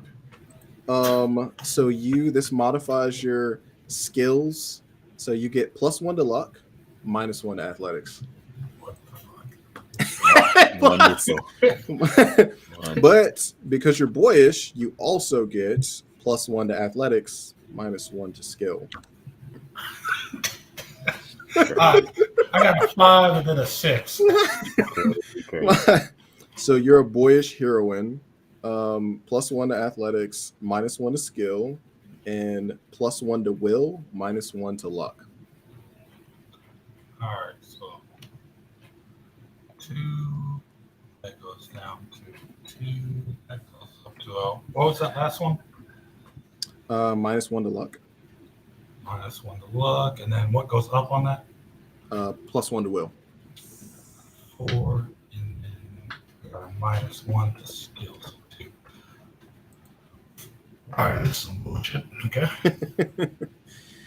All right. Now we do maid colors. Wait, Roll. you gotta do Meg. Oh yeah. Oh my bad. Meg, go ahead. What you got? What we got? 4, 3. 4, 3. So you're pure and cool. Okay. You have a +1 to affection, -1 to cunning, and +1 to skill, and -1 to affection. I'm sorry, one more time. So +1 to affection. So basically that cancels out. So basically just -1 to cunning, +1 to skill. Boyish heroine. There we go. Okay. And now we do maid colors. All right, everybody give me 266, so 2d6s, and read it as like one's is 10th place and the other's 1 place. You know what I'm saying? 46. There we go. Let's see. Your maid uniform is silver colored. Do you want to roll for your eye color and hair color? Or no? Or you just want to choose that? I might as well roll for it. Hey, go for it. Give me another Same one. thing. Same Same thing. Same type of roll. Yep. All right, a 26 and a 41. All right, so you have indigo eyes and pink hair. Very Of anime-ish. Very anime-ish, my guy. Of course. Of course. All right, who's up next? I'll go. Go ahead. She jumped at that shit. She's like, I'll go. I'm hoping Yes. I'm hoping for a specific color. Okay. 53. That is beige for your outfit. Ah, Yeah, not too great. Man. okay, so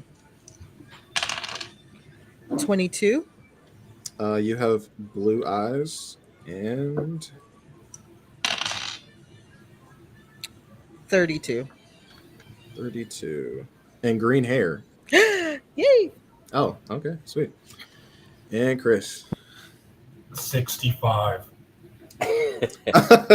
65. You have a metallic colored uniform. All right, that's kind of no, you know. Power Ranger. And and do you want to do for hair color and eye color, or you just want to? Yeah, let's just get this over with. Let's just All right, let's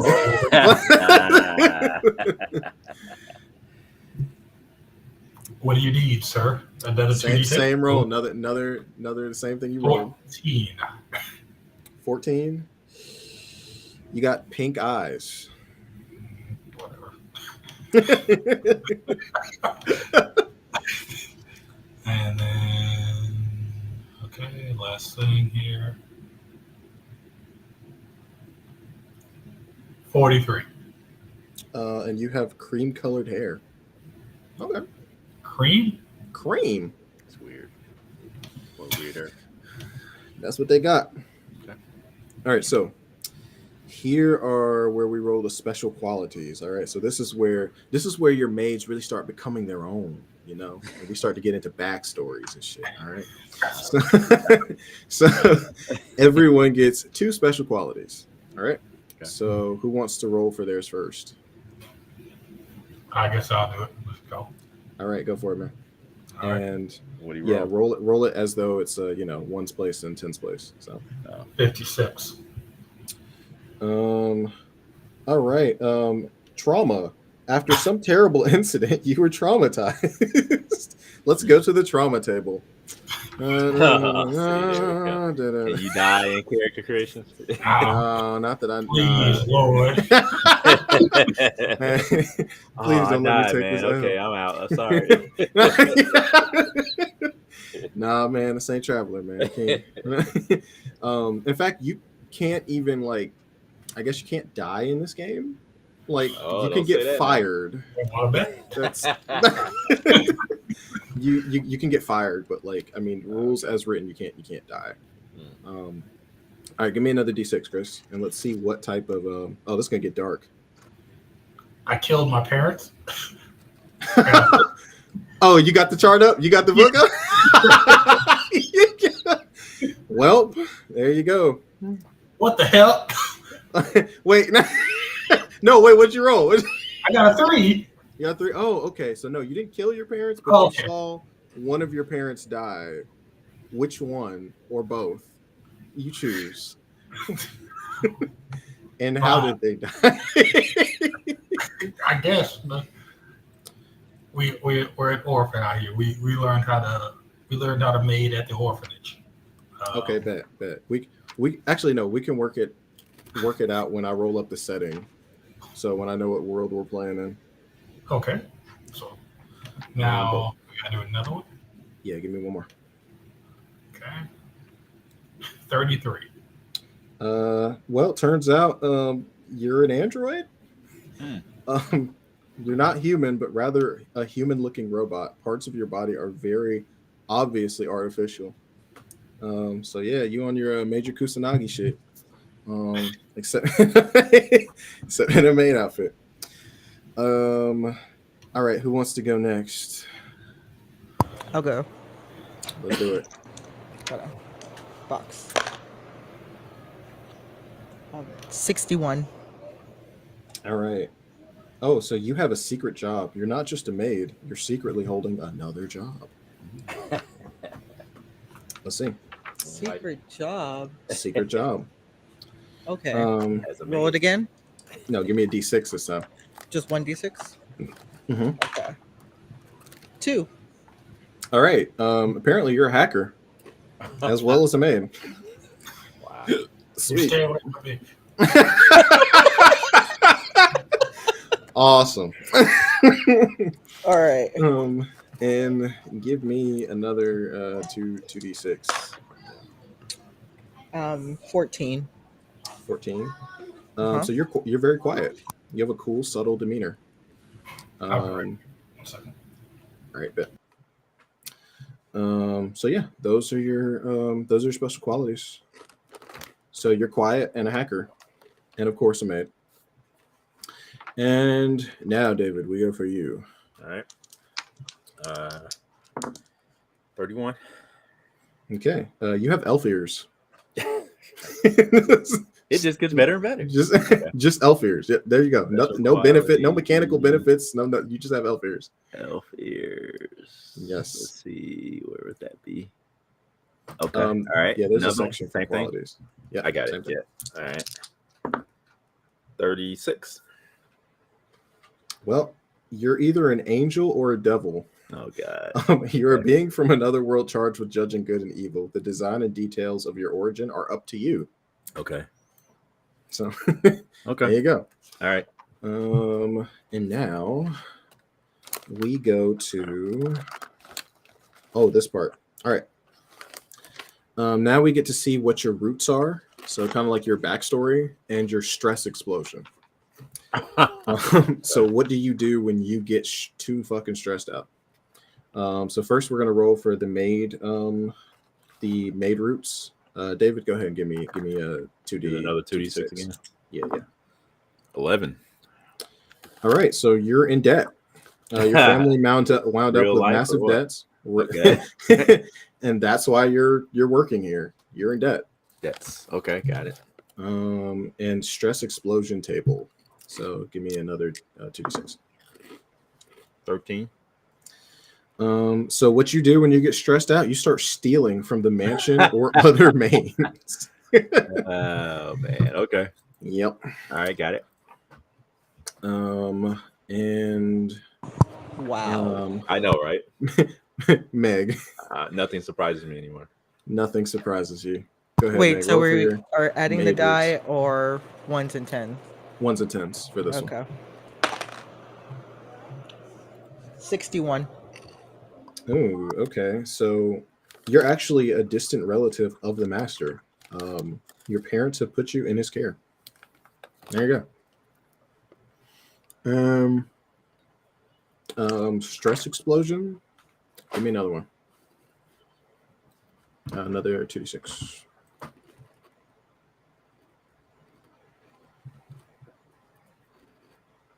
$16. Okay. So for your stress explosion, you unleash violence upon the maids and the master. Oof. Oh wow. That's pretty rough. Mm-hmm. Chris, you back yet? He's not back yet. All right. Let's see what else we got here. All right. I think she's dealing with the munchkin right now. Oh, So, David, we're going to go on to the maid power table. Okay. All right. What is your highest attribute? It's a tie between luck and skill. All right. So you get to pick. Do you want luck or skill? I think I better take. Ooh, that's a good question. Well, Well, you know what? Let's see what luck does. Why not? Give me D6 then. Just 1d6. Okay. This one. 1. All right. So you have karma. You can use your luck to dodge an attack. If you roll a 10 or higher, you cause twice as much stress to the opponent. Okay. Karma. So basically, you do more damage. Okay. Because stress is essentially like damage in this game. Okay. All right. And I don't know. Do you want to roll a weapon or not? You don't have to, but if you want, you can. Oh, okay, sure. What I roll? They're completely like flavor. They don't really like affect. Oh, okay. So yeah, give me 2d6. All right. Oop. 35. You have a chainsaw. Okay. So All right. groovy. Okay. Meg, you back? Yeah, I'm here. Sweet. All right, so now we get to. Did we already do? Yeah, we did yours. Wait, we did your maid roots and stress explosion. Did those. Yeah, we did those. All right, so for you, what's your highest attribute? That is a tie between affection, skill, cunning, luck, and will. They're all at 2. Well, damn. Oh wow. All right. Which one you can pick any of those? Which one do you want your power from? Skill. Skill. All right, give me D6. 6. Okay. You have a 4D dress. You can produce anything in the mansion from within your maid uniform.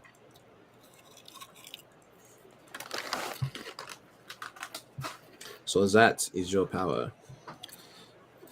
And Wait, what? I said you can produce anything in the mansion from within your maid uniform. Mm-mm-mm. There you go. That's one hell of a skill. Right, it's a hell of a skill. And yeah, we'll get into conflict resolution in a bit. There's no conflict. Wait. I want to roll for a weapon. Oh, you want to? Okay, sweet. 2d6, right? 2d6. Let's get it. 51. You have a knife or a scalpel. You can throw it too, and it can be a large dagger if you like. That's literally what it says. All right. All right, Chris. Oh, you're back, Chris. My God. Actually, let's see. I'm gonna go ahead and mansion creation.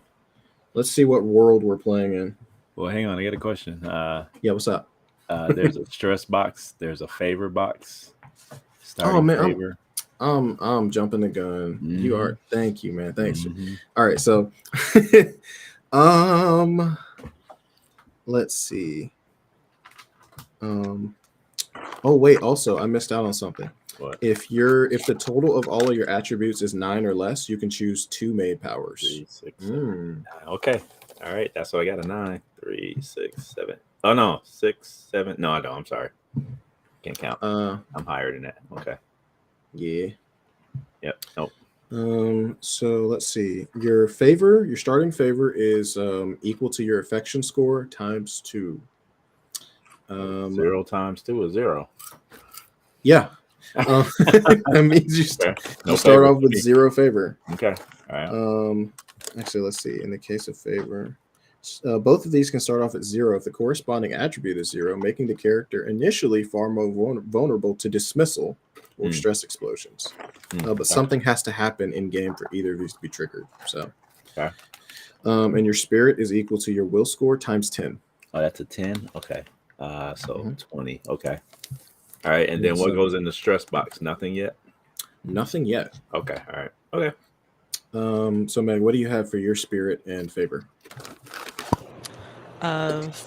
Spirit is at 20. Favor is at 4. Okay, sweet.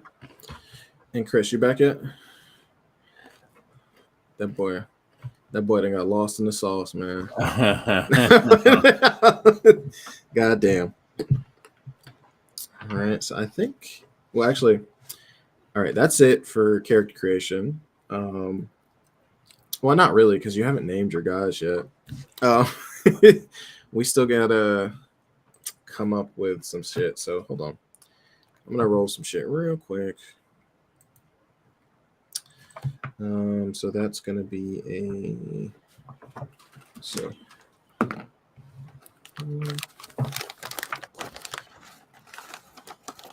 all right, so looks like we're in a cyberpunk metropolis of sorts. Let's see. We're gonna call this this setting. We're gonna call it Nuevo Neo Tokyo. All right. So it's like it's new Tokyo. All right, super new. Nuevo, yeah. Nuevo Neo Tokyo.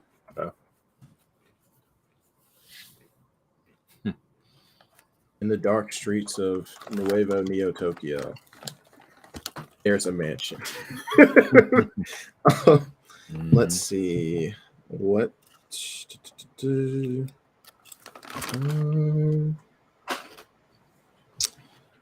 event table.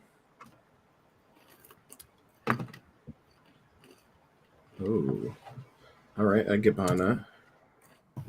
I do apologize for that. There you go, man. Now we can get back to your stuff. So freaking, where are we at with you? I don't think we figured out. I'm an Android. Yeah, you're Android, and you have another. You're Android and something else. Oh, my parents are dead. Yeah, your parents are dead. Yeah, there we go. So my creators are dead.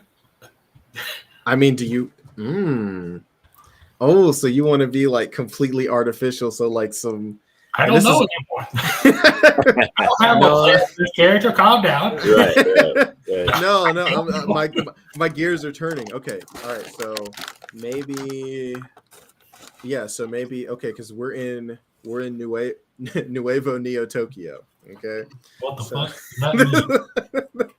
This is Neo. This is the new Tokyo. All right, and basically after it was bombed again, there was a tsunami, and then after that tsunami, they basically hired Mexicans to come and rebuild the city. What? And this is all canon, by the way. This all there canon. Ain't no way. So, right now. And this is our canon right now. This is our canon. This is the canon we making. And so basically that's just to explain why there are like taco stands occasionally in this Nuevo Tokyo. There you go. So but other than that, it's cool. and it's the best city ever, and you definitely won't get robbed in an alley by a spider tank. Okay. What? So, let's see, and we still got to figure out your maid roots. So, why are you here in this cyberpunk mansion? Well, 2d6. Yeah, you thought you was gonna get to decide? No. Yeah. The dice are king in this game. Agency around here, I guess not. Nah, no agency, bro. No agency, right? No agency. Just roll with the punches here. 45. 45. Loyalty. So you fail great loyalty to the master. There you go. And give me another one for your stress explosion. 22. 22. Gambling. You use every penny you have for gambling when you get stressed out. Oh my god. What Damn. the most illogical android of all time. Wait, no. Where does the why are you here? Where does that go? It should be under like maid roots. There should be a section for it. Maid roots. Yeah. Oh, okay. All right, I see. Okay, never mind. Don't think about it. All right. I'm like, wait a minute. Did I do that? Yeah, I did. Okay.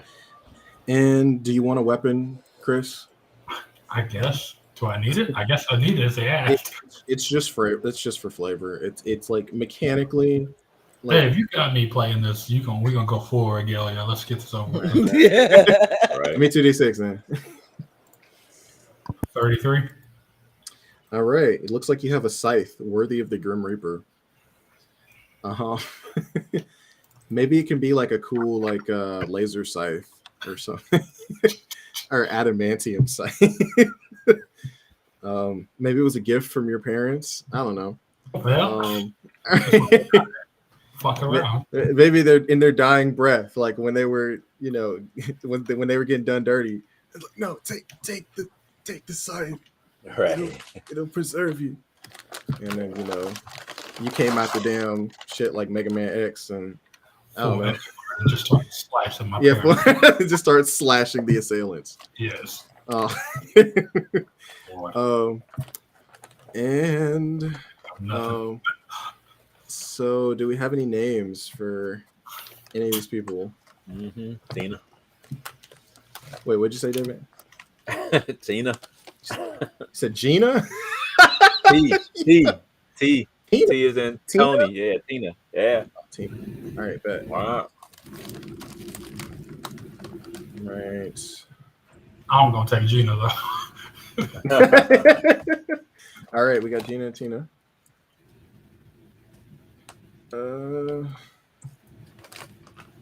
Let's see, and what about you, Beck? Comey. Me? Comey. All right. How you spell that? Is that just K-O-M? Oh, sorry. Yeah, K-O-M-I. K-O-M-I. Comey. Comey. Me. I got you. I'm gonna say it just like that. I'm gonna try to at least. It's Comey. Huh? Or I was thinking Hinato. Hinato? Okay. I was thinking maybe, but no. We're just gonna go with Comey. Comey. Comey. Let's see. Comey-sama. Comey-sama. All right, sweet. Now let's see. I'm Gina Unit Dash something. Hey, there we go. Gina. I don't know, unit 156. 156. Yeah, let's go. Unit 501. Right? Yep. Because let's go 501. Like you're part of the. Yeah, Oh, first, get out of here. Yeah. Let's see. So we got Tina. We got Unit 501st. No, I can't say. Let's change it back to 156. Gina, Unit 156, and Comey. Let's see. Oh, do I get maid powers? Yeah. Oh yeah, dude, my bad, dude. I'm tripping, man. I'm over here trying to get to the game, and I forgot you didn't even. Man, my bad, dude. All right. Maid powers. Well, first off, do you have less than? Is your total less than 9? My total? Yeah, your total for your stats. Oh, I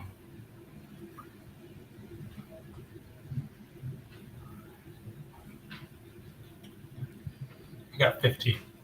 15. Nah, so you good. So what's your highest stat? My will. Okay.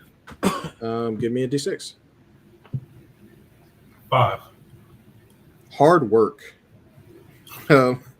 Your relentless hard work pays off in the form of a +3 bonus to the end result of skill rolls, not the attribute or die rolls. So that's pretty cool. Great. I'm just tenacious. Awesome. Yep. I'm Rock Lee. So I got here. So let's see. So to explain how this game works, okay? The basic mechanic of this system, you roll 1d6 and you multiply it by the result of the attribute you're using in a particular situation. So if, I'm like, hey, Gina, you got to cook. And then you do your android thing. And you roll a d6 under skill, because that would be made shit. So, and yeah, and then we see what we get. So I'm gonna roll. Oh, what about our ages? Does that go into ages? There's not a table for that, but yeah, I guess be whatever age you want. Be 5,000 years old. No, don't do that shit. She looks 12, but she's really 10,000 years old. Yeah, don't do that shit. We're gonna have her like mine's 23. Just gonna go with 23. Okay. And what about Tina? How old is Tina gonna be? Let's push 30 for her. Okay. And what about the android? I'm gonna say she's an older model, so we're gonna go like I don't know, like 59, some shit. 59. Okay. Yeah. But I'm imagining that she still looks like a robot, so I'm still boyish for some reason. right. Yeah, they fucking do that in what you call it? This book. This game. Yeah, they do that in this book. I was thinking of an anime, but never mind. So what we got here? If an attribute is at 0, the maid simply cannot succeed at actions that use that attribute. Okay. If this happens, the maid's best bet is to try to work together with other maids or the master to accomplish her goal, or to try to come at the problem from another angle. So, in most difficulty numbers, you guys are usually just trying to beat. Like, difficulty numbers are pretty low. It's like 5 to 6 for like easy shit, 6 to 8 for like difficult shit, and then 8 to 10 for really difficult shit, and then 10 plus for like shit you should be able to do. So, yeah, and I think. Oh, stress. Oh yeah, duh. All right. Stress. When your stress exceeds your spirit rating, you do a stress explosion, and when this happens, the character's still under your control, so they go crazy, but you're kind of supposed to role play them going crazy. Let's see. However, as long as it falls within the stress explosion, anything goes. Each minute of real life time, including when you take a break from the game, spent in this state removes 1 point of stress until the maid finally gets down to 0 stress. The player whose character took damage should take care of keeping track of time, and the process verified by GM. Yada, yada, yada. And stress can be reduced by spending favor points. So you can use favor for like a lot of shit. So favor is kind of like it's kind of like your HP a little bit, because if you have 0 and something happens and you lose it, you have a chance of getting fired basically. So you can remove stress by using favor. So you can spend 1 favor to remove 1 point of stress. And you can raise your attributes for like a longer term campaign. But we're not going to be getting into that. And then you can spend 1d6 favor to add +1 to either the die roll or your attribute score for 1 action. And this one right here is my favorite. You can spend 1d6 favor to have a random event occur. So yeah. That's pretty much it. Cool. All right. So let's see where we start.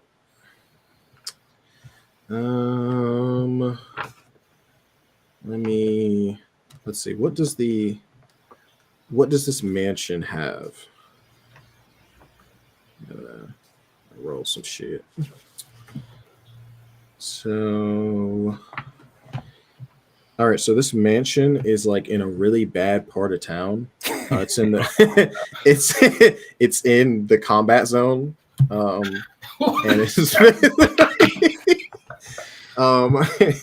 I would work you're well, see, that's the thing is it's in the combat zone, so that's really why they need mage, right? Because there's always something happening, you know. Okay.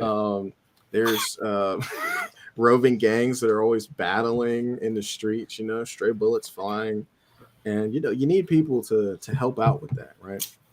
And this master, this guy, let's say, oh, you know what? This guy right here is Master Hydra. Yeah, that's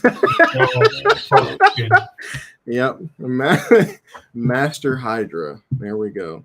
He is a suave corporate businessman. And the thing is, it's not that he's incapable of cleaning up and stuff. It's just he doesn't have the time. That's the thing. He pays people to do this type of shit. Mm-hmm. All right.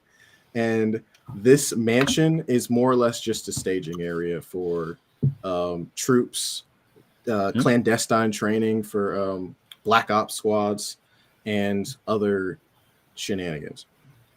So let's see what we have here for facilities.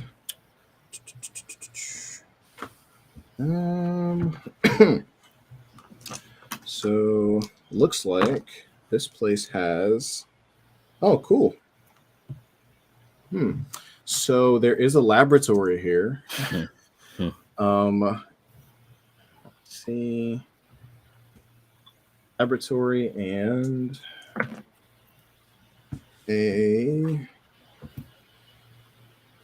all right. Trap house or what?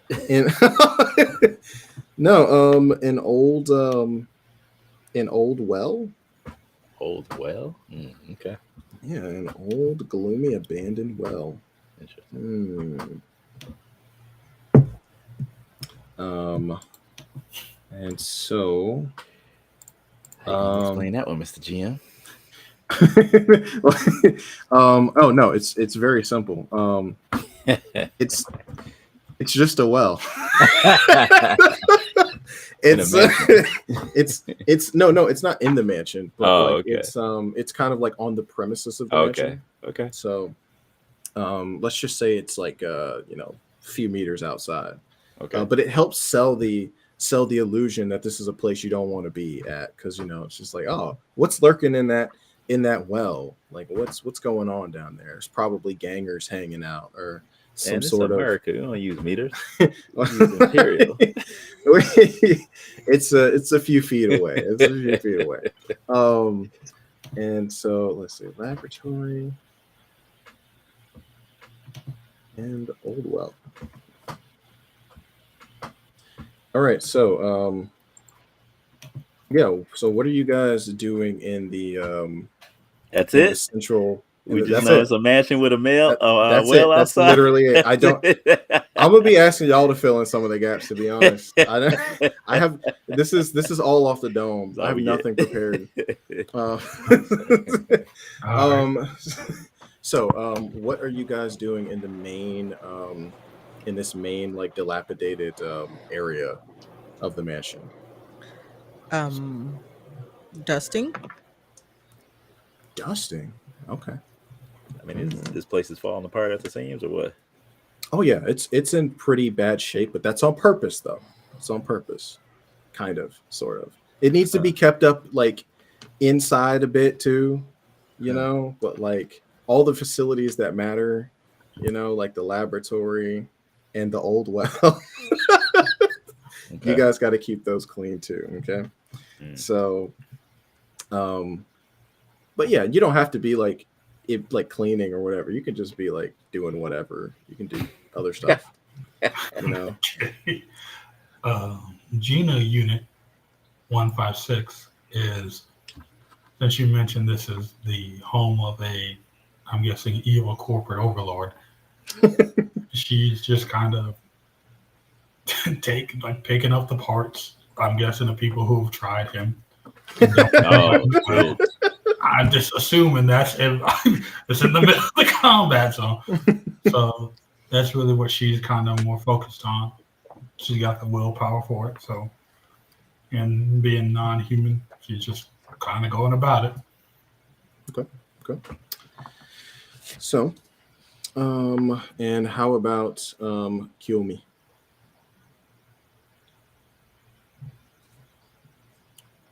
Maggie there?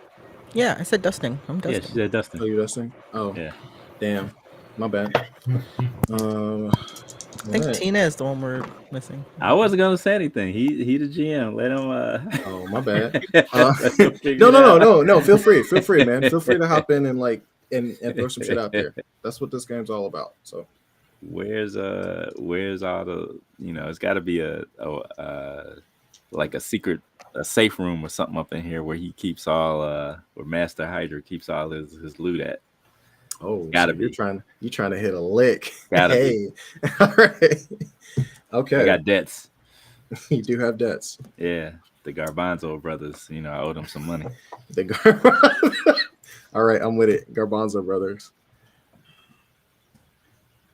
Okay. Garbanzo brothers, and they're from the north side of Tokyo. But they hang out in the combat zone and do their dirty work in the combat zone as well. And we might introduce them later. Okay, so out of one of the upper staircases, while you guys are like figuring out what you're doing and like thinking of dusting, doing your job, picking up body parts, you see first you hear the stomping of this person. He's like he's tall. He looks like he could be like of Arabic descent. He has like a beard, like that's very well kept, very slicked hair, but not too greasy. And he's in a very just enough to keep it nice. And he's got like a very dapper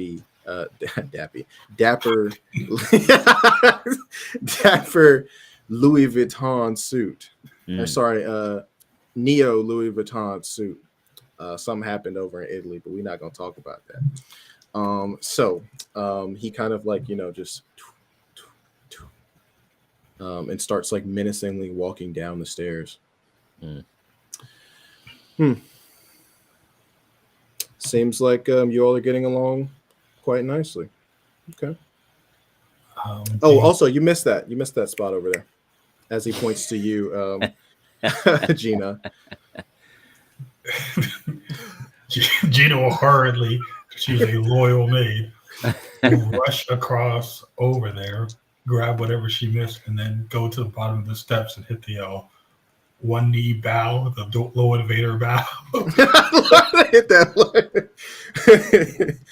line. Master Hydra approves, sees that you're working diligently, and looks at Kiyomi and Tina and asks them, have you dealt with the mess in the laboratory yet? Mess? Mess. Apparently, I have to hire new people now. Because, well, it's better you just go down there and see for yourself. And he pulls out a little like iPad and gives you like gives that to you. That is the briefing. And yeah, and there you go. He proceeds to walk out the door, not telling you where he's heading. Oh, okay. But you sure it's to do something nefarious? So and, is this? Oh, go ahead. Oh, no, go ahead. What are you gonna say? Is this lab like high security or something like that, or you know? So, because let's just say this is maybe your first week, you, let's just say you haven't been down there yet. Oh, okay, all right, okay. But you do know where it's located in the mansion. Pull out the mansion map. Do we know what the pad is for that he handed over? Oh yeah, that's your briefing pad to tell you what you're going to be doing. Oh, okay, okay.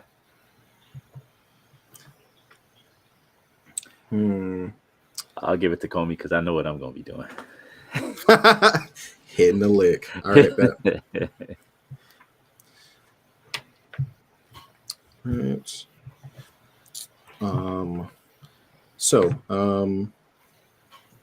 Yeah. Does anybody want to look at it, or how do we how are you? Yeah, I'll look at it and see what it says. How are we doing that? Well, you can see that this pad is actually encrypted currently. See. Well, good thing I'm a hacker. Well, look at that. So let's go ahead and remove that encryption or try and get past it. All right. So, are you going to use your skill as a hacker to do this? Yes. All right then. Yeah. Go ahead and give me skill. So D6. That's a 5. Ooh, 5. And then my skill is 2. Okay. 30? Okay. Yeah. See. Okay. All right.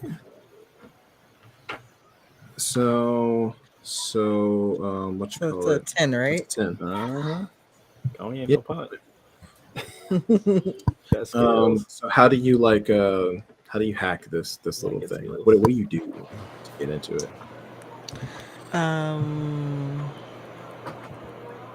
Movie magic, it's encrypted. I mean, decrypted. So did you like put on your hacker glasses and be like like that? A decryption montage opening with the aggressive wacky typing and pushing the matrix code over the screen as you're doing. Yeah. Yes, I love it. So you see that if I can pull up this thing here, and you know what, we're gonna go ahead and give that a roll too. So that's so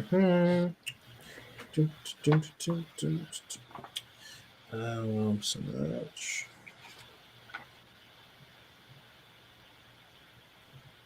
Okay. So let's see.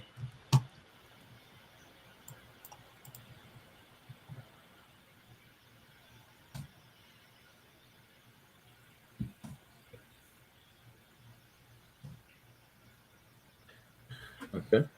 So yeah, it decrypts, and you see in big letters. I need you to clean every test tube and every vat and every every clone chamber. Yeah, see, I was waiting for that. I was waiting for every clone it. chamber within the laboratory. The passcode is 6661. That's it. And this message will self-destruct in 5 seconds. So 6661. Okay, Wait, I'm what? gonna do the 1, Ethan Hawke 2, throw 3. and not look at the explosion. You got to give me a roll. That's gonna be what's the one skill that you throw stuff with? You know the one I'm talking about, physical or athletics. Yeah, throw that. Yeah, toss it away.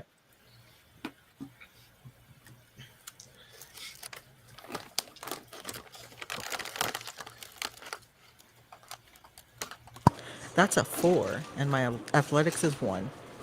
So 4. All right. You do not manage to get away from the blast radius in time, or you don't manage to throw it in time, and you get hit by a bit of the blast radius. And you end up.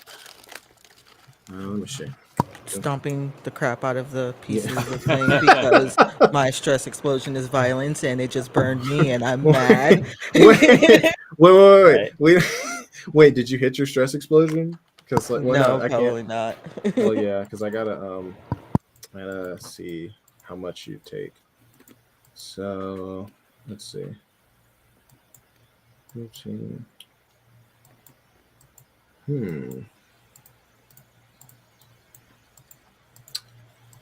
So.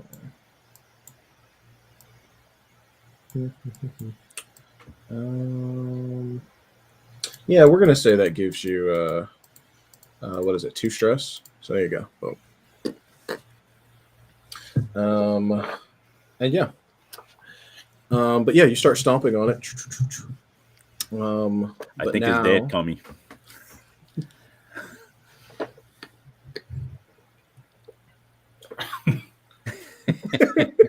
Upon seeing her struck with the explosion, Gina is going to remind Comey that Master Hydra always has explosive stuff, and that she should remember that next time. And begin to walk towards the lab as daintily as possible. All right. So you're walking towards the lab, and what is everyone else doing? Well, we got the passcode, so I guess we're gonna have to head down there as well. Okay. And see what's going on.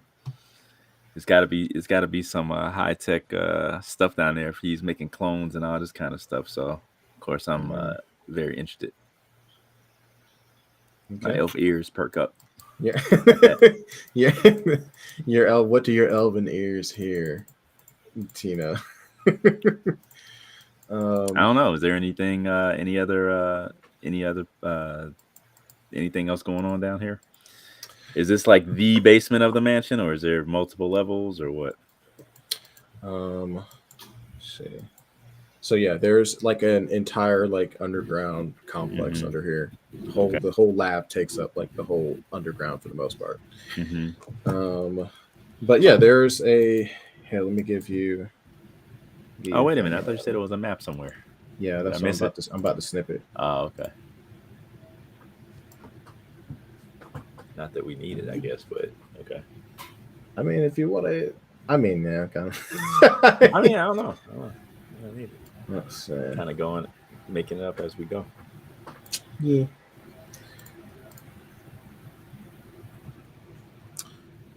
That tension. Boom. And yeah, for the hall, for the entrance hall thing, Mhm. Just pretend there's like stairs going up that shit. Just. Where'd you put it?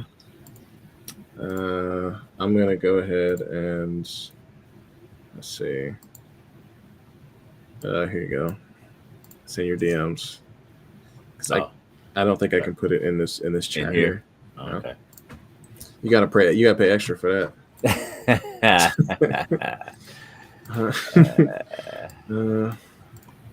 Okay. Take a look at this here.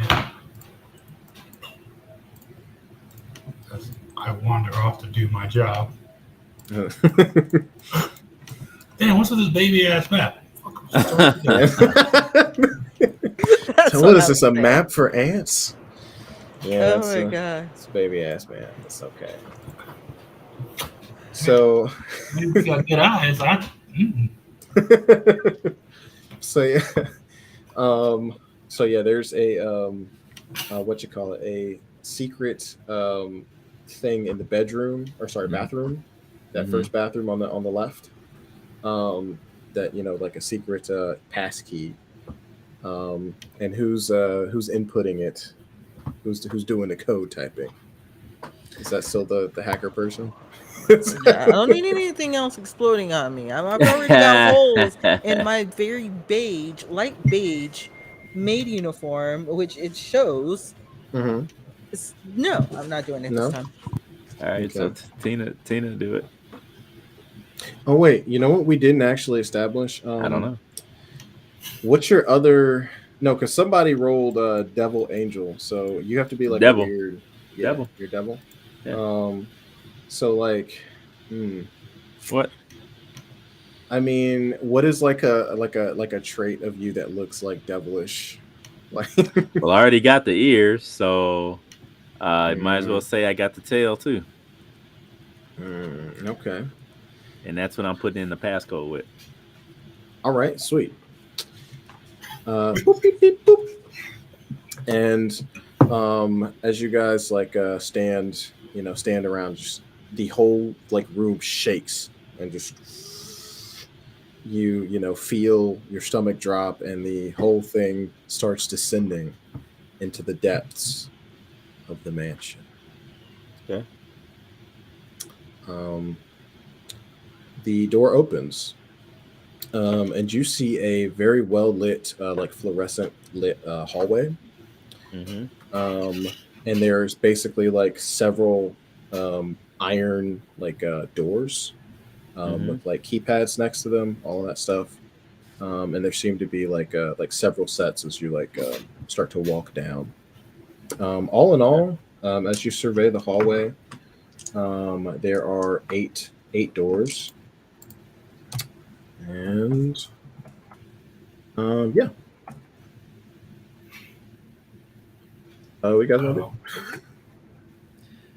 There's no kind of designators on the doors, no numbers, no nothing.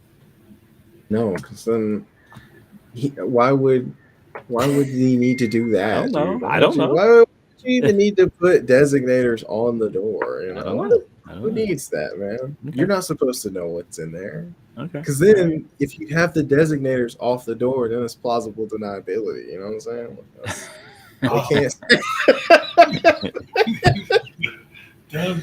Do we have the proper cleaning supplies we need? Yes. Okay. Yes, absolutely. All right. So is there like a janitor's closet down here or something that's got stuff in it? Would you like to look for one? Yeah, we're gonna need stuff. All right. Which of these 8 doors are you picking?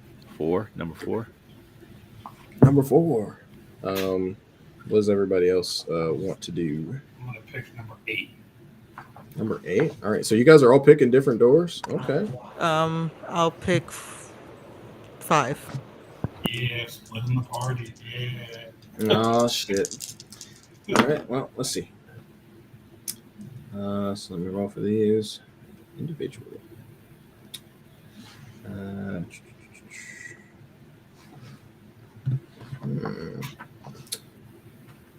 Surely there's no reason Master Hydra would make our jobs any more difficult. That wouldn't make sense.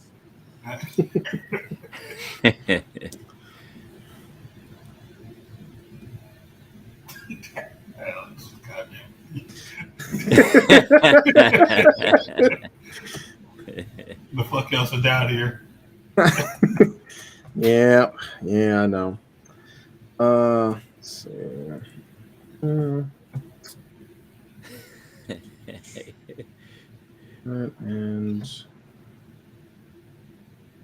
And one more.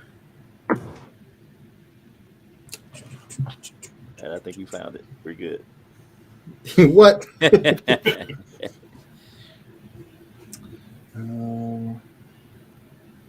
Okay.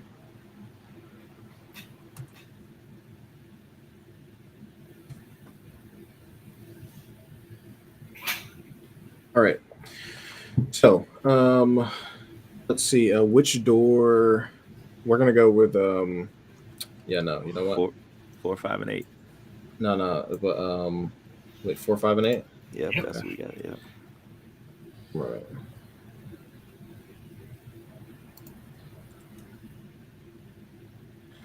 All right.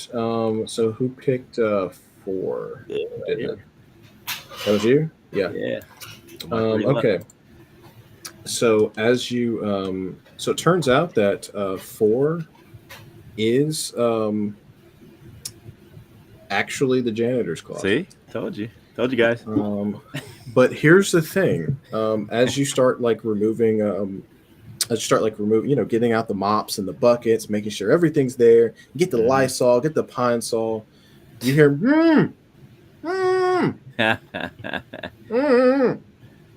I do a double take, or Tina does a double take, and kind of moves some garbage bags out of the way, looking to see what the source of this noise is. Inside the closet seems to be a man, and he's in some sort of silver gimp suit. He is bound. I don't know what that is, Alex. Can you explain what a gimp suit is, please? Gimp suit. It's like a full body suit. It's got like a zipper on the front. So he can't really speak. And it's kind of muffled. But his hands are bound behind him, and he's on his knees, and he's and you can see his eyes, looking out at you. Okay. So Tina kind of closes the door partially and kind of looks down the hall to see if the other 2 maids have heard this commotion at all. They're too. You know what? Do you guys want to hear, or do you guys want to roll for it, or? Yeah, she raises an eyebrow and looks down the hallway at them. I guess we're rolling. I'll roll. Yeah, give me a I don't know. Yeah, give me luck.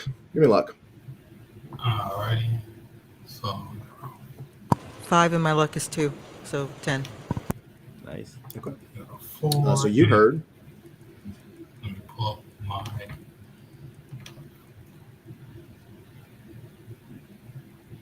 So I also. So you multiply your the score by 2, right? Yeah, by whatever your The stat. whatever your stat is. Yeah. So that's going to be an 8. Man. Okay, and that'll do it for you too. Okay. You both heard the shit. All right, so you guys see Tina kind of I guess obviously looking kind of suspicious. She kind of closes the door partially and kind of looks down the hall at you guys, as you guys hear some muffled groaning or whatever, and she says, "Did you guys hear anything? What was that?"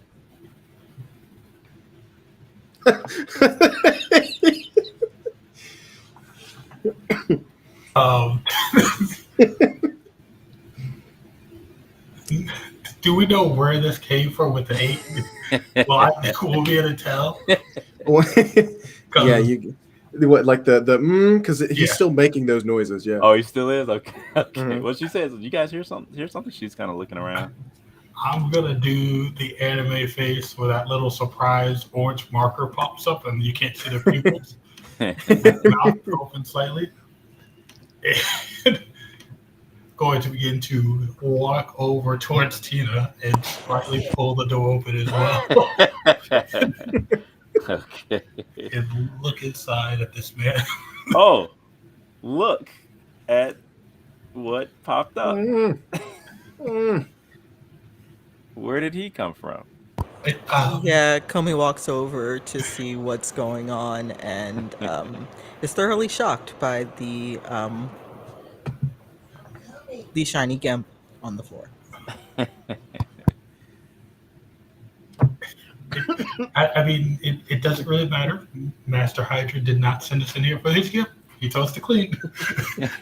She will begin grabbing cleaning supplies, stepping over the gimp, trying to put him neatly into one of the corners. Right. And when she has what she needs, she will begin to leave. Once again, with that weird anime like blue line across her face showing discomfort. But now avoiding the situation. Fuck. This is what you wanted, right? This is what I wanted. This is actually what I wanted. All right. So, what are you guys doing now? Tina will she'll stand there, kind of rubbing her chin, trying to decide which zipper to unzip to see if she can get some kind of proper response.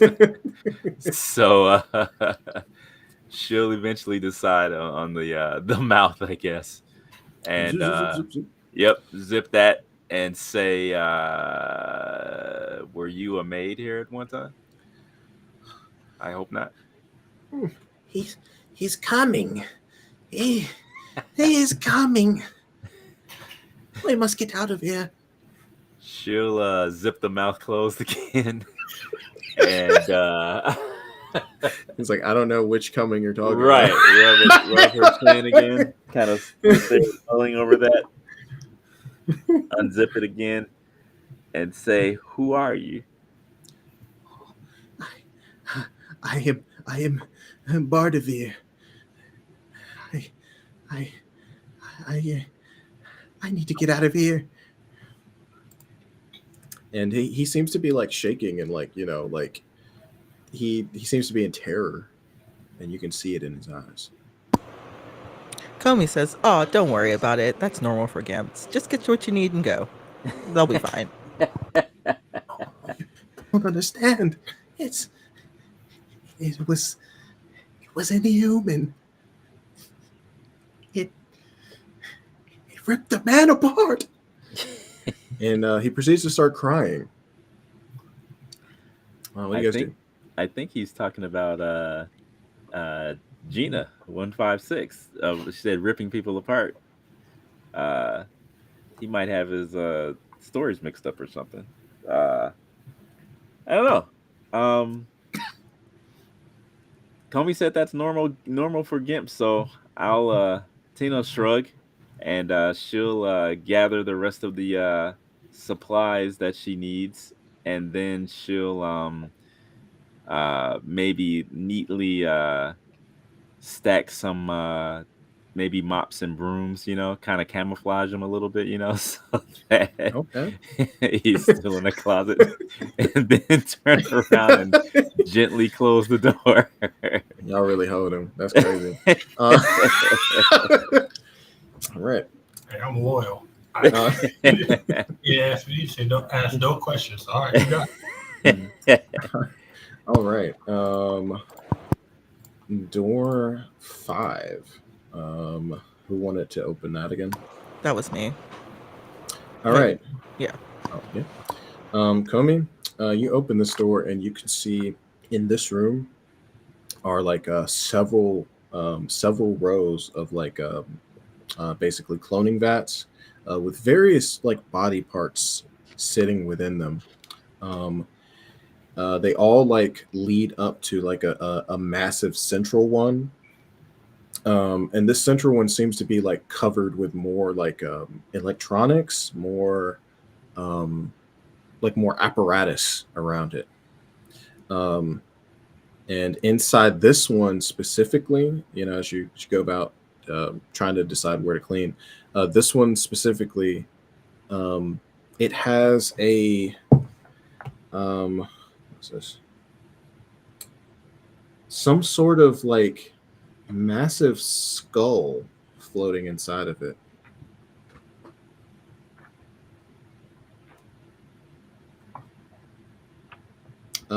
All the other tanks, and it kind of draws your attention because all the other tanks have like more like fleshy parts, where it's like, oh, there's a liver there, heart there, mostly like internal organs, not really things with like calcium, I guess.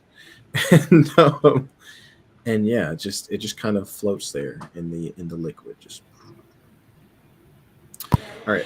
Yeah, so I follow Latinos against spooky shit, so I just quickly close that door and choose another one. Oh damn. Okay. And But after I close the door, I'm still curious, so I open it back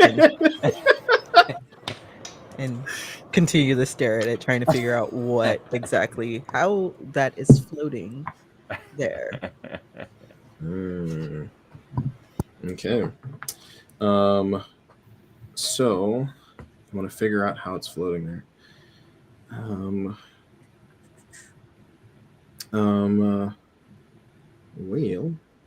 You study it for a bit, and yeah, it just seems to be like floating there, almost as it's like like calling out to you. It seems like you seem drawn to it even. Can I reach out and touch it? Well, you'd have to open the tank first. The electronics around it, is anything on? Are there Oh any yeah, screens? yeah. There's plenty of screens out there. It's it's being cooled. It's very cold in this room, by the way, because they got to preserve the body parts. Yeah, you could probably use some of your hacking, I guess. Yes, I would like to use a computer and see what it tells me about this particular one. Okay. Let's see. Which skill would you use to do that, really? Definitely hacking. Definitely hacking. Yeah, but I mean, like, you know what? Would be a Let's. skill, right? Or cunning? Or no, cunning would No, be I think more it would probably be skill. Yeah, skill. Yeah. let's go with that. Give me a skill roll.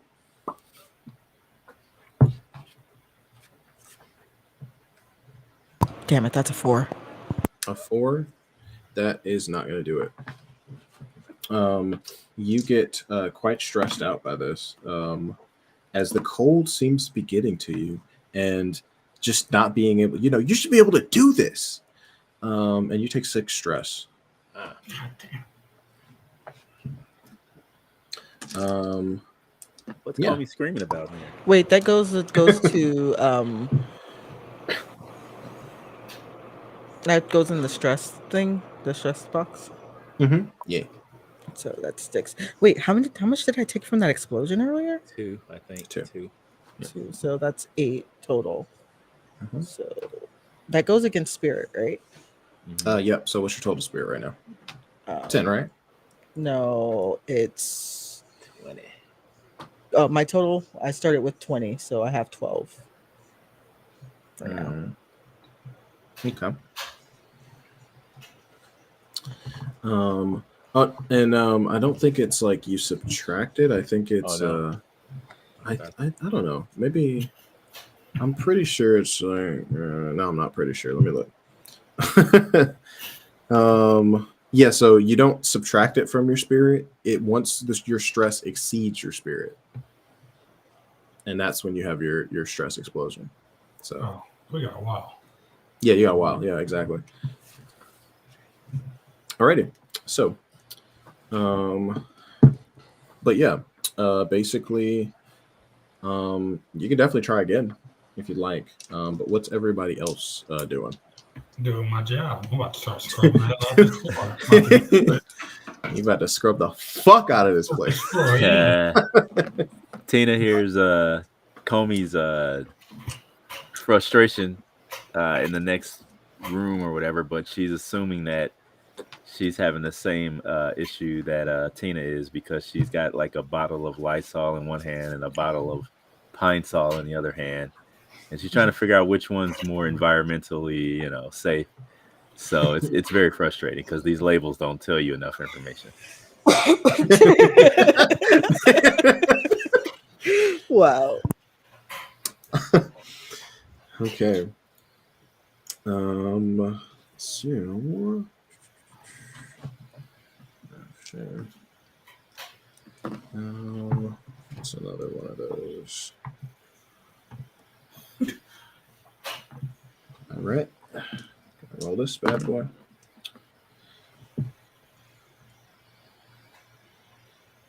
Ooh. Oh, damn. So he's like, oh, as soon as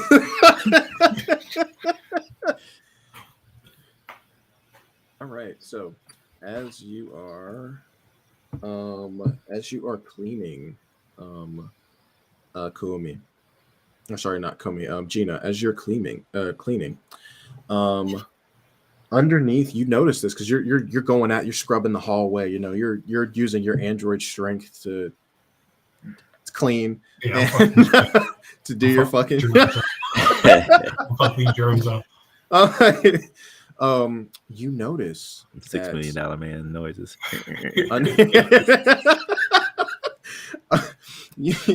you notice underneath one of the doors, that would be door 6. There is like starting to be like blood leaking from underneath the door. Making our job harder. That's actually what Gina is more focused on, as she still blue-faced steps up. It turns towards the other one and says, I don't know what we're going to do. It won't come out. Those stubborn stains. Well, you know what? You're going to need to make a roll to get that out. So, Okay. yeah, Right. That's actually what's your skill. Your skill roll is basically it's how good you are doing mage shit. Right. So, yeah. So basically, roll your skill and or roll d6 and then multiply it. All right. So I, with hard work, add a what to mine again? So you add a +3 to your total, but not to your roll. Okay. So what the fuck? So then that's going to come out to an 8, but if I add it to my total, Yeah. so it's going to be an 11. 11. Okay, that'll do it, man. Wait, hold on. I'll be right back. I gotta use the bathroom really bad. Whoa. Well, as that happens, you kind of like, and you start scrubbing, start going into it, and of course you open the door to get the rest of this. Yep. Of course. As you come into this place, you see a veritable abattoir of corpses and people who have been sliced, slashed, and there's like at least 12, 13 dead bodies in here. Minimum. Would you say that it's the house that Hydra built? Right? It is. This is probably the house that he probably had a hand in its construction. But it is just absolute blood in here, and you basically need to go ahead and give me a physical check, not to slip on this shit. Oh, Okay, I'm back. Ain't this about a bitch? Yep, it's a bitch. Life's a bitch, and then you die. That's what Nas said. So, Well, I might actually be all right though, because that's gonna give me a 9. 9. Yeah, you are all right. So, yeah, you managed to like, I don't know. Do you have some kind of like cool like Android thing that like So helps you stabilize? what I'm gonna assume is as I walk in and start seeing the blood, for some reason, like the base of her, I'm guessing they're those black shoes with the white stockings in them. Is that what we're supposed to be wearing? Yeah, they're like Okay. maid outfits. Yeah, yeah. All right, cool. Well, nothing What I really. got on. Literally, that's what y'all wearing. Most sockless Ash. She's just gonna fuck with the gravity around her. Just kind of just stabilizes herself slightly actually above the floor, so she's floating slightly. Nice.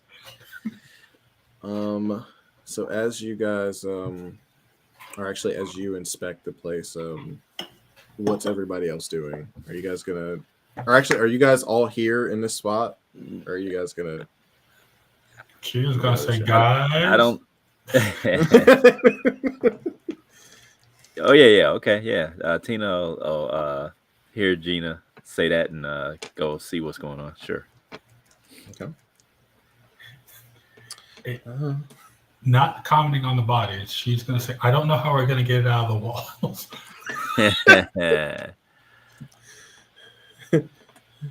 Meg, what's your character new? I think I'm still staring at that skull. Oh shit! Yeah. Got my hand pressed up That's against the major. glass. And as you do, you can see as you have your hand pressed up against the glass. Actually, you know what? I'm gonna make you roll luck for this. Give me a luck roll.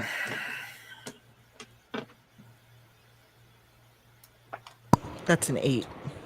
Oh, That's an 8. Let's go. All right, so you do notice there's some sort of like silverish liquid that starts like running like from around like the capsule. And it starts like pooling at your feet.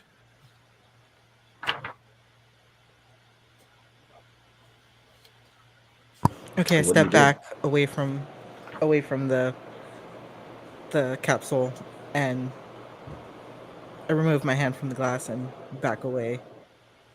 Okay. I don't think it touched me. And it didn't touch you yet. As you can see this like, this liquid, this silver liquid kind of like course up into like a small ball, and then slowly just and starts to slowly form and shape into a guy. what? Yeah. And this guy, he's just like a stoic guy, like strong jawed, strong chinned, built. And you can see that his hand or his arm or whatever is still silvery, and you hear like the shing as like he forms a blade from this hand. Oh, that ain't good. And he is attacking you at this point. Oh, dude! All right. I have the worst luck. He got you. He caught you lacking. Not really though, because he didn't get a surprise. So, battle. I have a knife. Yeah.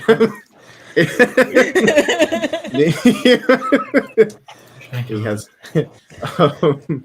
He just kind of like stares at your knife and makes his arm blade bigger, as though to flex on you. You gotta see all that, dog. That is So, rude. how are you going to take this person on? Now, here's how combat works. All like combats is just like contested rolls, right?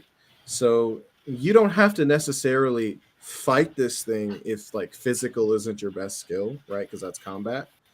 You know, maybe you could try talking it out. Um, maybe you could try empathizing with it. Maybe you could try cleaning it. I don't know. It's basically how you just justify it. What you do. So,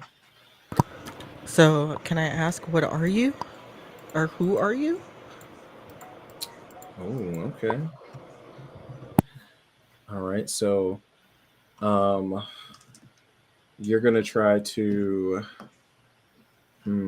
What skill are you trying to use? What is your intent? What are you trying to do? Are you really just trying to like talk to Reason him? with it? Reason with Yes. him? Okay. Yeah. It could have been a person at some point, and it's pissed off because now it's a morphing silver goop stuff. So he's probably pissed, and I understand. That's All its right. business. Ain't got nothing to do with us. We gotta clean. Well, you Empathize know with what? them. So would that be affection or will or? I'm gonna say this is more like positive thinking. you're hoping the best. You're hoping the Hoping best for the for best. this Like, guy. Hoping for what the else can I best. do? Yeah, give me will. Yeah, give me will. All right. Okay, you know what? I'm using a different die. I'm gonna use my lucky color. Where's that pretty Ooh. green one? Here it is. Yeah. All right. And this is Comey needs opposed. to survive. Yes. Fuck. Oh. 4. 4. Okay. 4. Lock that die up. Goodbye. Get him out of here. All right. So This one's going in that timeout corner. Bad die. Bad die. so spirit attribute combat. There you go. Let's see. No, it's not. All right, let me read exactly how this works because I remember one time I kind of messed it up a little bit. Uh-oh. You're about to get you murdered. Yeah, but let's see. No, Comey's too young to die. Combat. Where's combat? Oh my god, all this hair. Jesus. Stress and failure. 23. Okay. Combat should be like right there. Hand rules, assigning favor. Bro, it's in here somewhere. Mission.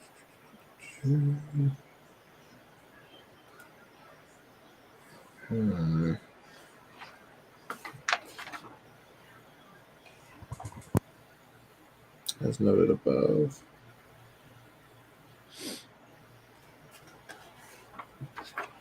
There we go. Attack power is 1d6 times the relevant attribute. Whoever's action has the higher attack power wins that round of combat. Oh, wow. So, psychological harm in the form of stress. The opponent suffers stress equal to the attacker's attack power divided by the attribute the defender was using against the attacker, rounded down. So that would be divided by. So what was your thing? It's 4, right? Yep. So 4 divided by 4 is. Really? Wow. Okay. Yeah, really. Damn. This game ain't about Really? the combat. Yep. So there you go. So that's 1 stress for him.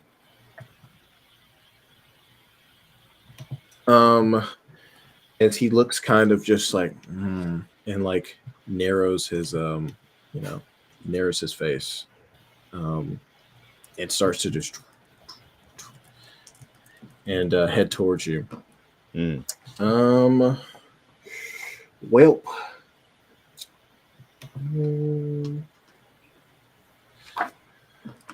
All right. What are you doing this round?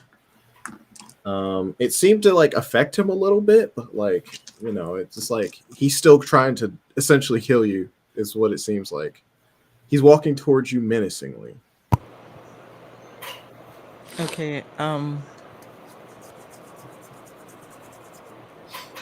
don't want to hurt you. I'm just a lowly maid. Okay. Maybe I can help. Right. Okay.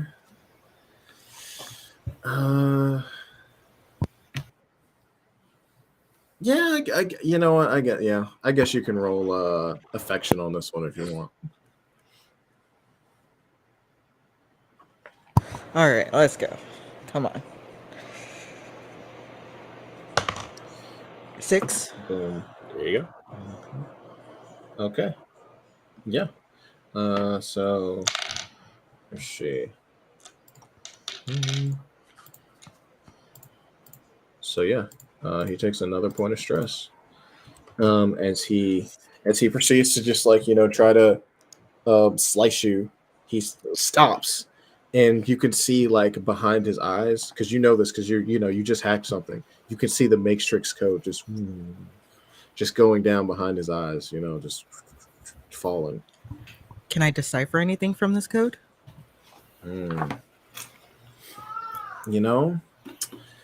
I will let you use cunning for the next round. All right. Maybe it'll give you an edge. I'll be right back, guys. Be right back. Gotcha, David.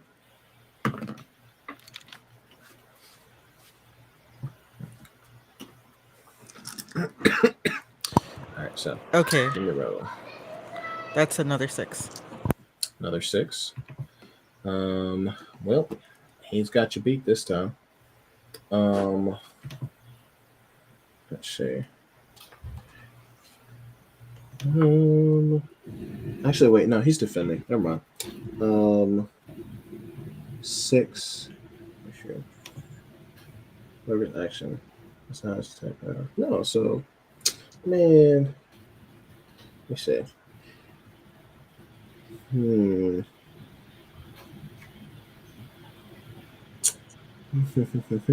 both roll the same attack power, and it's a tie. Or okay, so no, I did it right. So if he got a 24 and you got a 6, then that means what is your cunning?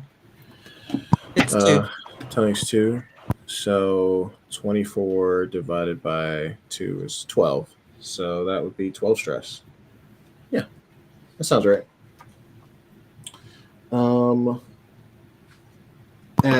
As you look into the matrix code, he basically like the code stops and just and right before you get a chance to decipher it, and he slashes through your outfit, boosting your stress up. At this point, what is your stress, and what is your my spirit's 20. I already have 8, so that's another 12 on top of that. Oh wow. So that's I think that's an explosion. No, so if you had 8 and it's 12, so you're at 20, right? Mm-hmm. Yeah, so that's not an explosion yet. It'll be Not an yet. explosion if you go over that. Okay. So, okay. You guys hear the combat going on in the other room. What do you guys want to do? help a girl out. Let's see what's going on in there. You're gonna float gently over there. Not as gun ho about it as Tina. Put the bottles of Pine Sol and Lysol down and pick up the chainsaw. See what's going on. I'm actually gonna pick up those bottles that she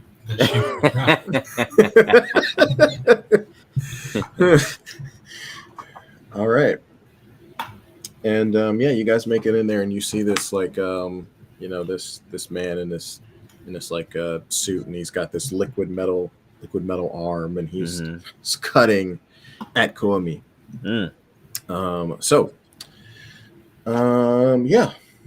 Fucking what are you guys going to do? Are you guys working together? We're gonna work together, right, guys? Yeah, I asked him if he's in a does he think he's in a union or something, and I jumped in there.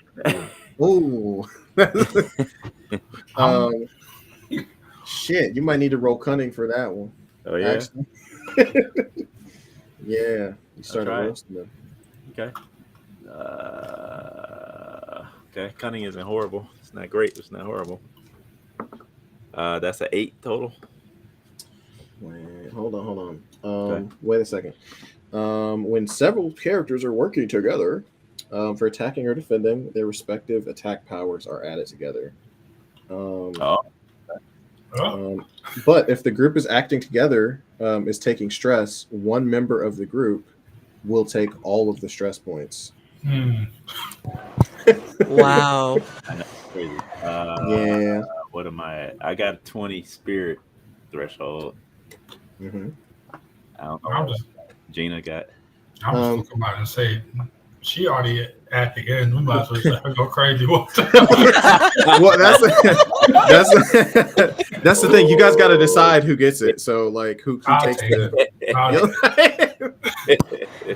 Wait, but if I do like a violent explosion, can I actually cause damage to this person? Like, No, it's more I like mean- you can Or is just it act random, or violently. was it, Act As long violent. as you're acting violently. oh, okay. Yeah. So. Mm, You still want? Yeah, what do you want to do? I mean, I'm already there. Might as well. Like, You want what to? the Okay. How do we work? How does turns work for combat? Well, it's basically just like it's an opposed roll. So like whoever gets the highest out of this. So I'm rolling for that, and it's whoever gets. Yeah. So Oh, okay. it's not really turns like that. So you guys basically tell me like how you're attacking this thing or how you're dealing with it. Okay, I got an idea. Okay, go ahead. Hear me out, guys. I'm gonna clean the fuck out the floor in front of Comey. Search your dominance. So when he comes forward, Mm-hmm. I'm gonna clean this floor so that this motherfucker slips. There you go. I like There you that. go. Okay. That's why I picked up the Lysol and shit. I'm gonna pop both tops open. I'm gonna laugh at that bitch up. Double whammy. Oh my god. Oh my god. Okay. What do Shit. you need from me, sir? Well, Here with mine. let's see. Trying to get paid. Still gonna clean this motherfucker. So, yeah. So actually, yeah, you guys do individual rolls. It looks like. So, yeah. So your 8's still gonna stand. That was an 8, right? Mhm. Right, David. Mhm. Okay. Cunning. Yeah. And then let's see. Chris, give me a skill roll. For Gina. A skill room? Right. Yep. No whammy. Okay. That's gonna be an 11. Okay, sweet. All right, 11. And how are you dealing with this thing? Go on me.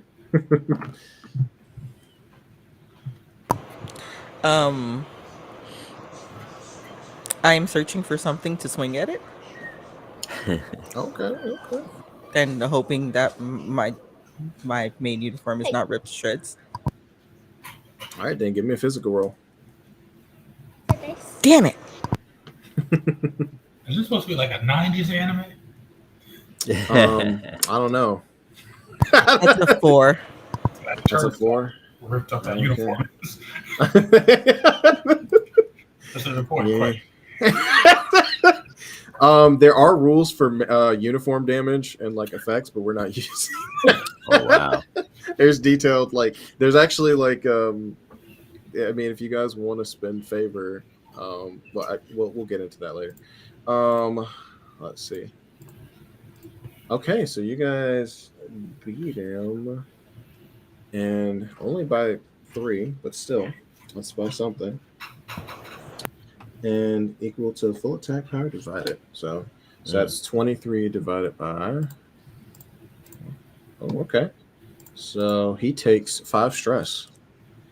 Those are Basically, he yes, he not only does he slip, as he slips, Kiyomi finds a nearby metal pipe and is able to smack him in his metal face as he slips, like catching him in the chin as he comes down. Oh wow. So Tina, you know, as he looks up from, you know, being dazed or whatever, he looks at you and he looks hurt from your remark. Good. He looks visible. He's just like, oh. All right, next round. What are you guys doing as this guy's on the floor in a puddle of cleanliness?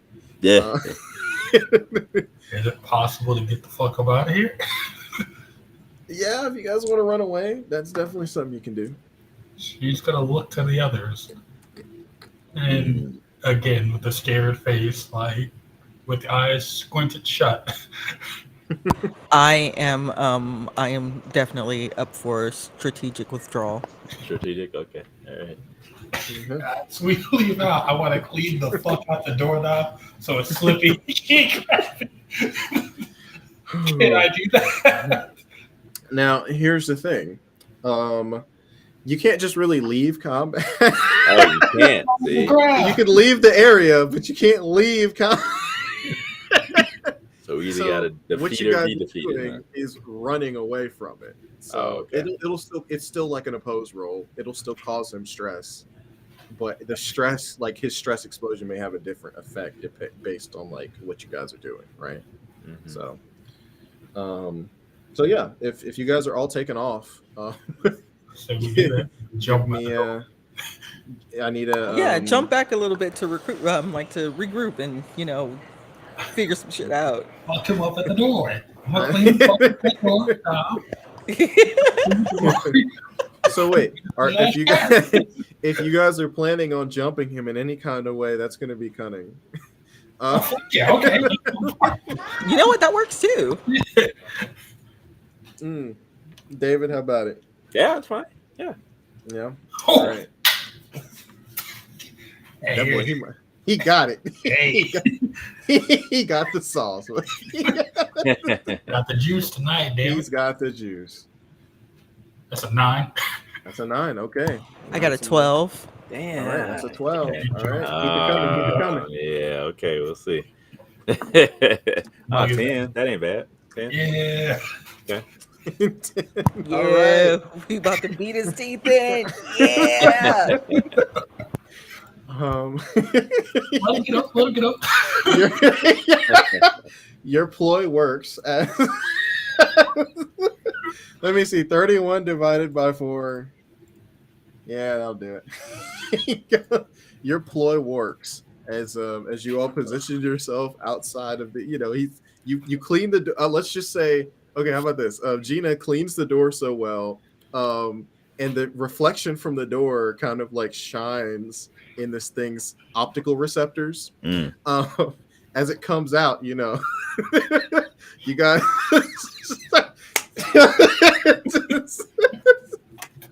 I don't want to delicate or nothing. Just no more trying. Just sleeping. Just start pounding this man. Just start fucking him all the way up. And eventually you guys pound him into another pile of like metal goop. And you hear like as you step on his like a receptor chip. It seems as though the metal man has been defeated. Okay. But now there's a puddle of liquid metal here. You got to do something about that. It's always a catch with you. That's the power of clean, the power of pine saw. There also is those those bodies in there as well, and I don't think anyone's cleaned the laboratory. So the clone tanks. So it's pretty gross. Yeah. So how do you guys want to tackle this? She will look at the other two. and just kind of say if there's more things like him, we probably should stick together. No arguments here.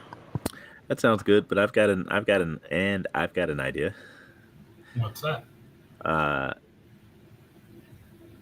Tina will look around to see if there's any kind of fire sprinkler system or something in the ceilings. You know, you see the little metal thingies that shoot the water. Why did you say it like that? Because I'm giving you insight about what I'm about to do. Give me a luck roll. Okay, hang Let's on see if one you can second. find it. All right, hang on 1 second.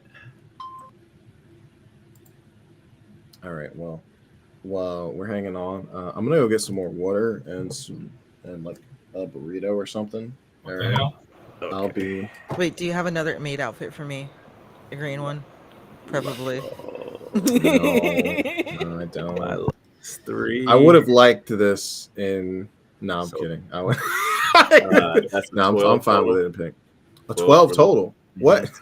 4 times 3, right? For luck. Um. Is that correct? Yes. Okay. That is correct, sir. Oh, Okay. damn. Yeah. There is you see the sprinklers as well as the gun turret emplacements that are also Gun. Whoa, what? also in the ceiling as well. Okay. Whoa, what? Hello?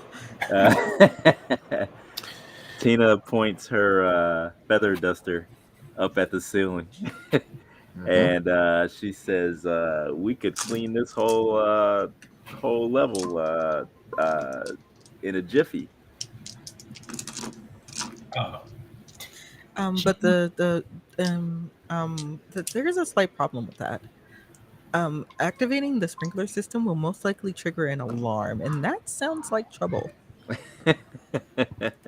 What's more trouble, us not doing our jobs or getting this taken care of?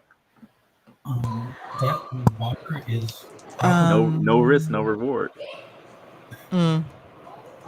that water is probably filthy. And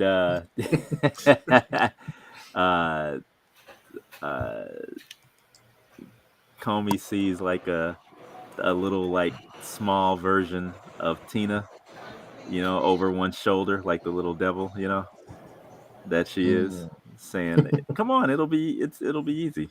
We could be done in a snap." No, 10 out of 10, bad idea.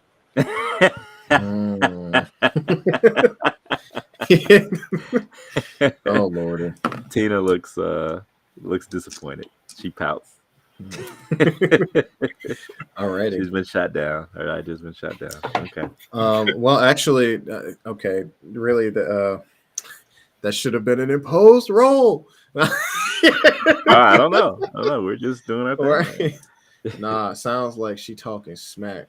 Sound like.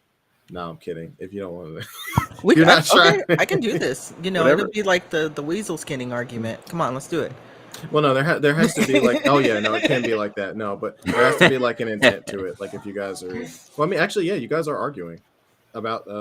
Yeah. Okay then. Yeah. Well, Gina said the water's dirty. I'd Comey say said that's 10 out of cunning 10, bad idea. Gina doesn't know that for sure, and I said probably, but it's what she believes. I mean, yeah, usually, I mean, that water's sitting.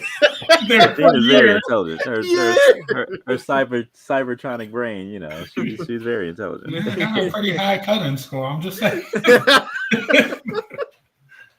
Oh my god. Okay.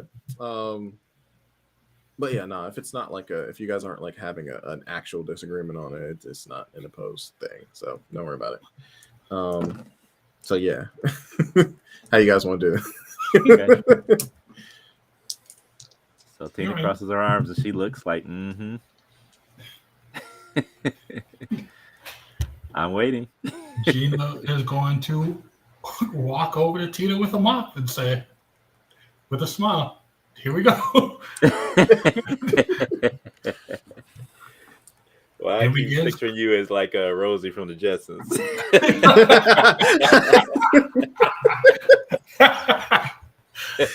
I am not going to be able to unsee that. Obviously, I can't. And she's gonna get to cleaning. All right. See how We'll start cleaning up the puddle of Metal Man. Yeah. All right, just a moment. I got to go grab my food from the porch. Okay. Squeegeeing him in a bucket and everything. All right. Now I'm getting you guys confused. Tina, what is Tina cleaning? If she's cleaning. So we're in the clone room. Is that what we're in? You guys are like basically on that like right outside of it. Yeah. Okay. What happened with the like containers with the skull and all that kind of stuff in it? That's still it's still there. Yeah. there. But didn't a bunch of stuff like crap come spilling out of there too, or was that the metal guy? The metal guy came from behind it. Yeah. Oh, okay. But there is a stray Cheeto that you can see over by the who? A stray Cheeto. Orange, and it's just kind of sticking out near the near the main Cheeto. Stray Cheeto. Okay, yeah. All right. You notice it really, that orange really pops, in this sterile grayish white environment. Not to be outdone by Gina. Okay, Tina, she grabs a broom then, and she heads over there to that stray Cheeto there. Okay. Oh, I'm back. Sorry. Nice. All right. I need both of you to roll me skill, and let's see how well you clean this place. 12 total. 12. Mm-hmm. Okay. Alrighty. Okay, I'm back. Okay.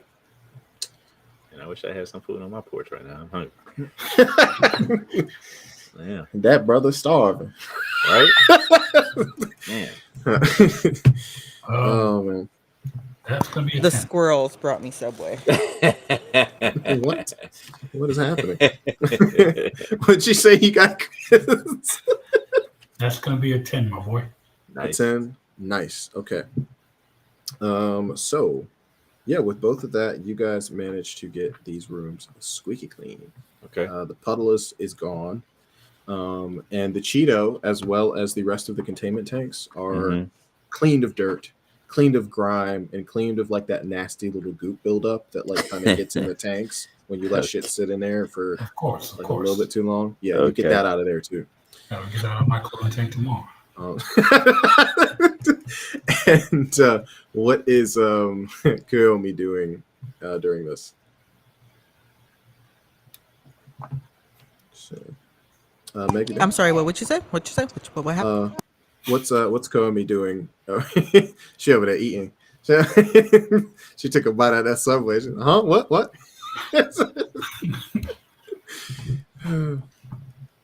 No, but they're cleaning they just cleaned the clone room and the metal puddle, and yeah, there's more to clean here. Okay. Wait. What else is there to clean? The room with the 13 bodies. I'm sorry, 13 or so bodies. Sounds like a movie, John Wick. You working again? 13 bodies. He just comes out with a mop. Mm-hmm. Is there like an incinerator or something like that in here to do? What are we supposed to do with the bodies? Well, it sounds like you need to make a luck roll. Nah, fuck. Okay.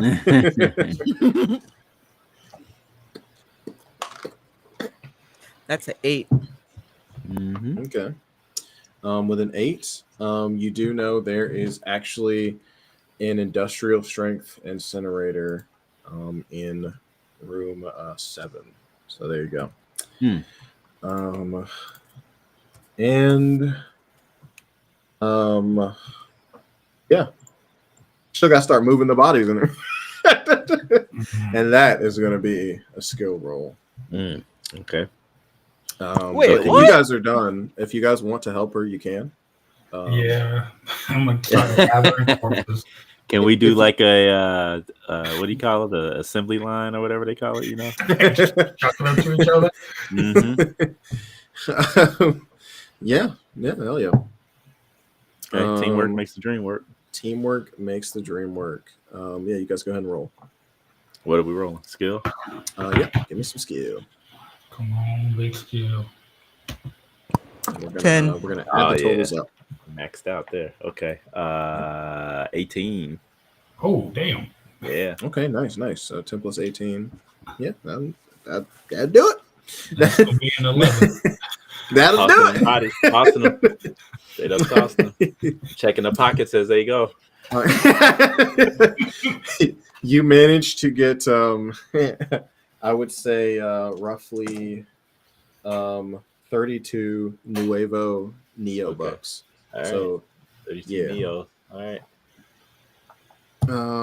But yeah, you guys managed to make this room squeaky clean as well. Oh. Bro, this feel like one of them dark new isekai things for no reason, where it's just savagely just fucked up the entire time. And as you're moving the like you guys are doing the assembly thing and you're moving the pieces of body, Gina, you in your synaptic hydrosyl fueled brain. That's some new stuff right there. Yeah. Hey, don't worry about it. Hydrosyl fueled brain. Your thoughts go back to the time where your creators were murdered, and now I need you to do a flashback. Go ahead and do it. Oh, hell no. Hey, look at it. Let's do the flashback. All right. And yes, you can take stress. I'm a hot potato. I'm a hot potato this. All right. So while I'm chilling. So, all right. Because I just need to know, like, all right. So basically, her creators, you know, they were working on her, doing what they're supposed to do, but unbeknownst to we'll say her mom, the dude creator was actually, in order to finance Gina, was skimming. So like he was cooking numbers and shit like that. Eventually the corporation found out and they were like, oh, okay. So they went down there one night when everybody was working. They did that whole typical villain thing where they had goons, but they had the one dude in the middle who, you know, is kind of snotty, kind of hoity. And obviously they start beating the shit out of him. They start fucking his world all the way up, right? Of course. And the other one runs in there, tries to protect him. So he's like, oh, I got something special for you. So he took part of her subconscious, downloaded it into Gina, so it's like way down deep within her, so she can see out of Gina, but she can't do shit. Oh shit! Like that episode of Black Mirror. Yeah, I don't know. Spoilers. But obviously, you know, like, so she had to watch as like the dude programmed Gina real fast to then choke the life out of the other creator. Man, dark. And then they just left her ass down there. They didn't even try to sell her. They're just like, let her wander so she's been, Gina spent a long time just kind of wandering down in the maze area of that old company, just going from basement to basement. Damn, dude. And that's how she got out. And Hydra was like, hey, you look all the way fucked up. I got you. right. And that's why she's so loyal to him. Because she wandered through a sewer and he's the only one who helped her out. There we go. I play a lot of Cyberpunk. I can make dark shit. Right. I can do that shit right now. Right. All right. And you know what? I'll go ahead and roll me will, but the DC's lower because that was a great little thing. That was great. All right, so just to check will. Oh, not a D4. Fuck. Oh wait, no, that was right. Yeah. No. Okay. Wait, what's my will? Oh shit! I might roll my will flat is 8. Then I got a 2. Damn. Wait, your will flat's 8? So I got a 4 for will. Okay. Oh, so Times you got 2? so you, times 2. Yeah. Okay, yeah, they'll do it. Yeah, you managed to snap back to reality, and you freaking. I'm done. Goodbye. No, and you continue moving the body parts along solidly. I nearly fell out of my chair laughing at you. So, yeah, after a bit, you do see down here that there, because of course scientists work down here. There are some science labs if you guys want to change uniforms. Anybody want to change into a scientist fit? You know what? It Gina costs will. favor. So Oh, it does? yes, but Lead with that. I'll be trying to get y'all. No, but it costs favor, but because this is an actual laboratory, it's only half. Oh, So instead of 15, it's 17. I can't mess with it anyway. I can't even look that way. Like, Right. dude. Right. Yeah. I'm made for life.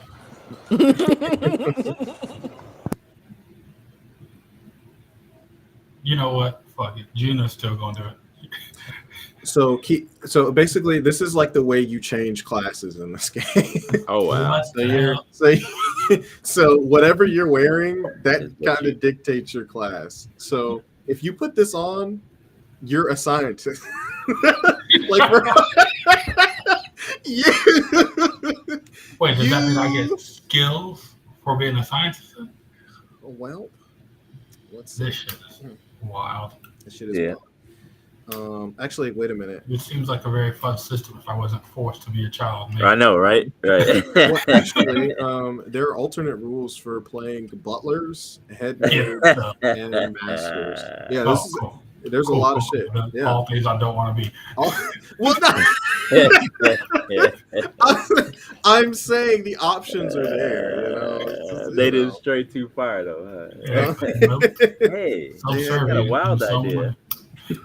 How we play butlers? Oh, How about, well, the Nah, funny you're the thing about master. butlers is that, well, actually, masters are fun too, right? So butlers, they are super powerful. Like they get because we've all watched Helsing, right? Where you got the dude with the Oh, hell yeah. just going chopping up dudes, and just cool for no reason, or Alfred, or what's the butler from Big O? Him, or Black Butler, duh.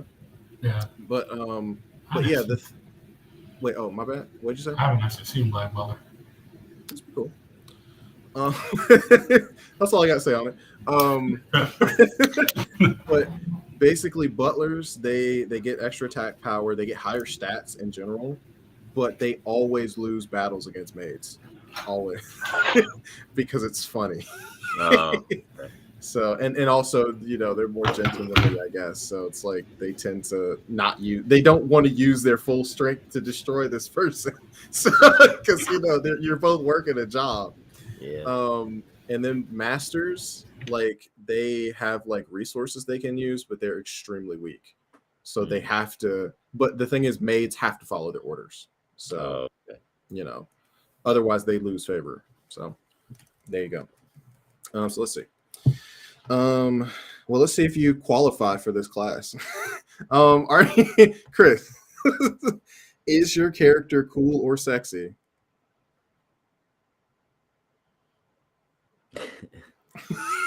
Silence. I know, right? That tells me all I need to know. That Right? sounds. Negative. No, I think he stepped away. Oh, okay. He stepped away. Okay. Yeah. Does anybody else want to do it for change into? I don't have the favor to do it, so no. Oh damn. Yeah. Oh yeah. Me either. I got a whole 4. You got more than I do. That's rough. Oh, damn. That's rough. Yeah. Okay. Well, Chris. Yes, sir. So, what's your Oh man. what's your type again? Your maid type? My maid type is a boyish heroine. All right, never mind. You can't be. You have to either be cool or sexy. What the So fuck? it's either or. Wow. You guys aren't cool or sexy enough to put on. A scientist uniform? I Man, guess. Hey, that's that's messed the book. up. Yeah, That's it's messed the up book. because I'm cool. I'm very cool. They put on the It is. uniform. It is what it is, you know. I'm out here looking like a little boy and a hair. Right. Right. Can't have So- nothing in this life. Can't have shit in night scene. Nah. You guys clean up the lab, and eventually, you guys, as you're finishing up, and just dealing with it, you hear the door open, and you see the familiar face of Hydra, and he is flanked by 4 people in What? these black ops type they look like stormtrooper mooks type beat. Okay. And he comes in, and he has he motions either way, and the team split off. They're searching, clearing the rooms. Okay. Yeah, he goes up to you all. He looks around, Mhm. and he gets the door with his thumb and Mhm. squeaky. Right. He nods approvingly. Okay. And he says he saw what was going on in the cameras. Okay. And he saw how you all dispatched that kill bot. Mm-hmm. That was actually a creation of his. Mm. And he was using it to test you all, Mm-hmm. to see if you could actually be here and hang with the big dog. Okay. So you guys are going to get favor. Yeah. So Okay. Okay. you guys each get 1 favor for cleaning up the place. Mm-hmm. And you get another, let's see, completing a major or difficult goal. There you go. Cool. Okay. So you guys get an extra, add another D6 on there, an extra 5 points of favor. So there you go. Okay. And another endless night passes in Nuevo Neo Tokyo. Okay. All right. And yep, we're done, guys. Now, Wait, that's it? As much as I That's hate to admit it, I have fun. That's it? Yeah. Wait, I was expecting more. That was actually pretty fun. that's Uh, but I do have stuff I'm giving away. Yeah, So, start campaign. huh? Yeah, you already know. No.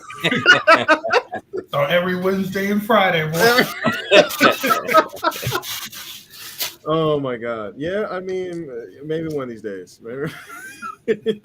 Maybe, but I feel like this game works as a nice little diversion from more The serious usual. games. Mhm. Yeah. Definitely a palate cleanser.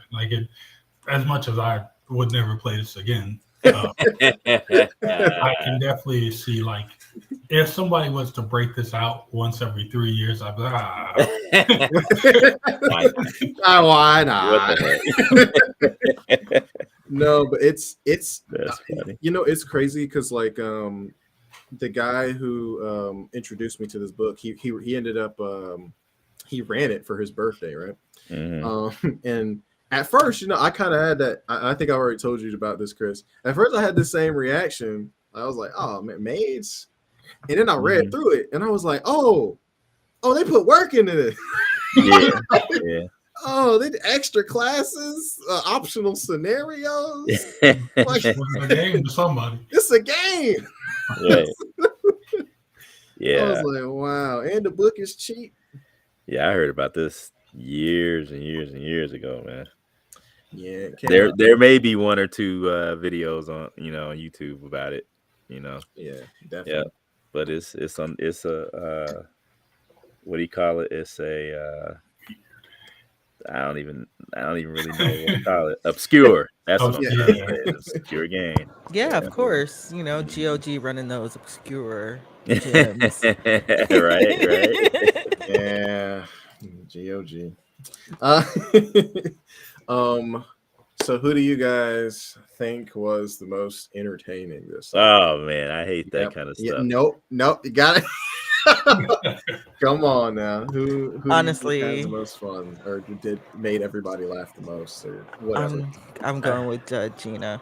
I'll do that. I'll second that. You doing that with Gina? I was gonna go with David. What? Because I don't know, man. Something about the way you laugh makes me just go. The way you laugh right there, all I can hear at the end of your laugh is "Yeah, boy." Yeah, bro, you do laugh. I had to mute myself a few times. There's worse things that have been said, so I'll take it. Oh shit! All right, that's funny as hell. Well, shit. You know what? I was actually going to send off something else, but I suppose because this might be something that's like better, I guess, and something that you'll actually run. We got a Death is the New Pink. Yeah. It's very like Fallout inspired and like it's very gritty and easy to pick up and play. Might like it. Oh, so yeah. So yeah, I guess Chris, I'll be sending this your way. Nice. All right. so there you go. And but don't ask me to play this because I'm be honest, I don't even like it always. right. Don't ever invite me though. Right. Oh man. So yeah, it's been like a fun day, honestly. Dude, you got an 8-hour video up on what you call it, man? What the hell? Yeah, 8 hours. That was the first part of the stream, man. Melting and this is the second part. Wow. Okay. All right. Yes. Okay. So, but yeah, I guess I could end the stream early because I mean, like, we're done. We're, unless you guys just want to hang around and chill. Did but you I don't. just decide to throw the Hydra thing out because I was here? Absolutely, it was all off the dome. Yes. I had no greater aspirations. I had no plans. All I want to say is it was great meeting you guys and had a lot of fun. Appreciate the invite. And that's so the next time I run something in, I'm not gonna pull a fast one though. I'm gonna tell you what we're doing. I just want people to give things a chance. You know what I'm saying? Like, that's it. You had fun. That's what matters. That's why we all here. We're here to have fun with these games, right? That's it. True. I gotta get out of this. I can't. I gotta. That's really why I'm ending the stream because I gotta get out of this. You get lightheaded. Wow. I ain't gonna lie. This shit started to cut off my second. I'm dying. Oh my god. All right, guys. Like I said, it was great meeting you guys, and I had a bunch of fun. And hopefully, I'll catch up with you guys later. Yeah, later. Thanks for the invite. Have fun. Bye. All right, bye. All right. Oh shit. But yeah. Chris. Go not die in your thing, my boy. Like, you ought to leave. But I'm just gonna let you know right now, between me and you and whoever else might be watching this, you ever do that again with this maid shit, I put it out. Put it on everything. Oh, you disloyal fool, motherfucker. Oh fuck! It was fun. Yeah. It was. It definitely. I had to think of all the anime cliches I could think of. I think that's the favorite part of my favorite part of games when people like lean into the anime shit and just kind of like, you know, kind of like how you guys did in the Gundam game and shit. So yeah, you lean into the tropes and it makes it makes shit fun again. Exactly, but yeah, you know, yeah, this is a good fucking stream, man. And you know what? Hey, wait, is anybody still in like? I don't. Is anybody still watching? Hello out there in the chat. Currently it says 0. Damn. Oh. L. Nah, you know what? The boys left as soon as the game started. Oh, he came in. No, that's it. Even Ashley was like, "What the fuck?" I'm out of here. You introduced the game, and I was just like,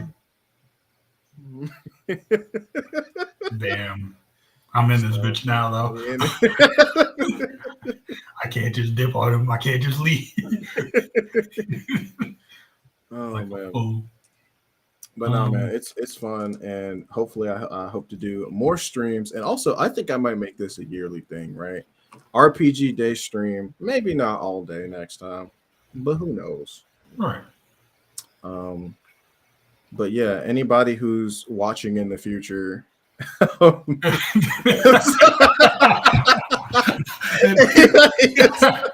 you never know, man. Anybody who's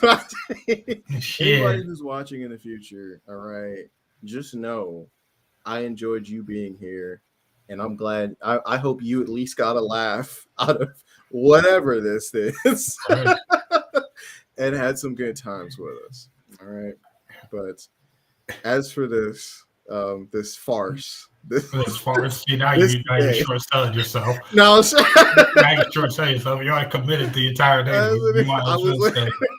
was committed the whole day. Anybody else whoever's watching this in the future, you get here early. Man, gonna have 1 billion subs or whatever they say, scribbles out on the YouTubes. I'm old. And have fun with your RPGs. That's the whole point. That's the whole point. Thank you, Chris. That's the whole point. Viewer, that's the whole point. Have fun with your RPGs. All right.